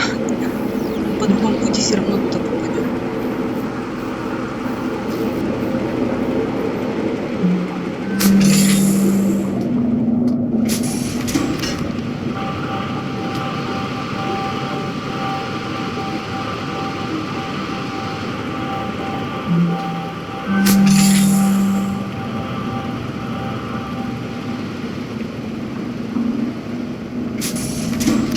This crossword puzzle is sort of an intense repository of extra world building that we didn't get in anywhere else. It's true. Well, we have a whiteboard in our office that had a bunch of different kind of like world building universe details that we had decided on at different points in development. Yeah. And only some of them were mentioned naturally in like emails or dialogue or whatever.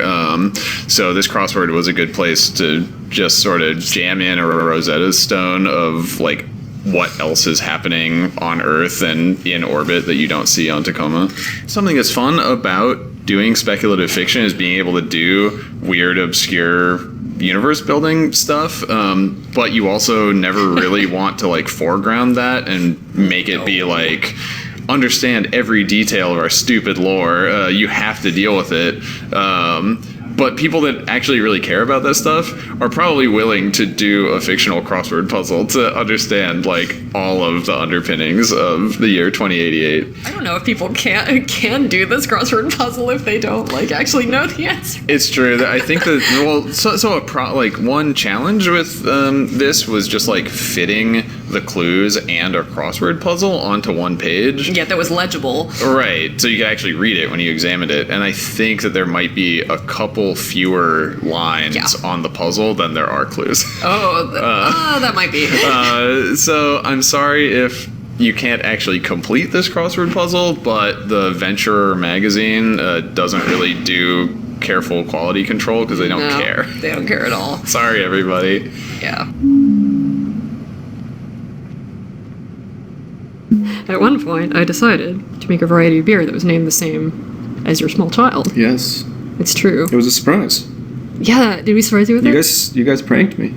I needed more stuff to put on the packaging because there's always basically infinite things that you have to put on packaging, and I'm like, I can't read that much about your child. What am I going to do? So I asked Steve for, I was like, do you have any good timing quotes? Because you're a very quotable person. And so Steve looked up some old tweets of yours, and we kind of put them on the beer cans. You kind of put them on the beer cans. Kind of. So I think we should set up the one detail that's missing here. That's very important to me. I didn't know. Yeah. I mean, that's important, right? I had no idea. So that's why it's a prank. It's not a prank that it's my daughter's name. The real prank it's all a prank. Here's your goofy words. God, they're so good, though. On a can.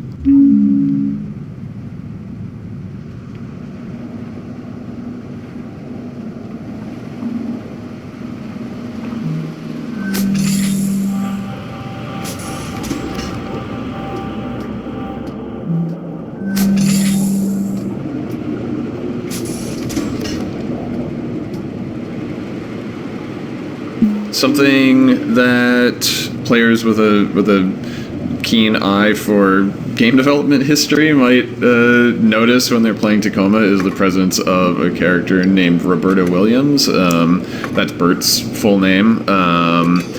And people have asked, is that a reference to Roberta Williams, the creator of King's Quest and co-founder of Sierra Online? And the answer is yeah, of course it is. I tend to enjoy when occasionally in fiction there's a fictional character that quote-unquote just happens to have the same name as a real-world historical figure or famous person or whatever, like Sheriff Harry S. Truman in Twin Peaks or something like that. And so I kind of wanted to do that. And also, Roberta Williams as a figure in the industry was a really influential person in both her work as a game designer and writer, and one of the very, very first originators of the graphical adventure game with the King's Quest series. And so anyway, we see, I think, what we do with games like Tacoma as kind of having one foot in traditional adventure games and one foot in immersive sim influenced games that come from the Looking Glass tradition of games like Thief and System Shock. Being able to put a little bit of an homage and a tip of the hat to Roberta Williams in the game and kind of acknowledge I think the reverberations that her work have had even on stuff that we're doing now was a cool opportunity to have.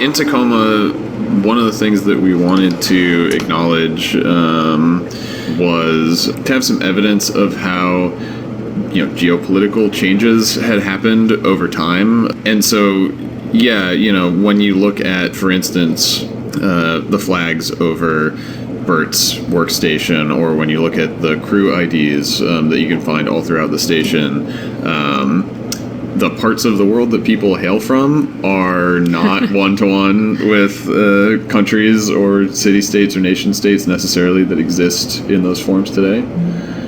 We, I think, only know as much about our fictional universe as we need to, which in many cases is more than we put into the game and more than a player could know just from playing it, but it's also only as much as we need to know. Because we only know where the story touches. Like, we know enough to know what we can refer back to in the text. Right. And, I think that we know that the DEC exists because we knew that Andrew was from New York, and we needed a region name for where New York is now. But, we don't have a ton of knowledge about what's going on in parts of the world that the game doesn't touch. But hopefully there's still enough of, territory surrounding what you actually see in the game that the player kind of gets glimpses of, that you get a feeling of sort of cohesive external richness, world. yeah.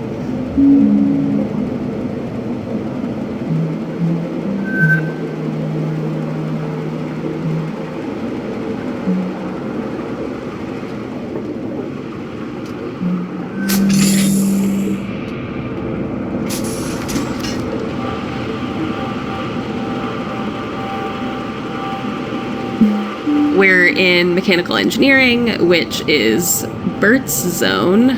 One of the big considerations when we were working on designing each level in Tacoma, each wing, was how does the player sort of encounter each room and in what order? For example, we have most of the bunks be kind of tucked away in the back of each wing, usually with sort of an entryway or a longer hallway that kind of separates it from the main working areas.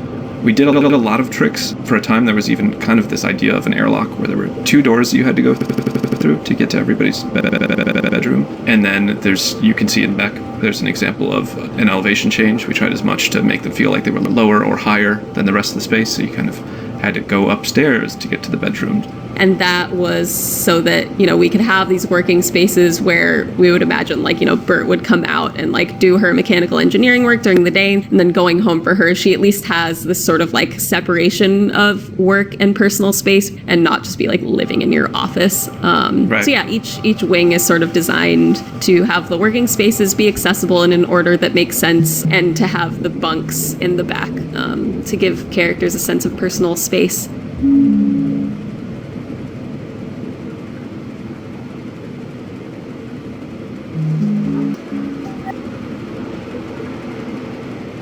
So the bounce lighting is specifically referring to the idea that when the sun comes through in some spaces and hits certain surfaces, we try to make it look like the whole room changes temperature and sometimes warms up.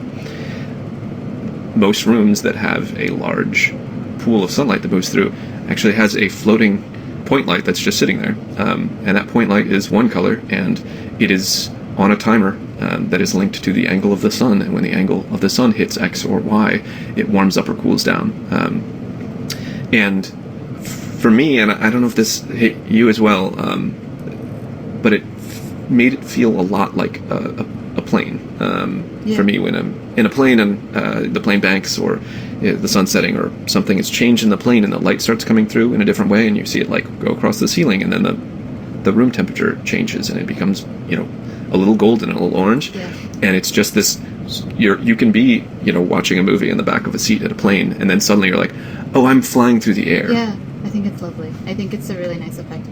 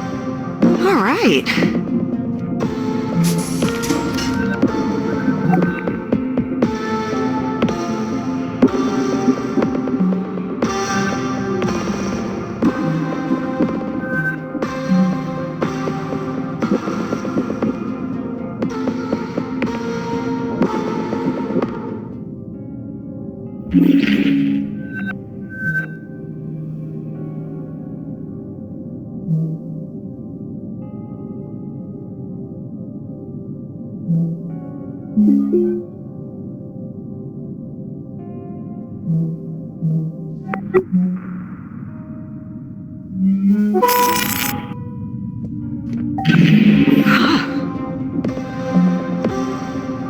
right.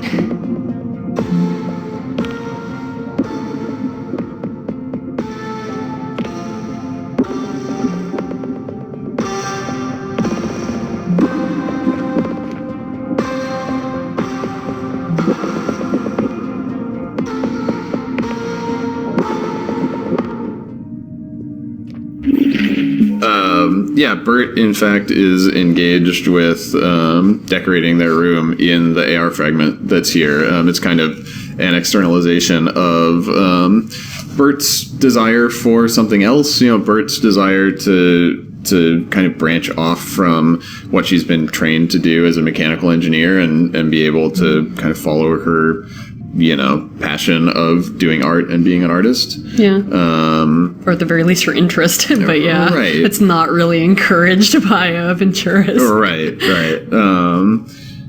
But the painting that she's doing is a painting called Luna, that I think is from like sort of the 19th century kind of like pre-Raphaelite school.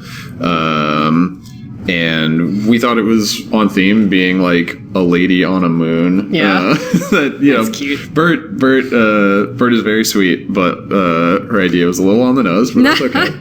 I mean, Clive's music is a little on the nose. It's fine. It's true. We can blame our characters on how corny we are. That's exactly what we should do. Yes, you're right.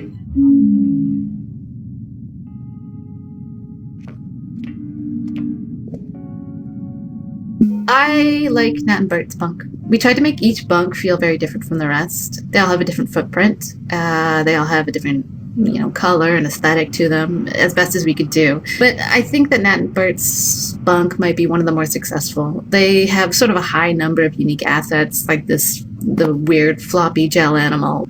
They have the mouth guard. And mouth guard is directly modeled on my own mouth guard. I was holding it in my hand as I sculpted it. So in a way, those are my teeth in the game. They also have the sex toys. There's the vibrator and the rope. You know, just the mural on the wall is kind of interesting. So I think, you know, it's one of the more interesting bunks to visit.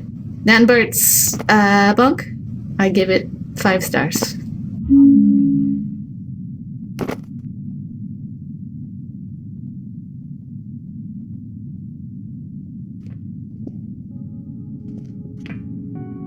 We are going to talk about filled animals, which there is one of in Tacoma. And it's like a stuffed animal, but filled with gel? Right, yeah, it's stuffed with gel. It's filled, even. It's filled and stuffed simultaneously. It's gross. Well, I just know that they weren't going to make it for a long, long time. Like, they just weren't in the game. And finally, they came in hot, like, at the very end. Like, we were like, well, we have the model. Like, I had modeled it at some point, and Noelle had rigged it. Because of all the joints and the wiggliness of the legs, I think it was an interesting time to try to make it behave in a way that was the appropriate amount of terrible. So, yeah, I guess filled animals happened because of our love for plushies and just being jokesters. I think many things in Tacoma came from office jokes and then became serious. Serious in quotes.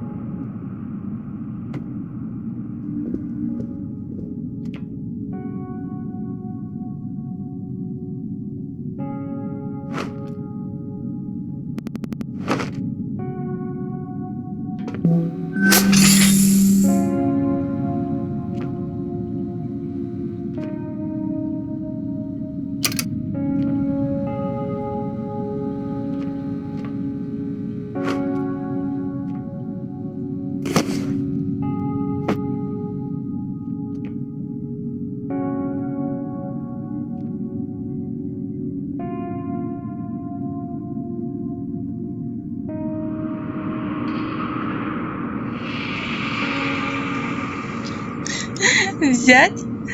Ой, что это? Лучше не буду трогать. Да, мы наткнулись на секретную коробочку. Да, в обычном прохождении я ее не нашла.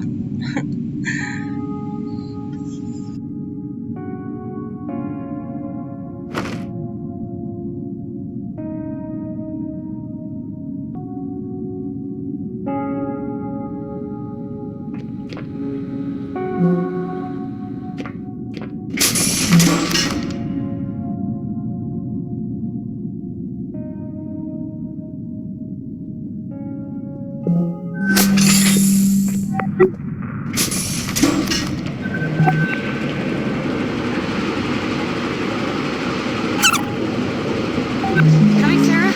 I'll catch up with you. Okay. Earlier, when you decided to withhold information from...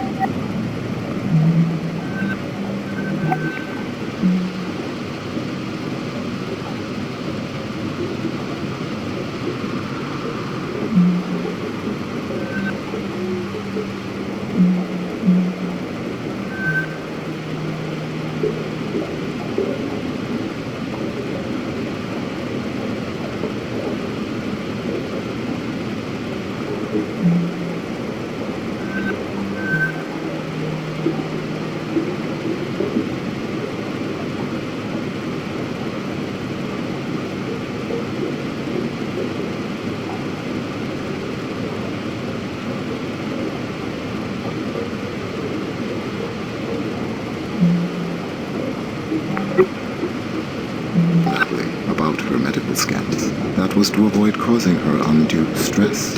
Right. What if you were unable to make that choice? If you had no choice? Odin? I would like to take this opportunity to remind you that Standard Venturas Corporation safety protocol requires all crew to enter cryogenic sleep immediately upon the loss of primary oxygen supply. What? As Tacoma Station's medical officer, it is within your power to order all crew to enter cryogenic sleep. Odin, Nat and Bert are right in the middle of...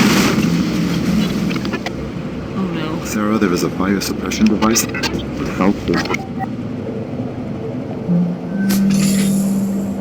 the drone bay.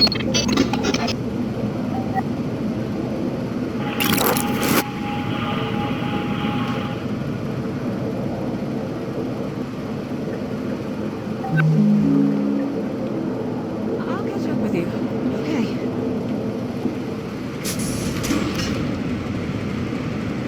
You're gonna need...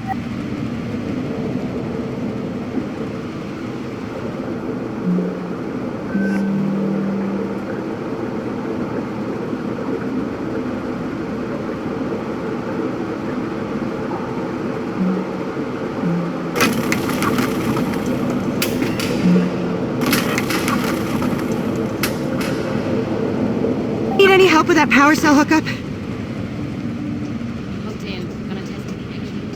Okay, great. This will only take a minute.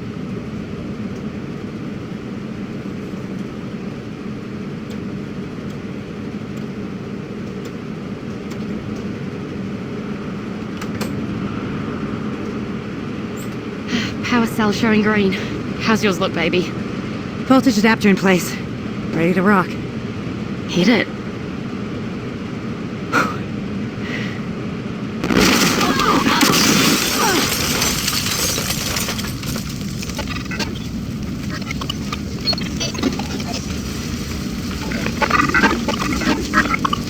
Oh my god.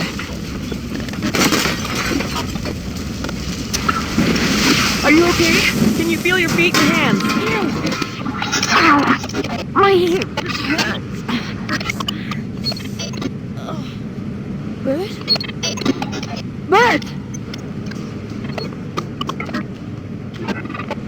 Bert! Bert!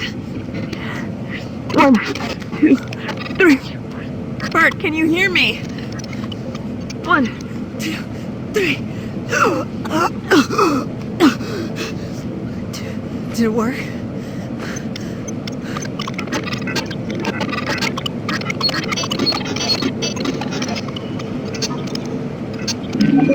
What will you do now?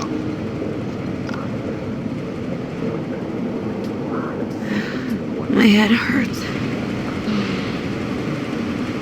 Bert and Nat are injured. The drone is fucked. I'm going to give them a little time to get over the shock, but then we're going into cryo. Sarah, please listen carefully. I am not telling you what to do, but I am mentioning that there is a door in the network technology module that is normally inaccessible to the crew, and it is true that you could, before proceeding to cryo, investigate that door. What are you telling me here, Odin? I have told you all that I can. Simple facts, nothing more. Oh my god, Odin. Are my patients stable? Yes. Their conditions won't degrade if I leave them here? They should not. Nat?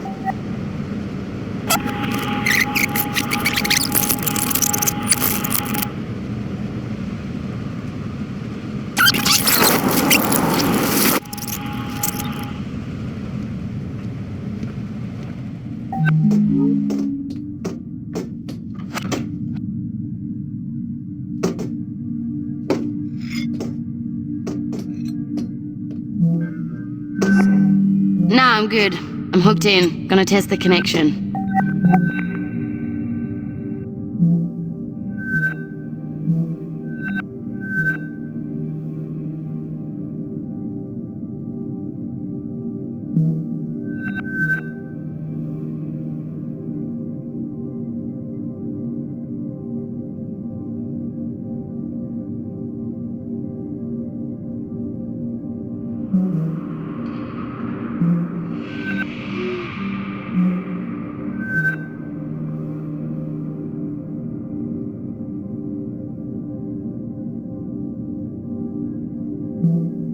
Okay, great. This will only take a minute.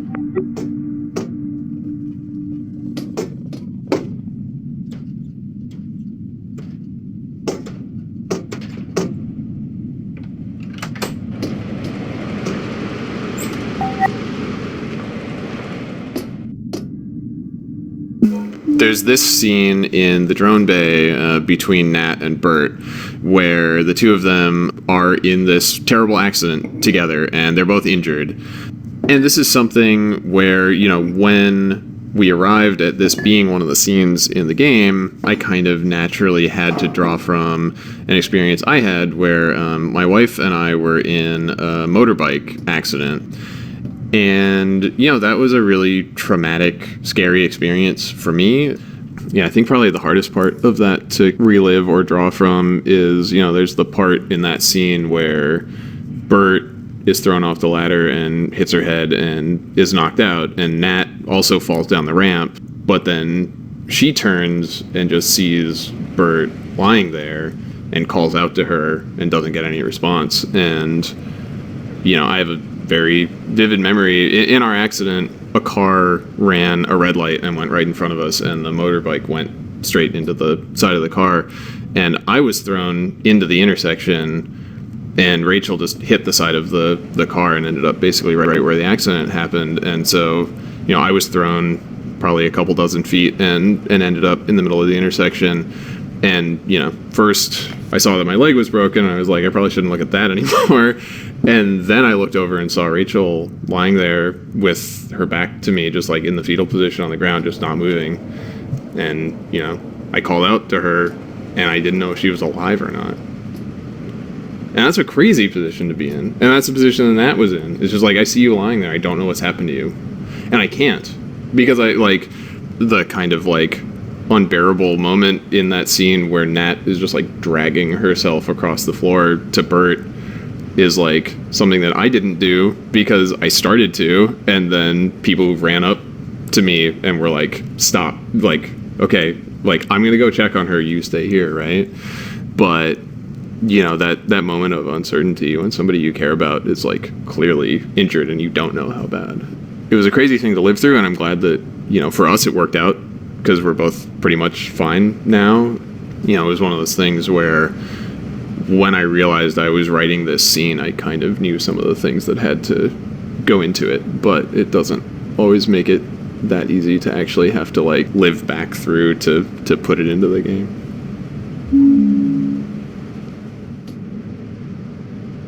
The drone bay, the bones of it, are based on this wonderful piece of concept art we have by Rebecca Mock, who has long been one of my favorite illustrators. So I wasn't able really to hit all of the details here in our concept art for the final room, but I think, we managed to get the broad strokes of it. And some of the assets, like the door up at the top, we had to reuse from previous versions of the station or previous areas in the station. But I think it turned out pretty cool and pretty dramatic, and I like this room a lot because it feels like a stage in how theatrical it is, how it has the central focus of the drone itself and the raised areas and basically actors. And it was one of the final rooms, I think, to actually come together. But yeah, drone room, I really like it. Power cell showing green. How's yours look, baby? Voltage adapter in place. Ready to...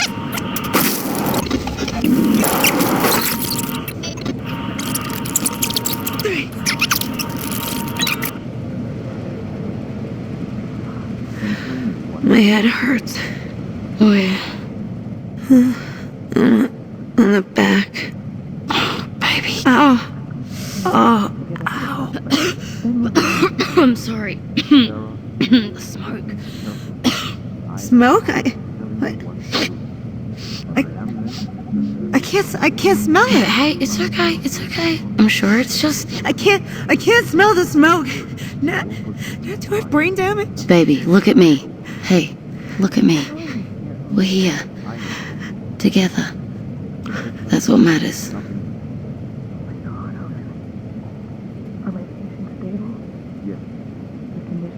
Great if I leave them here. They should not. Nat, is there some door in networking that we can't normally get into? Yeah, it's Odin's hardware compartment, but we're not allowed direct access. Why? Where is it? What have you got on your mind, Doc? Please, I'm sorry. That fire just burned up a lot of our time. Here. It's here. In networking. You'll have to go through the maintenance shaft to get there. Here's the technical access code. Okay. You don't let her go to sleep. And you don't let her move. Sarah, what's going on? I wish I knew. I'm gonna go find out.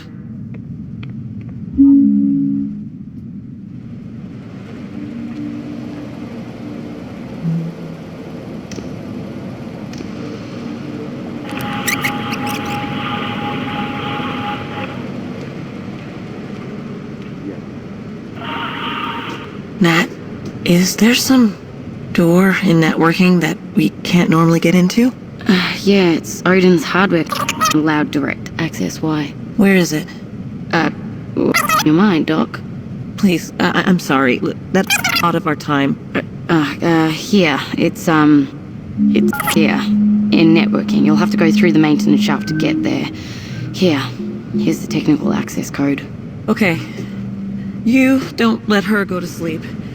And you don't let her...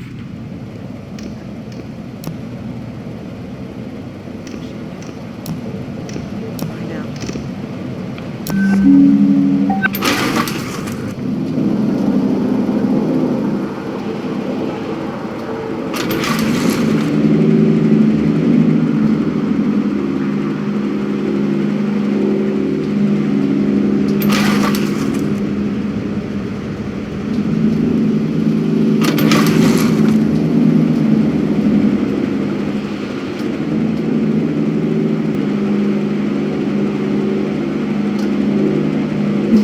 Was there something special about the wedding ring put back?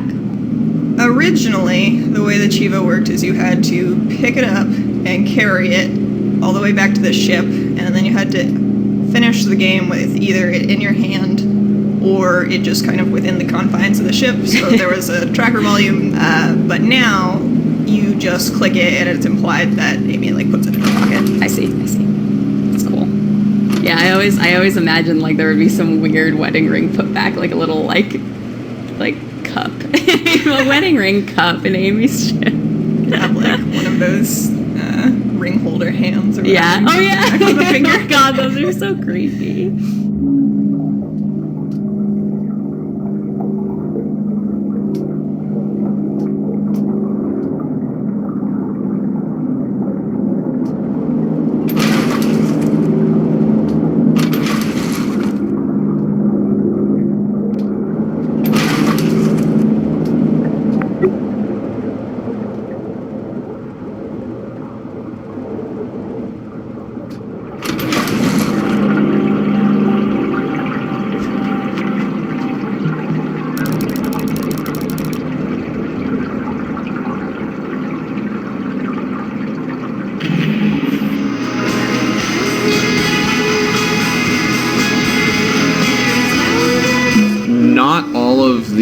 AR fragments have voice clips associated with them, and not all of them are like primarily concerned with music, but this is the AR fragments are our space to put diegetic music into the game, to basically hear the music that characters were listening to when these moments happened. The music element of AR fragments is a cool place to be able to involve different musicians in Tacoma. The band that Nat is listening to here, and that's in Sarah's bunk, is a band called Floating Room that are a Portland band that we discovered during the development of the game, and they had like a feel to their music that we thought really fit. They also play the end credits music and our launch in party. the game, and they played at our launch party, which was really sweet of them. Yes. And our friend Matt Burns, who is a musician and also works in the games industry as a writer and a producer, provided us the music for Nat's Office. Mm-hmm. Patrick did at least one of the tracks. Did the one in Bert and Nat's bunk. Yeah. And some of it, was like public domain stuff like the old-timey jazz music. But yeah, it was just another way to get a cool variety of contributions from different artists and performers into the game.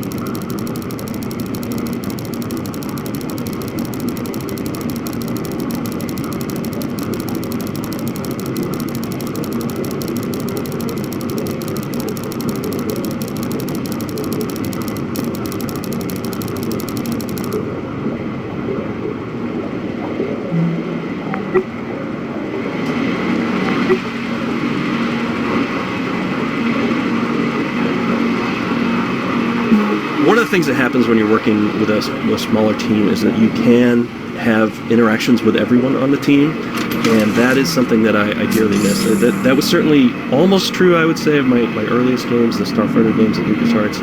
I had connection with a large amount of the team because our engineering group was pretty small in that, and so we all wore multiple hats. So I worked with all of the designers and many of specific types of artists. So we had environment artists that I often worked a lot with, but maybe not the artists who made the ships. Here, literally every person on the team I can have spent some time with and talked about some particular aspect that I need to know about, or to help them do their job better if possible. So that's a thing that's greatly changed moving to this. When I worked on larger teams with big teams of engineers, I spent almost all of my time with engineers, and it was only when specific designers or artists had specific needs of our group that they would come to me.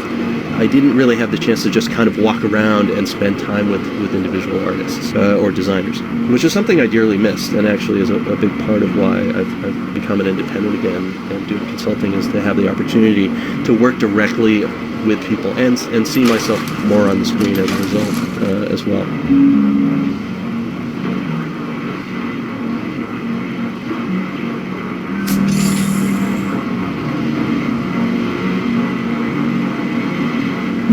We're here to talk about working together as programmers. It's interesting because it has been a while since I've worked with someone for whom this was a first game. Yep. And that is unusual. So I have a almost 20-year history now in games, and I have a 3-year history in working in games now. That's right.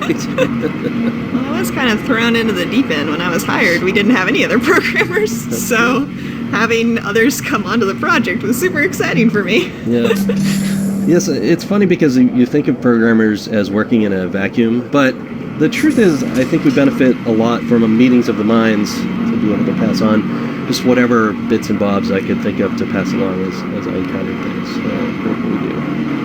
Well, one of the things Brett really helped me with was being more aware of how I was using processing power and memory and all sorts of things, like making the stuff I was writing more efficient.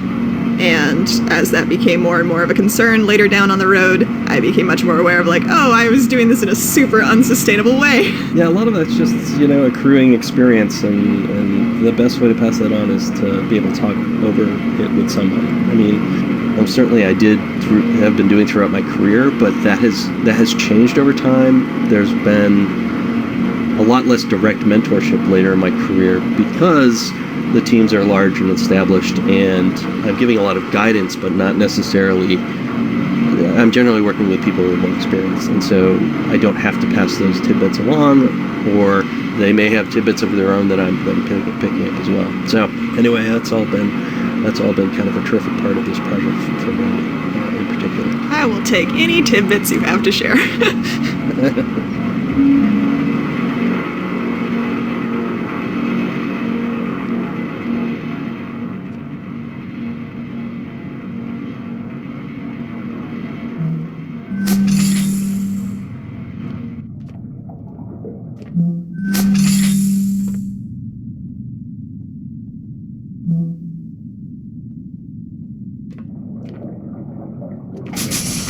I did most of the product labels in Tacoma. I had some help from some of our contract artists, but I feel like I spent most of my time on this game just making up boxes for things. And honestly, I'm a stickler for detail, but my only real secret is just research the hell out of it. Just look up everything you can find that is in that space as a product and try to distill the main concepts into something that you can make happen.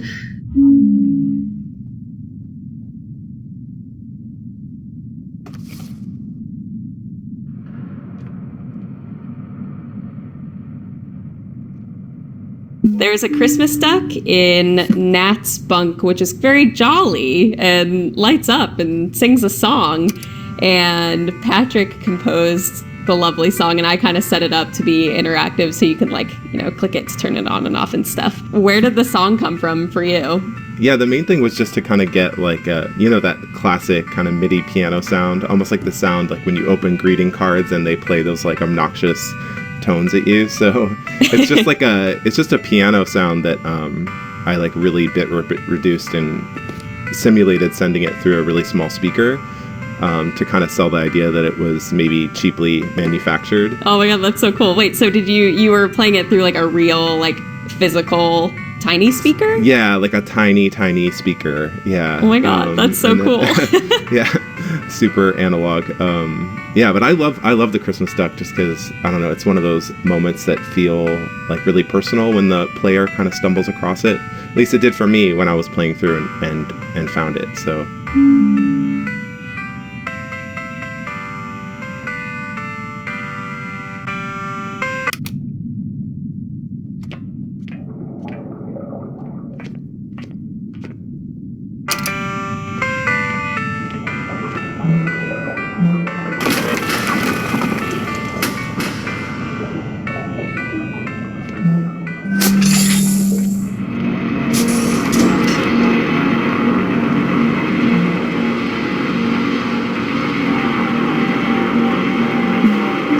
This background art-wise of illustration. When I first went to school, it wasn't for games, it was for book illustration.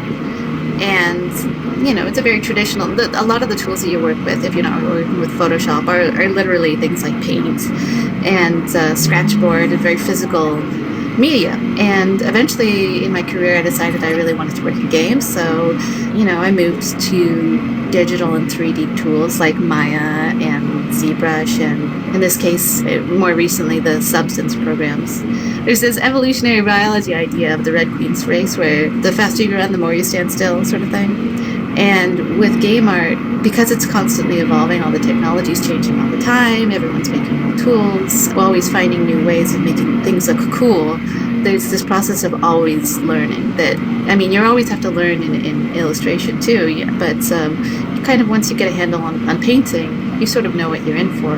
But with game art tools, the moment you feel like you've mastered a game art tool is the moment a new one comes out that does something even better. So it's a very exciting world to work in, but at the same time, if you don't like learning things, it's, you know, it can be quite difficult. And sometimes it is frustrating.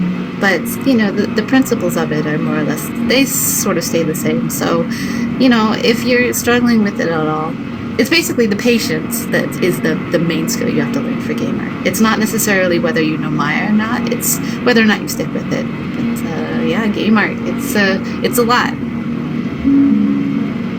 Odin, is this it? That is the location I mentioned. You're there?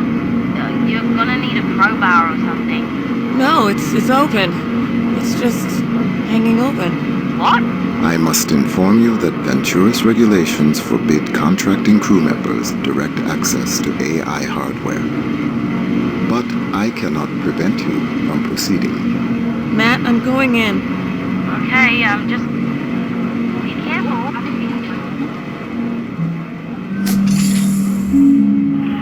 Just be careful.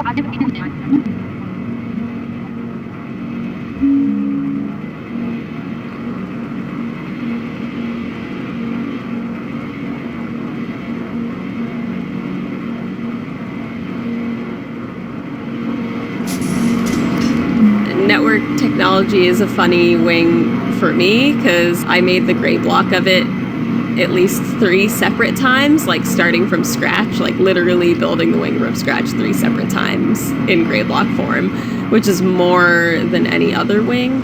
And it was also, I think, one of the earliest wings that I worked on. Because it was one of the earliest gray blocks that I was doing, I was adding all sorts of like different purpose rooms to the wing originally. And in the process of like cutting a lot of those rooms and making the space more focused, it just made the most sense to like scrap the whole level and start from scratch. So the core of it would be designed to support a more focused space. Right. Cutting off a bunch of rooms and just being left with a weird swirling hallway or core that is no longer necessary can just be kind of like you're left with a strange shape. Yeah. And also, like, even though I was remaking it, like the core concept was still there. Like I kept that circular staircase kind of thing in it from the beginning and never fully trashed that idea. So it was more like iteration to preserve and refine the good elements that I really enjoyed making, and then yeah, being able to like reshape that to fit the more concise idea of the space was good.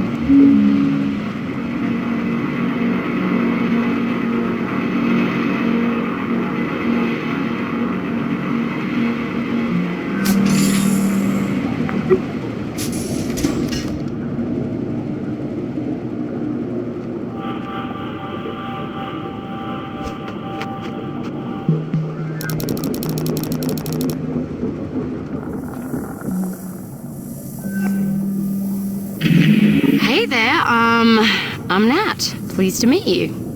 Hello, I am Odin. I look forward to working together. Same here, mate.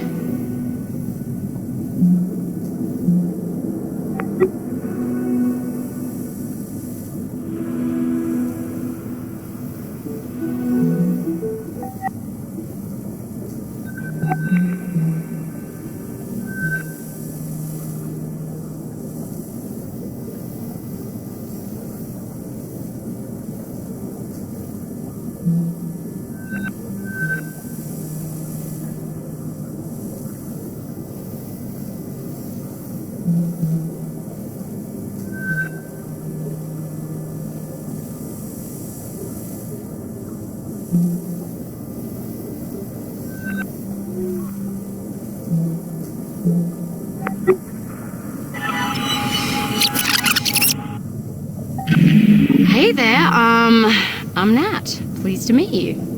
Hello, I am Odin. I look forward to working together. Same here, mate.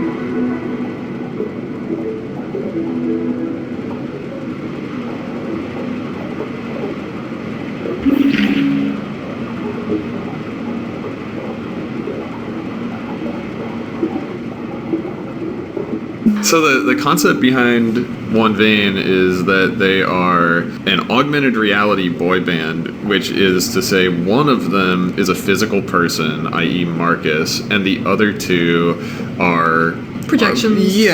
Like alternate personalities, Entities. kind of. Like Hatsune Miku. Much like. But they do look like real people as opposed to... It's true. And importantly, the song that Nat is listening to in the shower was written by our one intern, Dylan, who's amazing. Yes. And he just wrote the One Vein song, the official One Vein song, and you can get it on Bandcamp. Yeah. And so he brought life to the One Vein band and wrote the lyrics. And sang each part. Yeah. In character. Which is exactly like what the fiction is. 'Cause Right. It's the one guy. Exactly. So it's basically perfect. I remember there was one day where we were in the office and we were talking about naming them, and it was somehow like went from Veiny Johnny to Wizard Marcus and Marcus. Well, I thought that it basically started as us saying that the character's going to have different archetypes, kind Right. of. You know, because a lot of boy bands, it's like, he's the bad boy with a leather jacket, and he's the sporty guy, and Right. he's the nice guy with glasses. And so we were like, well, there's Marcus, who's just the general sexy, stylish All-purpose. boy band guy. And then there's Veiny Johnny, who's the sports boy. And then we were like, and then what else? It's like, what if one of them was just a wizard or a magician or some sort of magic user? Probably and we're Tynan came up with that. Let's be honest. Well, I mean, if it was Tynan, he would have been like, one of them's a skeleton warrior. That's a good point. But yeah, I think we were like, what are their archetypes? One of them could be a wizard. And then from there, we were just riffing, and we were like, what if his name was just Wizard Marcus? Because he was the wizard version of Marcus. So good. And now we live in hell. By the way, I like that the human boy is just the all-purpose regular. boy. General. And then like somehow sports is like a fantasy thing Very alongside special. wizards. Yeah, it's fine. Accurate. Sports are fantasy. Yeah, I agree.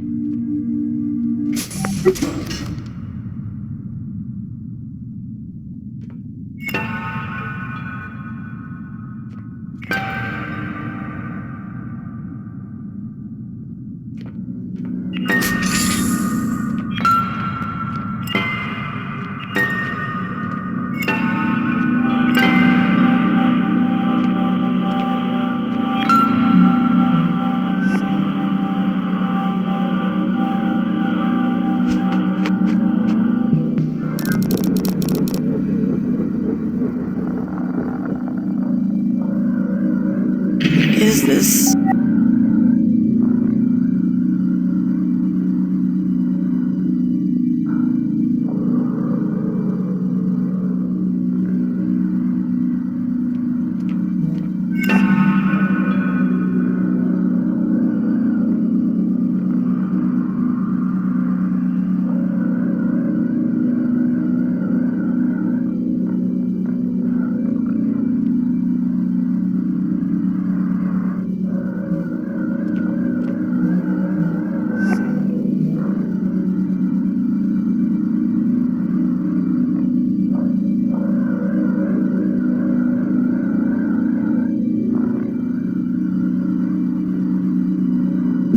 Odin's wetware is this little drawer that, with the gold handle that Amy pulls out of this pillar and takes back to her ship. And the player doesn't really get a long look at Odin during the little animation that plays. So I am including a little snapshot render of the model itself. When we first started talking about Odin's design, like not Odin the room, but Odin the actual, this little individual piece of wetware, Carla had mentioned the shapes and forms of a Romanesco cauliflower. And in my first version of the model, I'd actually taken up an alpha or black and white height map, essentially, of a Romanesco cauliflower and sort of pressed it into the actual model to get the shapes. But it was a bit noisy and it didn't really read as intended. It made some cool patterns, but it was also a little cluttered visually. So we did a second pass on the model and we made him look more brain-like, more wetware-like, more organic. And in Odin 2.2, it felt more like a living piece of technology than the previous rendition had. And I remember spending a lot of time painting out the little veins and things in there. And I really like how gross it looks. Is another part of it. I tried to make it as glossy and weird as I could. So that's Odin. He's actually, he's a handsome voice in a gross little box.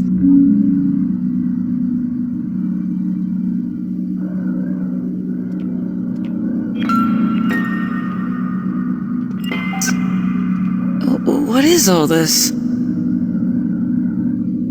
Communication records? I cannot prevent you from accessing exposed data in this restricted area.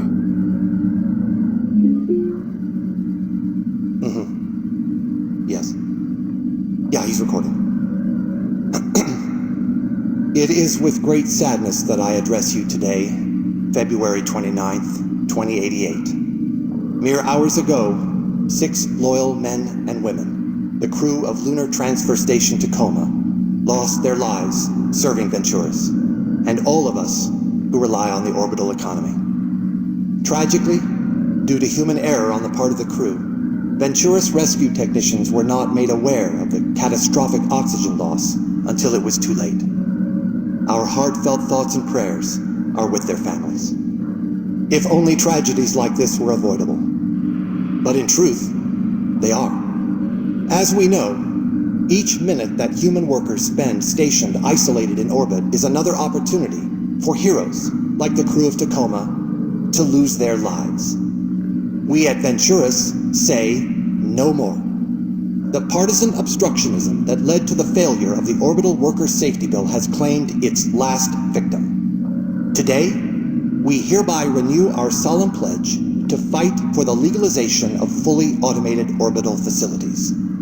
We encourage, we humbly beg everyone listening to this message to contact their OSEP representative and voice their support in honor of the crew of Tacoma. There never need be another tragedy like this one. And now, a moment of silence in their memory. Okay, and then we just cut it there, silent for a minute, and then what? Amazing Grace? No, I don't need another take. That was fine.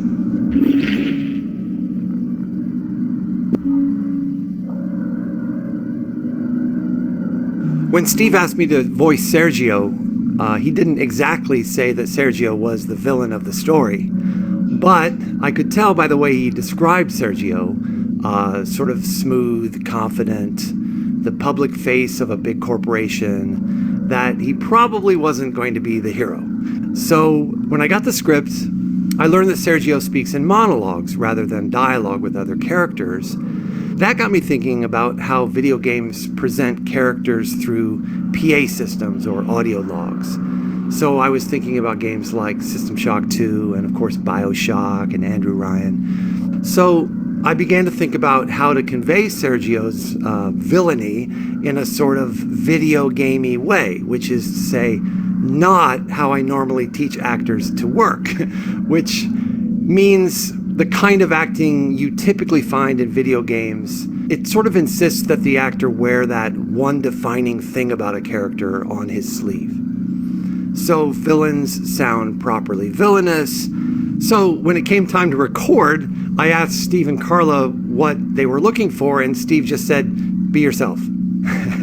And I was like, And Steve said, no, we really want you to just be your kind of genial, soothing self. Don't play the villainy, just play it straight. Which I translated to mean find the truth, which is what actors do. There are a lot of things to admire about Tacoma, but for me, it's the naturalness of the performances that really delivers the characters and roots them in a believable reality. It's the way that we don't tell you what you're supposed to think or feel about these characters, and the way we don't distill our roles into easily recognizable types. As actors, we make choices that trust the player to construct meaning on her own, rather than pulling from a bag of tricks that every actor owns. I think when you trust your actors like that, you're really communicating a sense of trust in your players as well.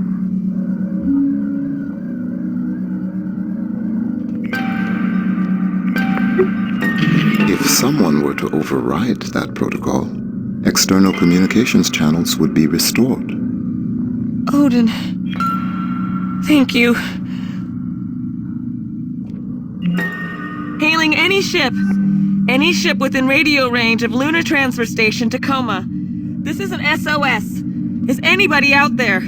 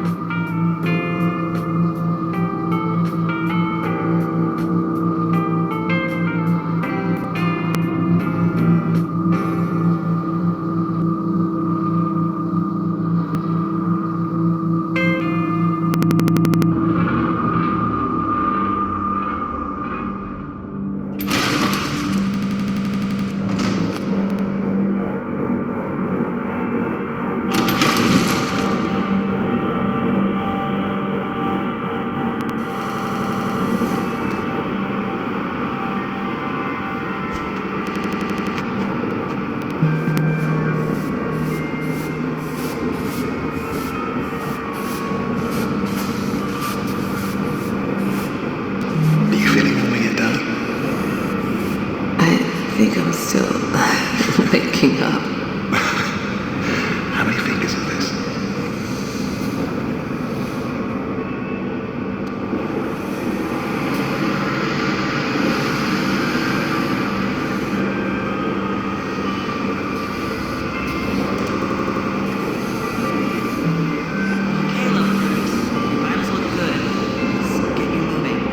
Resplendence dinging is just about docked. Oh, we have to. Oh, we have to. Believe me. So, what's going to happen with Odin?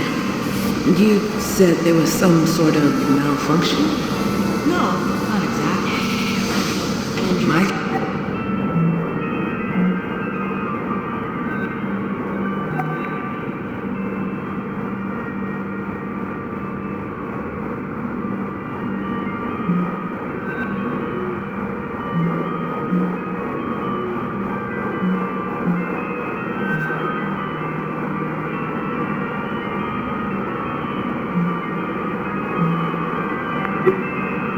I guess they'll have somebody up here and haul him back to headquarters. Wipe him back to baseline. Probably have to replace the station AI entirely while he regrows. Odin, I'm not gonna let that happen. It's good. Don't worry.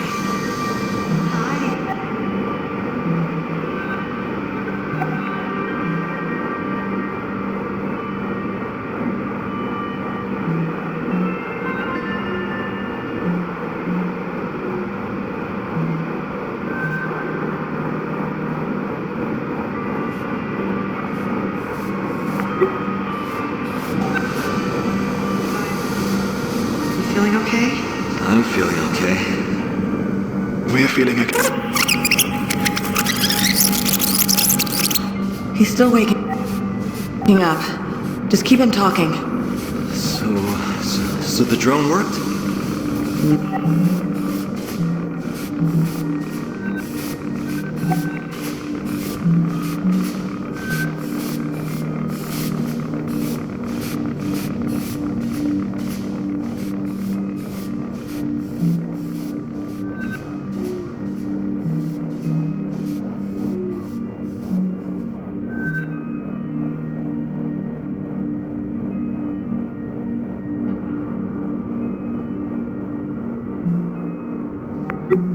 No, the drone didn't work.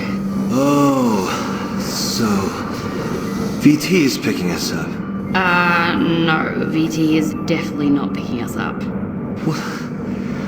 What's going on then?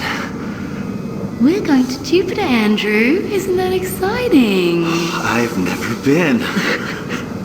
Nat, give him a break. We're not going to be home for a while. Right, you're not going to miss your kid's graduation or anything, are you? Oh, Nicholas, no. Yeah, you know Nicholas, he would never do something like that. She said they'd be kind of out of it for a while. Andrew, what's important is we're getting out of this alive. We're going to be somewhere where VT can't touch us for a good, long while. We're going to be safe. Okay, good. Yeah, that's good. Hi, Evie, Clive. You feeling okay? I'm feeling okay. We're feeling okay? Yeah. Okay, everybody. Our ride is here. This is it. Take one last look and say goodbye.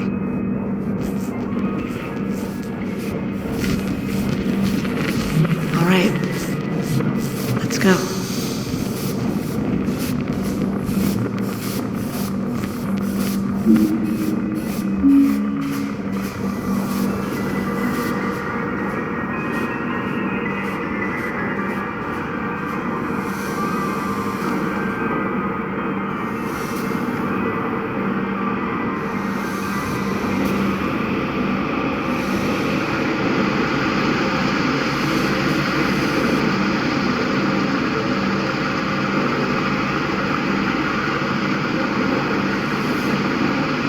So, the cryopods here in Hub are meant to freeze the crew in case of emergency. And these pods can be seen through the cryo room window in Hub from the very beginning of the game. to not ruin the story or the mystery of whether the crew are in the pods or not, I try to make a script that would effectively make it so the glass on the cryopods is opaque and then slowly becomes transparent as you move in. However, when I was making this script, there was a fun event. The test color I used, it was a blood red. It did look like the cryopods were all filled with blood, which then kind of dissipated into a mist as you approached. This is the kind of thing you want to show your fellow teammates. And before I did that, I decided to get the skeleton model that is in medical and put one in every one of the cryopods, and then call people over and have them give it a shot. It's the kind of thing you really want to do when you're showing off a new feature.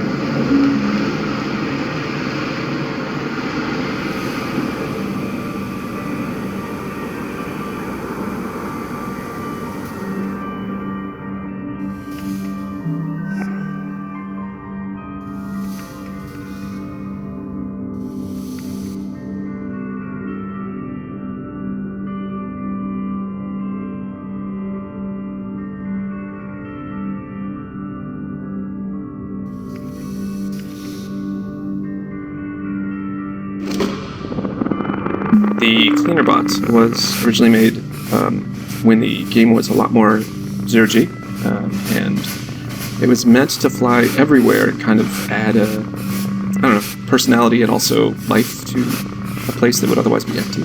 Well, one of the things I like about the bot, Tynan, it's one of the few characters in the game that you feel like you can really dynamically play around with. Like, you can actually touch that character and like throw it around. And the fact that it doesn't have a ton of animation, as a sound designer, I really love characters like that because it means that I can express pretty much anything I want. It's almost like a blank canvas. So randomly, like, the Cleaner Bot will kind of talk to you, but it only says like 3 or 4 things. It was just an opportunity to have it sort of respond to you and the world. So was it you? Were you the bot? Who was the voice actor?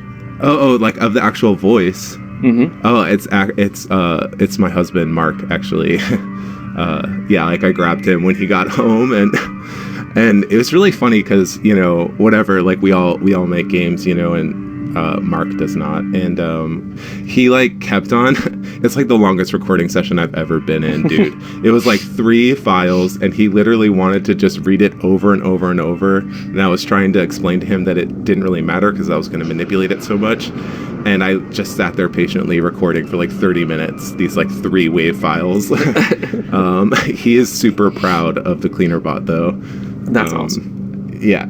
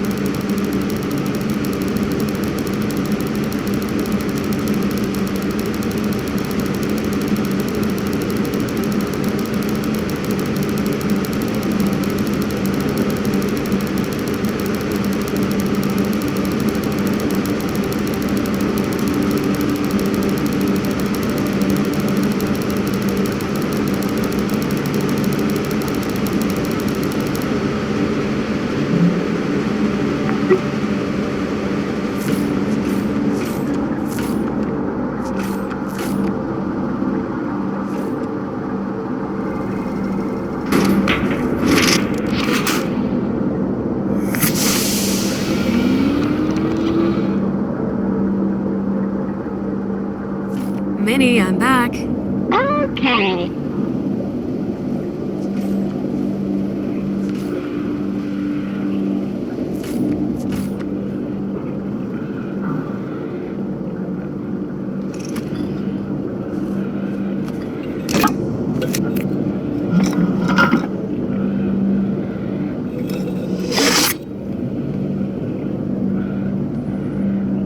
Ship is ready to depart. Please strap into the pilot seat.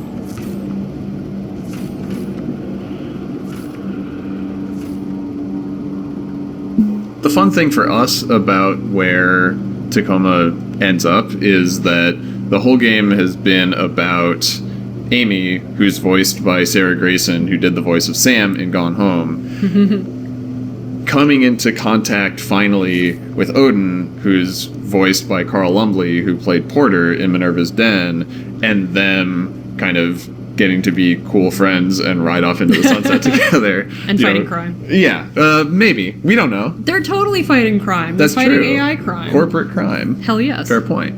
And also, you know, I really wanted to have kind of a, like, you know, hell yeah kind of moment at the end and be like, oh, you were there to save him and now you get to escape. Even if what's going to go on past that point might be a little more difficult. Right. Like, it's once, you know, it's sort of what Odin implies in the first conversation he has with Sarah, where it's like, once the AILF actually has their hands on an AI, it's not clear if they really know what they're going to do with it.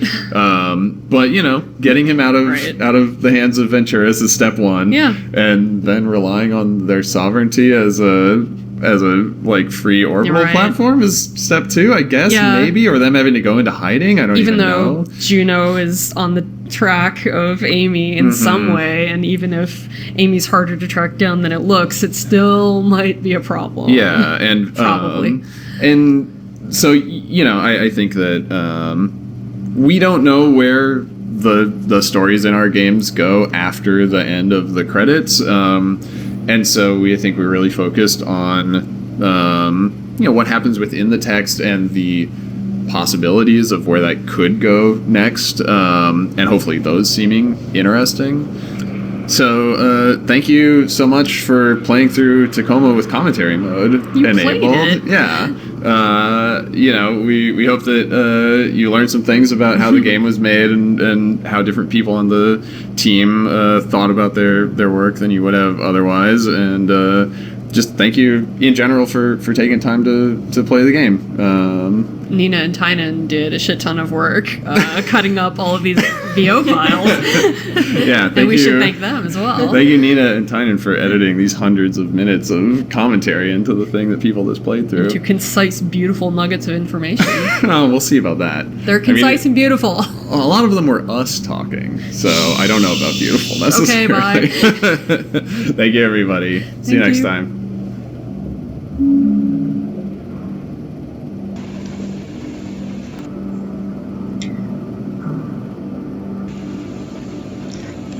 Ну вот, мы прослушали все комментарии авторов.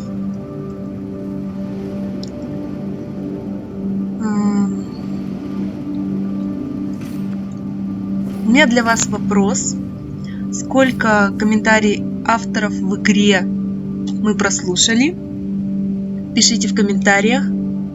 За правильный ответ вы можете заказать прохождение какой-либо игры на ваш выбор. С вами была Ириадна. Мы завершаем нашу игру.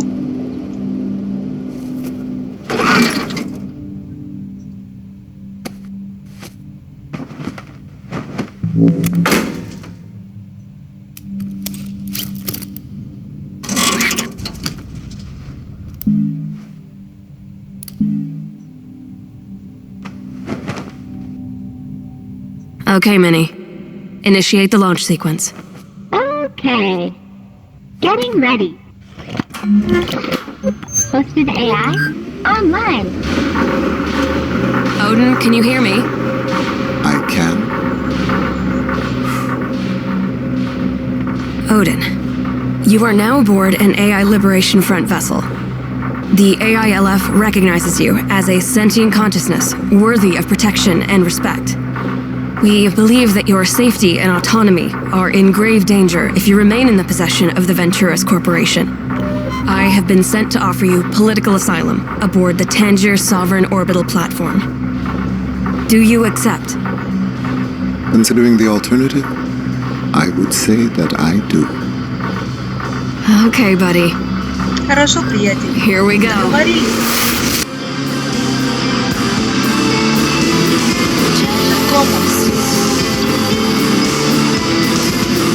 Рада была, что вы посмотрели мое прохождение.